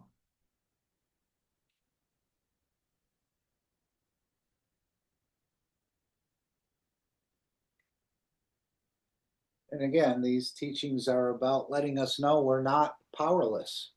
We never thought we could affect a change on this planet except in the matter state, and that doesn't work so well. But now we're opening up this energy dimension, and thank you, Alex, for continuing to provide these, I would call it international teachings right now, because we have people from Europe and Africa and America and many different souls who are probably here from other places as well. So well, that's one of the advantages that we have with this particular class is because we have people from all the continents here represented, and they are eagerly absorbing as much information as they can so they can digest it and present it in their own way, because we all are sharing the same grief with trying to explain this technology to newcomers. They seem to always fall back to being devil's advocates. So I made that mistake once. I wanted to be a devil's advocate, and I got severely reprimanded because I said the devil doesn't need help. So if you want to understand the truth, that's what you have to focus on. And it's just confounding to me that, when I looked into the advanced science in the library, half the books were talking about potential new discoveries, and half the books were skeptics. And I thought, why would I spend time and effort to write a book, then publish the book, then distribute the book where all I do is downplay someone else's achievements?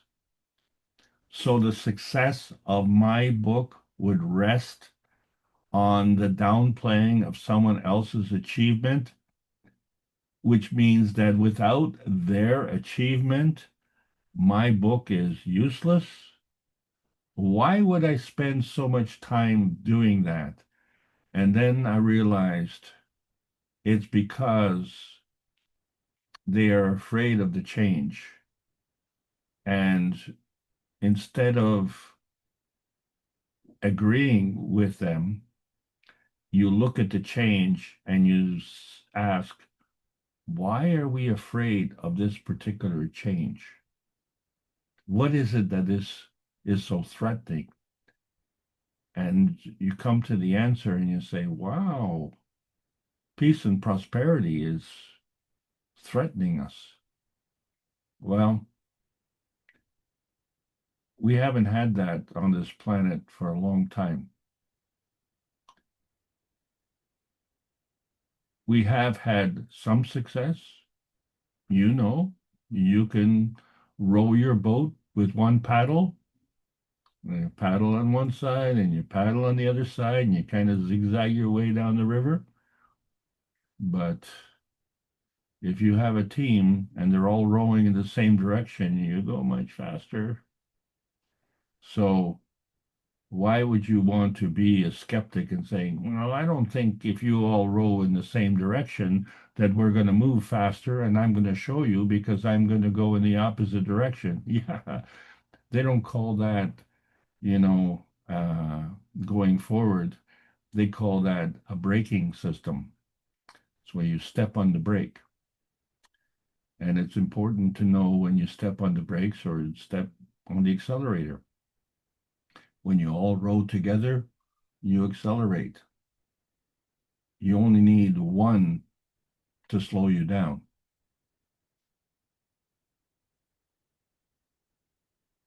Back to you, Mark. Okay, thank you. Anyone else would like to join the conversation? I spoke a little, Alex spoke a little, and anyone else want to come in?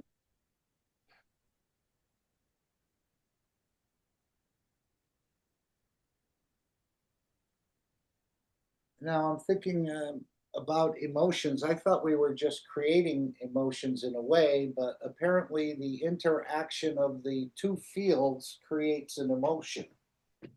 And is that emotion the inertia of the two fields? Yes. Okay. And if we go back to this idea of the neutron, I'm not fully settled on this about the neutron splitting into the proton and an electron. Does the neutron cease to exist at that point when it's given birth?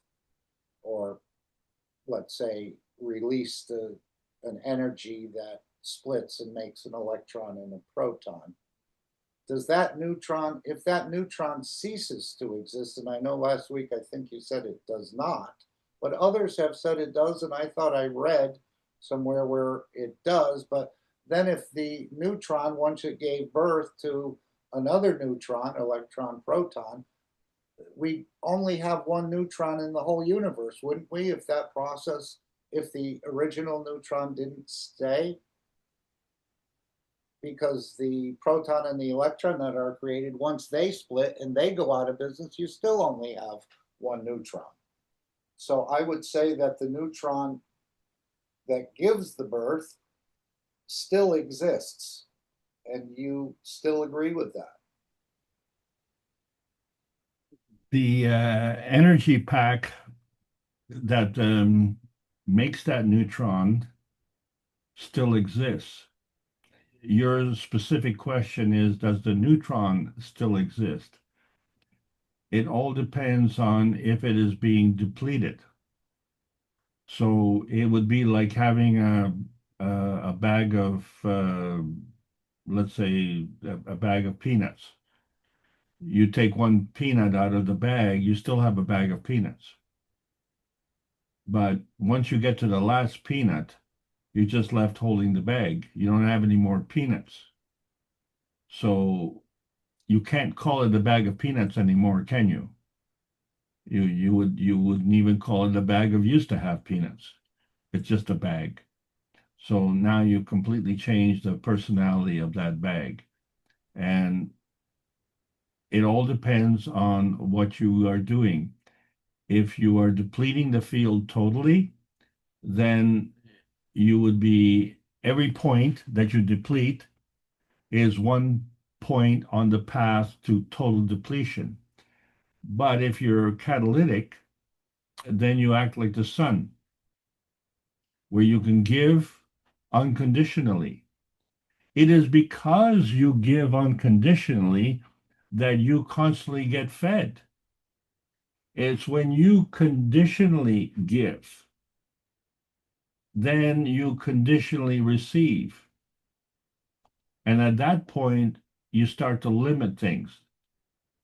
And although the limitation sounds, has a negative context to it, if that's what you wish to have a certain purity, then you want to limit that inertia point.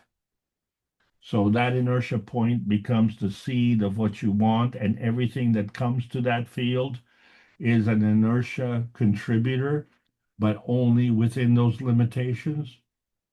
But we are clearly not limited to one point. We have kidneys and hearts and feet and noses and hair. So we are multiple points. And this is where it becomes a problem when you say, well, I am just going to have this one thing and it's going to solve everything.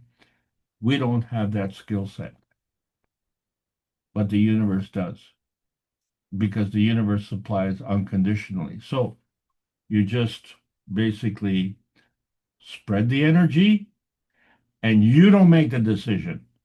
You just give unconditionally, and whoever needs takes. But how can you do that in a field strength that is constantly taking and never giving? So that becomes taking at the expense, and it disables you. And when you are disabled, then you can no longer give. Well, this is the thing, though, that who is taking does not take that into account. They're taking everything else except taking that into account, because what they're doing is they have planted the seed of their own demise. Because if you keep taking from your neighbors and your neighbors can't provide anymore, then you lose your neighbors. And you said, well, I don't want my neighbors. Get rid of them. Well, yeah, but your neighbors are providing the sustenance that you need. And if they're gone, then you lost your sustenance. And this is the fallacy that we live on, because we say, oh, well, I'll just get more neighbors.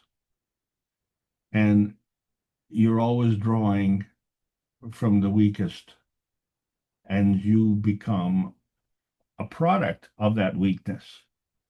That's where the fallacy sits. And so we get away from it, and for some people, well, I will only get a portion, like a factor, 5%. or like your credit card company, they get 2%. They have a small portion. It's just that they get lots of portions.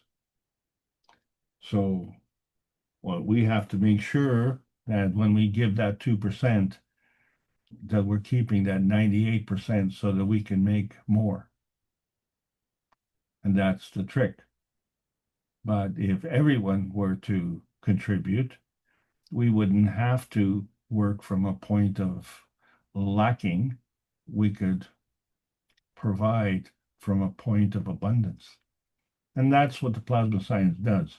It automatically, by definition, applies from abundance, because we have the universe. And this is the anomaly. The universe is gravitational. What? I thought the Earth was gravitational. Yeah. We are in that relationship between the gravitational side of the Earth and the gravitational side of the universe. We are the magnetical inertia point, and we are sitting in that bonding field. Back to you, sir. Okay, and of course, the creation of the universe is one of the images you show. I don't know if you have that readily available, but it's very similar to the way the neutron splits, correct? And again, if the universe makes a smaller and a larger universe out of itself when it split, does the original universe cease to exist, or it continues to exist? You know the picture you usually show? I guess it must be from book 3. Yeah, I'm looking for it right now. I forget where it is. Yeah, but it's the same process as I understand it. Yes, but the thing is, where the neutron is and how it creates the atom is in the field context between the magnetical gravitational limit. So this is following the laws of conservation of energy. It doesn't disappear, it just changes its format. But it had to absorb energies as the neutron does in order to release those. It can't hold it. Exactly. So what you're looking at is a snapshot in part of an assembly line, if you will. Right.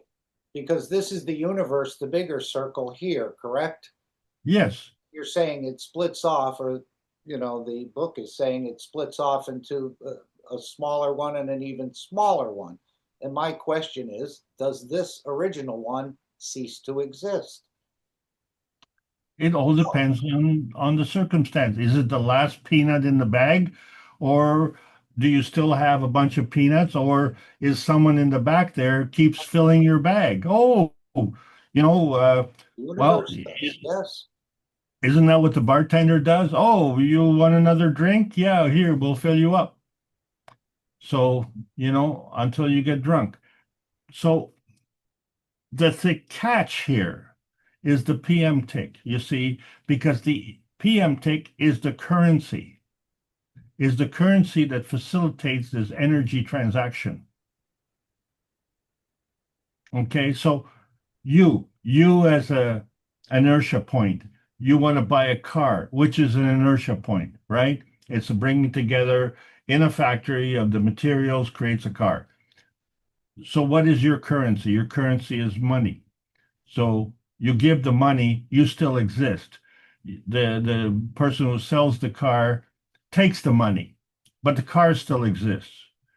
So you and the car have not changed during that transaction. But in this case, the transaction is the PM tick, which is the energy, because the combination of the mass of the electron and the proton is missing, is not balanced to the mass of the neutron. It isn't. We round it off. We say, oh, it's close enough, it's 98% pure. It might as well be 100. Or, we get extreme, like in Canada, we don't have any pennies. So if it comes out to 3 cents, we round it up to a nickel. And if it's 2 cents, we round it down to a penny, right? Well, 2 cents is 40% of a nickel, and 3 cents is 60% of a nickel. So it isn't just a little fraction, it's a huge amount.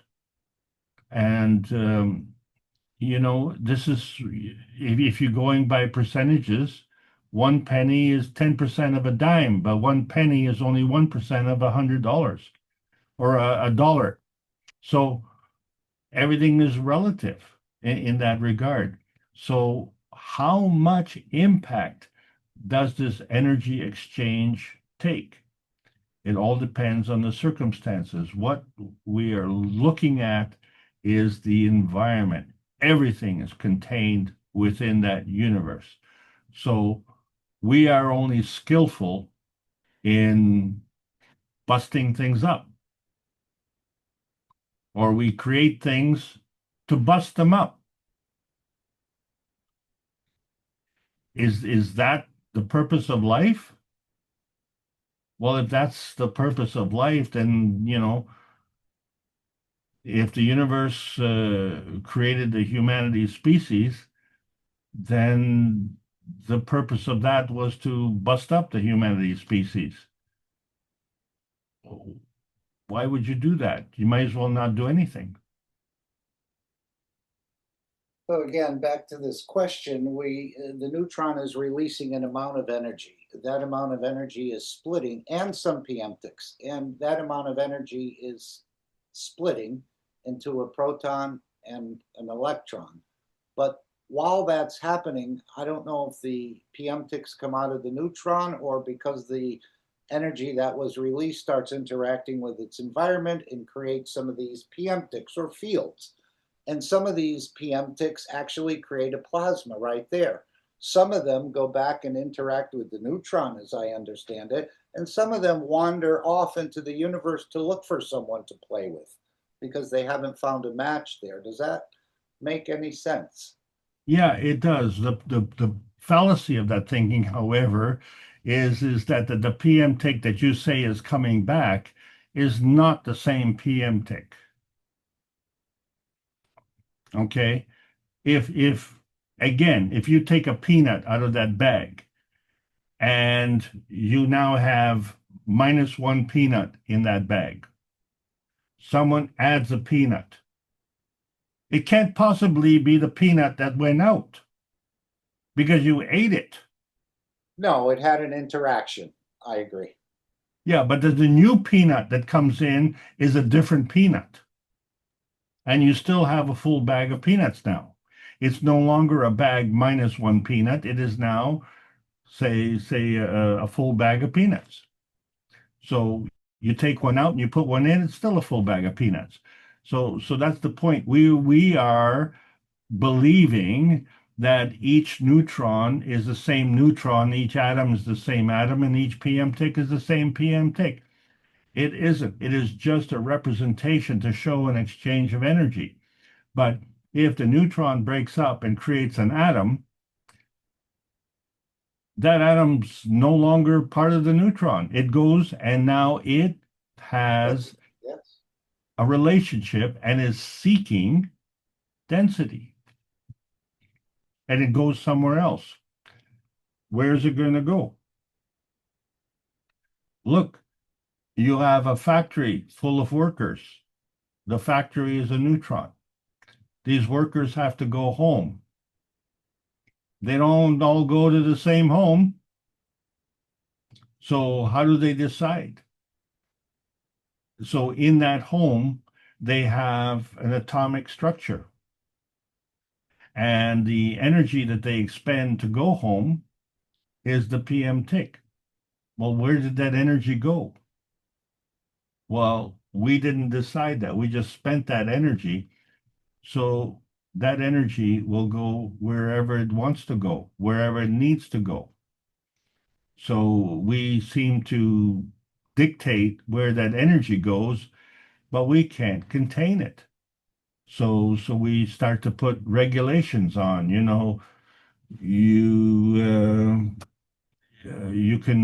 don't want to drive a polluted car. So you drive a clean car. But to make that clean car, you create more pollution. So for some people, that's progress. But if you want to be truthful, then what you want is to be able to create your motion without the pollution, and then you have to identify what that pollution is. And so what we're talking about right now is the lowest of energy states, the physical state. And what we're trying to say here is that the contribution to that low energy state is contributed from a higher energy state. And at the same time, we're trying to say that we're not saying how high that energy state is. There's no rule that says it has to be the next step. It could be multiple steps.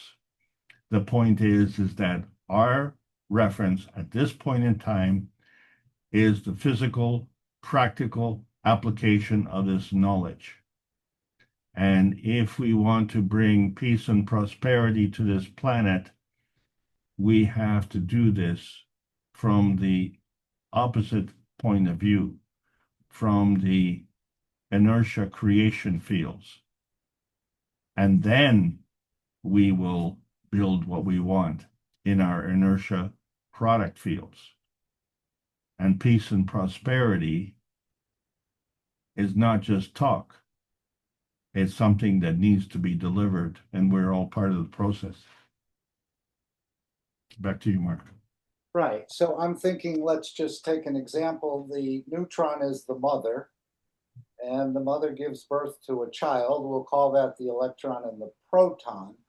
Right. But there's many other materials that come out of the womb in that process. And this is what I'm calling the piemtics. There's fluids, there's other materials. No, yeah, okay, but those aren't actually the PM ticks, but you're just using that as an analogy, right? Yes, of course. Just from my what I'm recalling from what I think I understand, that's all. So it's just a point of clarification. Yeah, well, in a factory, they bring materials in and they produce a car, and whatever's left over, they call it garbage, right? Scraps, yep. Yeah, well, you do the same thing in the kitchen, don't you? Yep. The packaging industry thrives on that notion. You go to the grocery store, you buy all these products, but you're buying packages as well. So it's hard to get away from that. How are you going to buy milk without a containment, or how are you going to buy a bag of peanuts without the bag? Well, we used to do that, right, at the market. By handfuls. Yeah. So, yeah, well, it's all a business plan. But the thing is, the overall thing about the business plan is that what is it contributing to the whole welfare of the planet? Or is it just contributing to the pocketbook? So if you look at, what it is that you want, you want that atom, so you don't need the PM tick. Well, you're missing one of the most important aspects of that. And that's what the problem is, let's say with the household. The household, you have a car, you have a job, you have a house, you have your washer, you have a dryer, and you have stress. Okay, so why are you not having peace and harmony in your house? You have all the accoutrements of the physical manifestations that you've wanted. So peace and prosperity is an issue that comes from our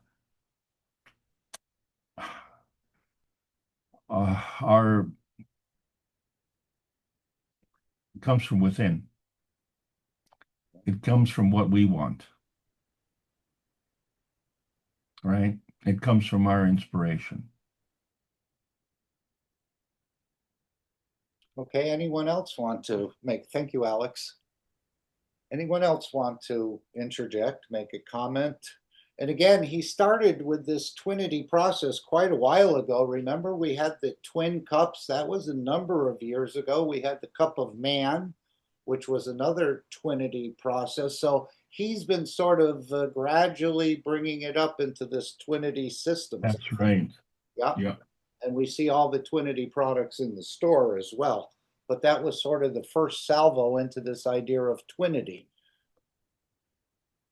when we started to make the cups, and then of course the cup of life and cup number 1 and 2, and another, in a way, match set.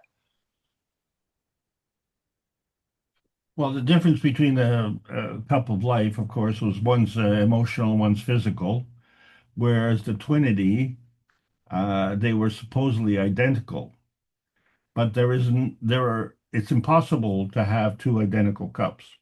Well, we connected the totality, I think, between the two.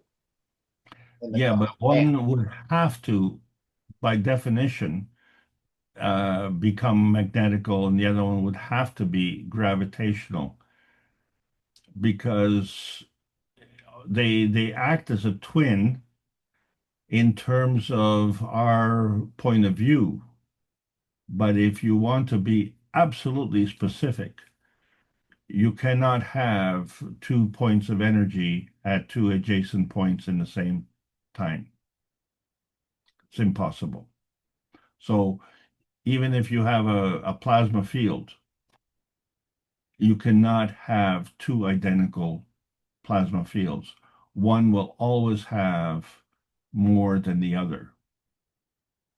So if you tune into that, and if you're not getting what you need, then you can alter it to, shall we say, reverse the polarity. This is where the skill set comes in. So you appreciate the inertia product that you get. So each of these, let's say in this picture, you have 2 plasma fields, but these plasma fields are inertia points. So in other words, if you want to modify this plasma field, you could modify it on this level, or you could modify it on the contributing energy fields. So you have a lot of flexibility. The other thing you can do is you can modify the other one, and it would change the gradient, wouldn't it? So these are all flexible modifications that we can make, and you cannot just pinpoint and say, well, that is the de facto way to do it. So you have to take into account other things. So this is where you and your choosing comes into play. So yesterday it was raining. We haven't had rain for a while, so the farmers were extremely happy. And today it's very sunny, and the plants are really happy because they're able to take advantage of that rain and use it with the sunshine and grow. So it all depends on your point of view. Right, and didn't we have the nano of the first cup connected to the wires or something of the second cup, and the nano in the second cup connected to the wires of the first cup? Exactly. Mm-hmm. And that was called the twin cups. And then when we made a wire between them, this is where we connect the totality between the physicality and the emotional end. I guess, again, I'm still trying to sort everything out, but we're getting there. Yeah, but remember the twin cups, the energy was flowing in both directions. So the connection in between set up the pathway.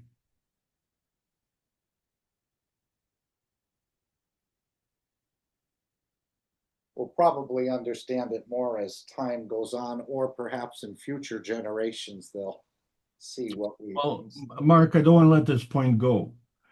That the inertia field is of the lowest energy field in that relationship.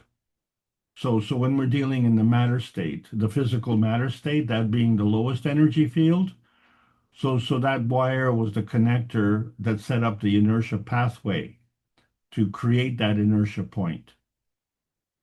But that energy was coming from the environment, the plasma environment.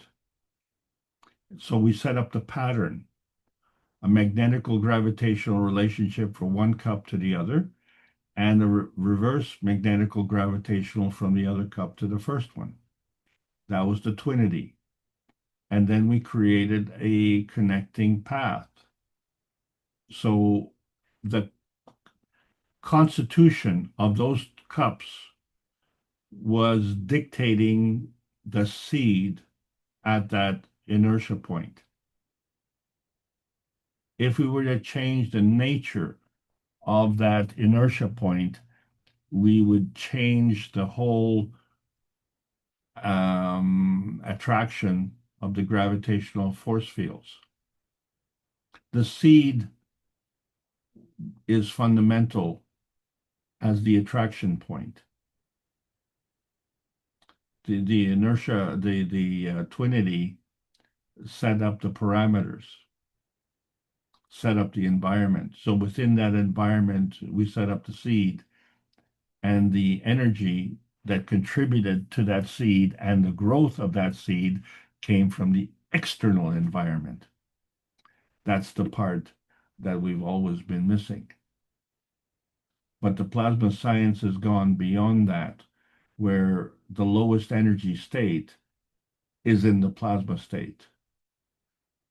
So if the plasma state is orders of magnitude higher than the physical state, you understand how far the Keshe Foundation has advanced, when the lowest energy state is of a high energy state, right? So that becomes the inertia point, but it's of a high energy state. So the relationship remains the same. That inertia point was created from two other fields, and those fields were created from two other fields. So if we go from that inertia state, we could split it up like the neutron into the atom, or we can bring it together and create the inertia point. So that was an excellent question you asked, and I don't quite understand it, but so when we have two fields interacting to create an emotion, each field on its own, does that field have an emotion too, and you're actually creating a third emotion? Or that's correct. are they sort of neutral, and when they interact, they create that emotion? No, they're not neutral. They are representative of the context of their conformity. They're not neutral. They have a distinctive quality.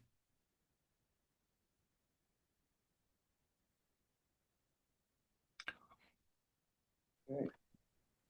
Now, in these new systems, he seems to be, again, he said we're going for the upper part or the brain. Again, I know they trapped the soul with the headphones. It sounds like the soul is, in a way, trapped here, but also the brain, I think, is playing more of a function than I think we give it credit for. A lot of times we hear people, oh, don't think that ruins everything. But again, how does this whole process start? He said the brain of the universe works exactly as the brain of the man. And these new plasmatic chips are working identically as the brain of the man as well. So there's something about this brain I think we're missing as well. That we just think it's, again, it's we're not giving as much, I think, to the brain and its function and interaction with the soul as it's due, perhaps. Well, the way I was introduced to this concept, and I was forced to be introduced to that because of a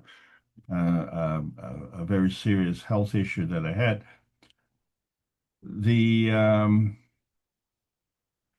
In my mind, I can envision myself being in a place. Let's say I'm in Canada. I can envision myself in a place where I was in the U.S.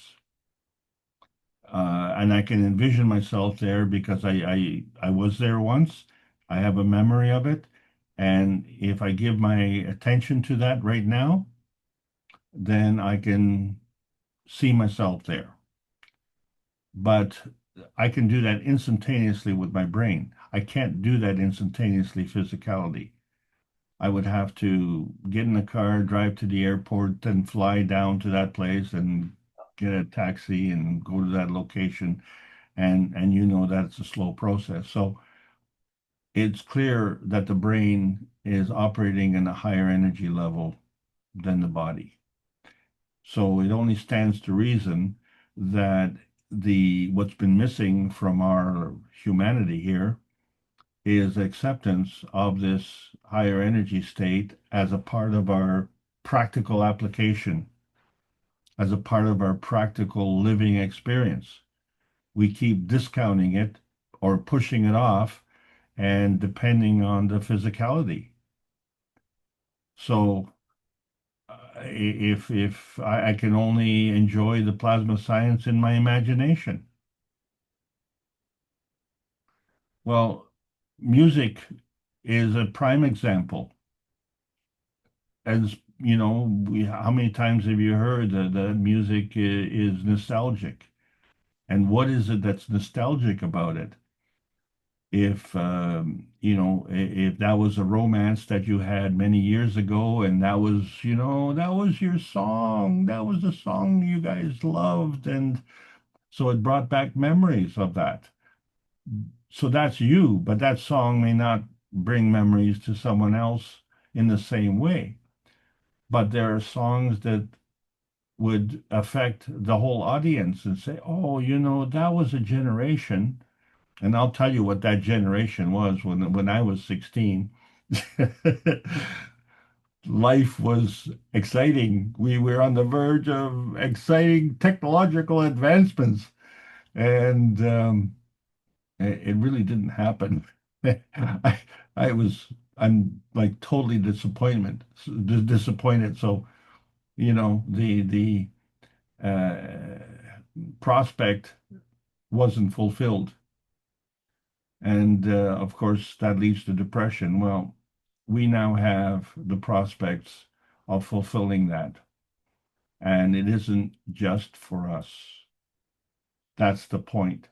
Because when our neighbors are peaceful and prosperous, then we can be peaceful and prosperous. So all we have to do is look after the health of our neighbors, and they'll look after our health. That's how it works. Thanks so much, everybody, for letting me continue to produce, and thanks, Mark. Oh, again, we've trusted the conventional science to tell us that we only use 10 or 15% of our brain, and I often wondered, well, gee, what is the rest of the brain doing all the time if we're only using 10 or 15% of it? But now we're understanding we use 100% of it 100% of the time. So I think we haven't given credit in a way to the brain. Well, you understand, if you don't use it, you lose it. That's what they say. Okay, anyone else have a thought, a comment, a question? Comment. Are you able to hear me clearly? Yes. Okay, my internet has been bad. Alex, are you saying, I'm thinking of the Unicross. So we started off with the main ray, and then we started with the neutron, and that was incredible power, enough to create a unicos, I guess. So the first neutron would be able to create all of the rest of the universes. Is that correct? No, the magnetical gravitational field creates the environment to accept more energy. So if you look at the hydrogen, it is an electron proton. It's once we get into the other element of the periodic table of elements that they start to develop neutrons. So the gravitational effect increases. And Gail, we're getting a lot of feedback. We're not actually able to hear Alex. So just repeat that the hydrogen doesn't have a neutron. The other elements of the periodic table have. So, Gail, you're absolutely correct. That's what you have to start with. Once you start with that field, then if you want to add more to it, it becomes more and more dense. And then then you progress through the periodic table of elements. So you look at these first elements, hydrogen and helium, they're in a gaseous state. And you look at Jupiter and Saturn, they're in a gaseous state. So the thing is that as we become more and more dense, we start to add more and more of these elements. So now the question comes is, when does one neutron create another neutron? And I think what we're coming to realize is that it isn't more neutrons, it's a bigger neutron, so that this neutron can continue to split up a portion of it and create more atoms, and then be gravitationally strong enough to be able to attract more energy. And so then it becomes catalytic, and it all revolves around the initial seed. And that seed, to prosper, needs to be in an environment. So the earth has provided that environment, and each and every one of these elements grows from a seed in its own particular place, and it decides. It decides based on its neighbors. But the PM tick is an energy pack, and it is part of the energy that is traveling through the universe in every single direction through different paths. And so each energy pack, although it manifests into a hydrogen, has different components to it. And those components are embedded in the cosmic ray. And that cosmic ray has all of the elements. And then what we do is, by creating that particular environment, the same way the Earth does, we can choose, what do we extract from that cosmic ray? That is what the foundation has now perfected. And so we can produce gold from air. But it's not air. It's air that has a personality of all the elements. So we, in fact, create that environment that attracts and extracts the energy of the gold. And once it gets into that physical field, we put it through a reactor to manifest into its physicality. So we can manufacture everything that we want. So if you take the space technology, and then let's say we go to Mars, we can create whatever we want on the Mars. You don't take all the components with you, because then you have to carry it all. But when it becomes as part of the containment, and it becomes very, very dense. In other words, very, very tiny, like a PM tick. That PM tick has everything that it needs. So all we need to do is to expand that field and extract what we want. So that field can give us anything that we want. We just have to decide, and that's where the skill comes in. So we don't have to fight about anything. What we have to do is to learn how to do this skill and understand that that energy is bound within that containment field. So it's there. You just have to know how to extract it.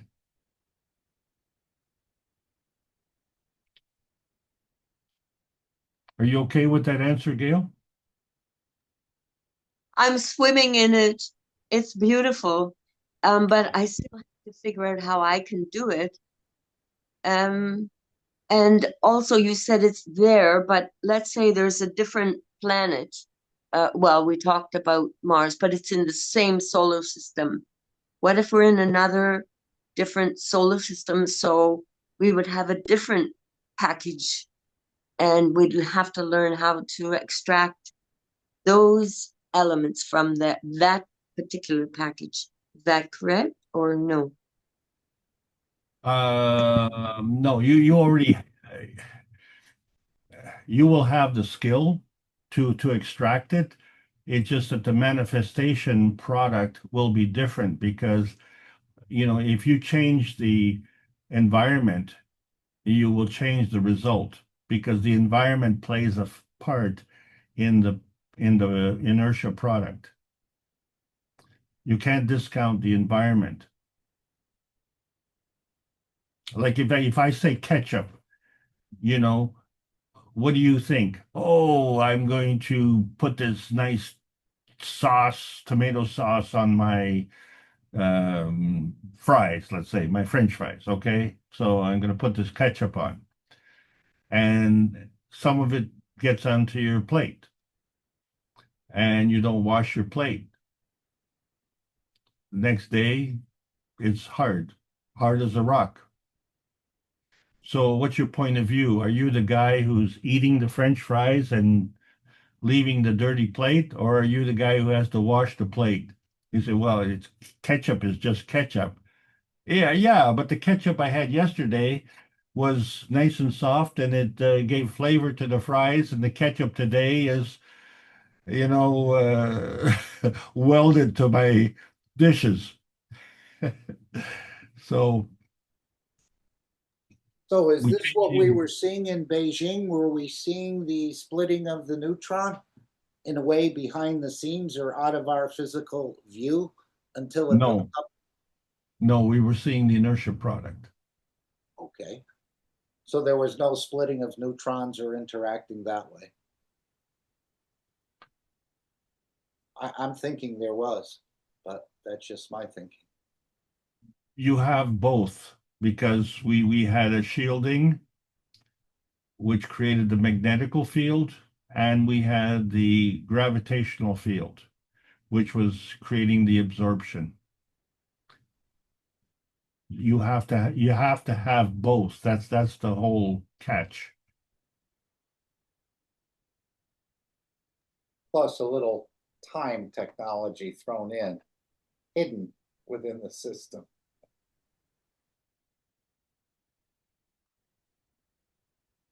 All right, anyone else? Thank you, Alex. Thank you, Gail, and everyone else who's contributed and been part of this process today.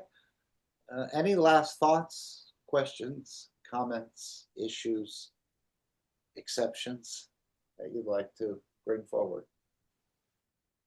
If not, I'm going to play the final disclaimer. The meeting will come to an end, and we thank you again for being here and carrying out this. Again, we're all holding a very small corner of a very large carpet, and we thank you all. And I think our work will become more prominent in the coming days and weeks and months ahead, as we'll all have more of a distinctive role, I think, to play in this whole process, as humanity is at this point really blind to this whole energy dimension, and we'll start to introduce it to them. So we're, in a way, just in the training of it, and hopefully we'll be able to share that it's understandable by the others. Well said, Mark. Thank you very much.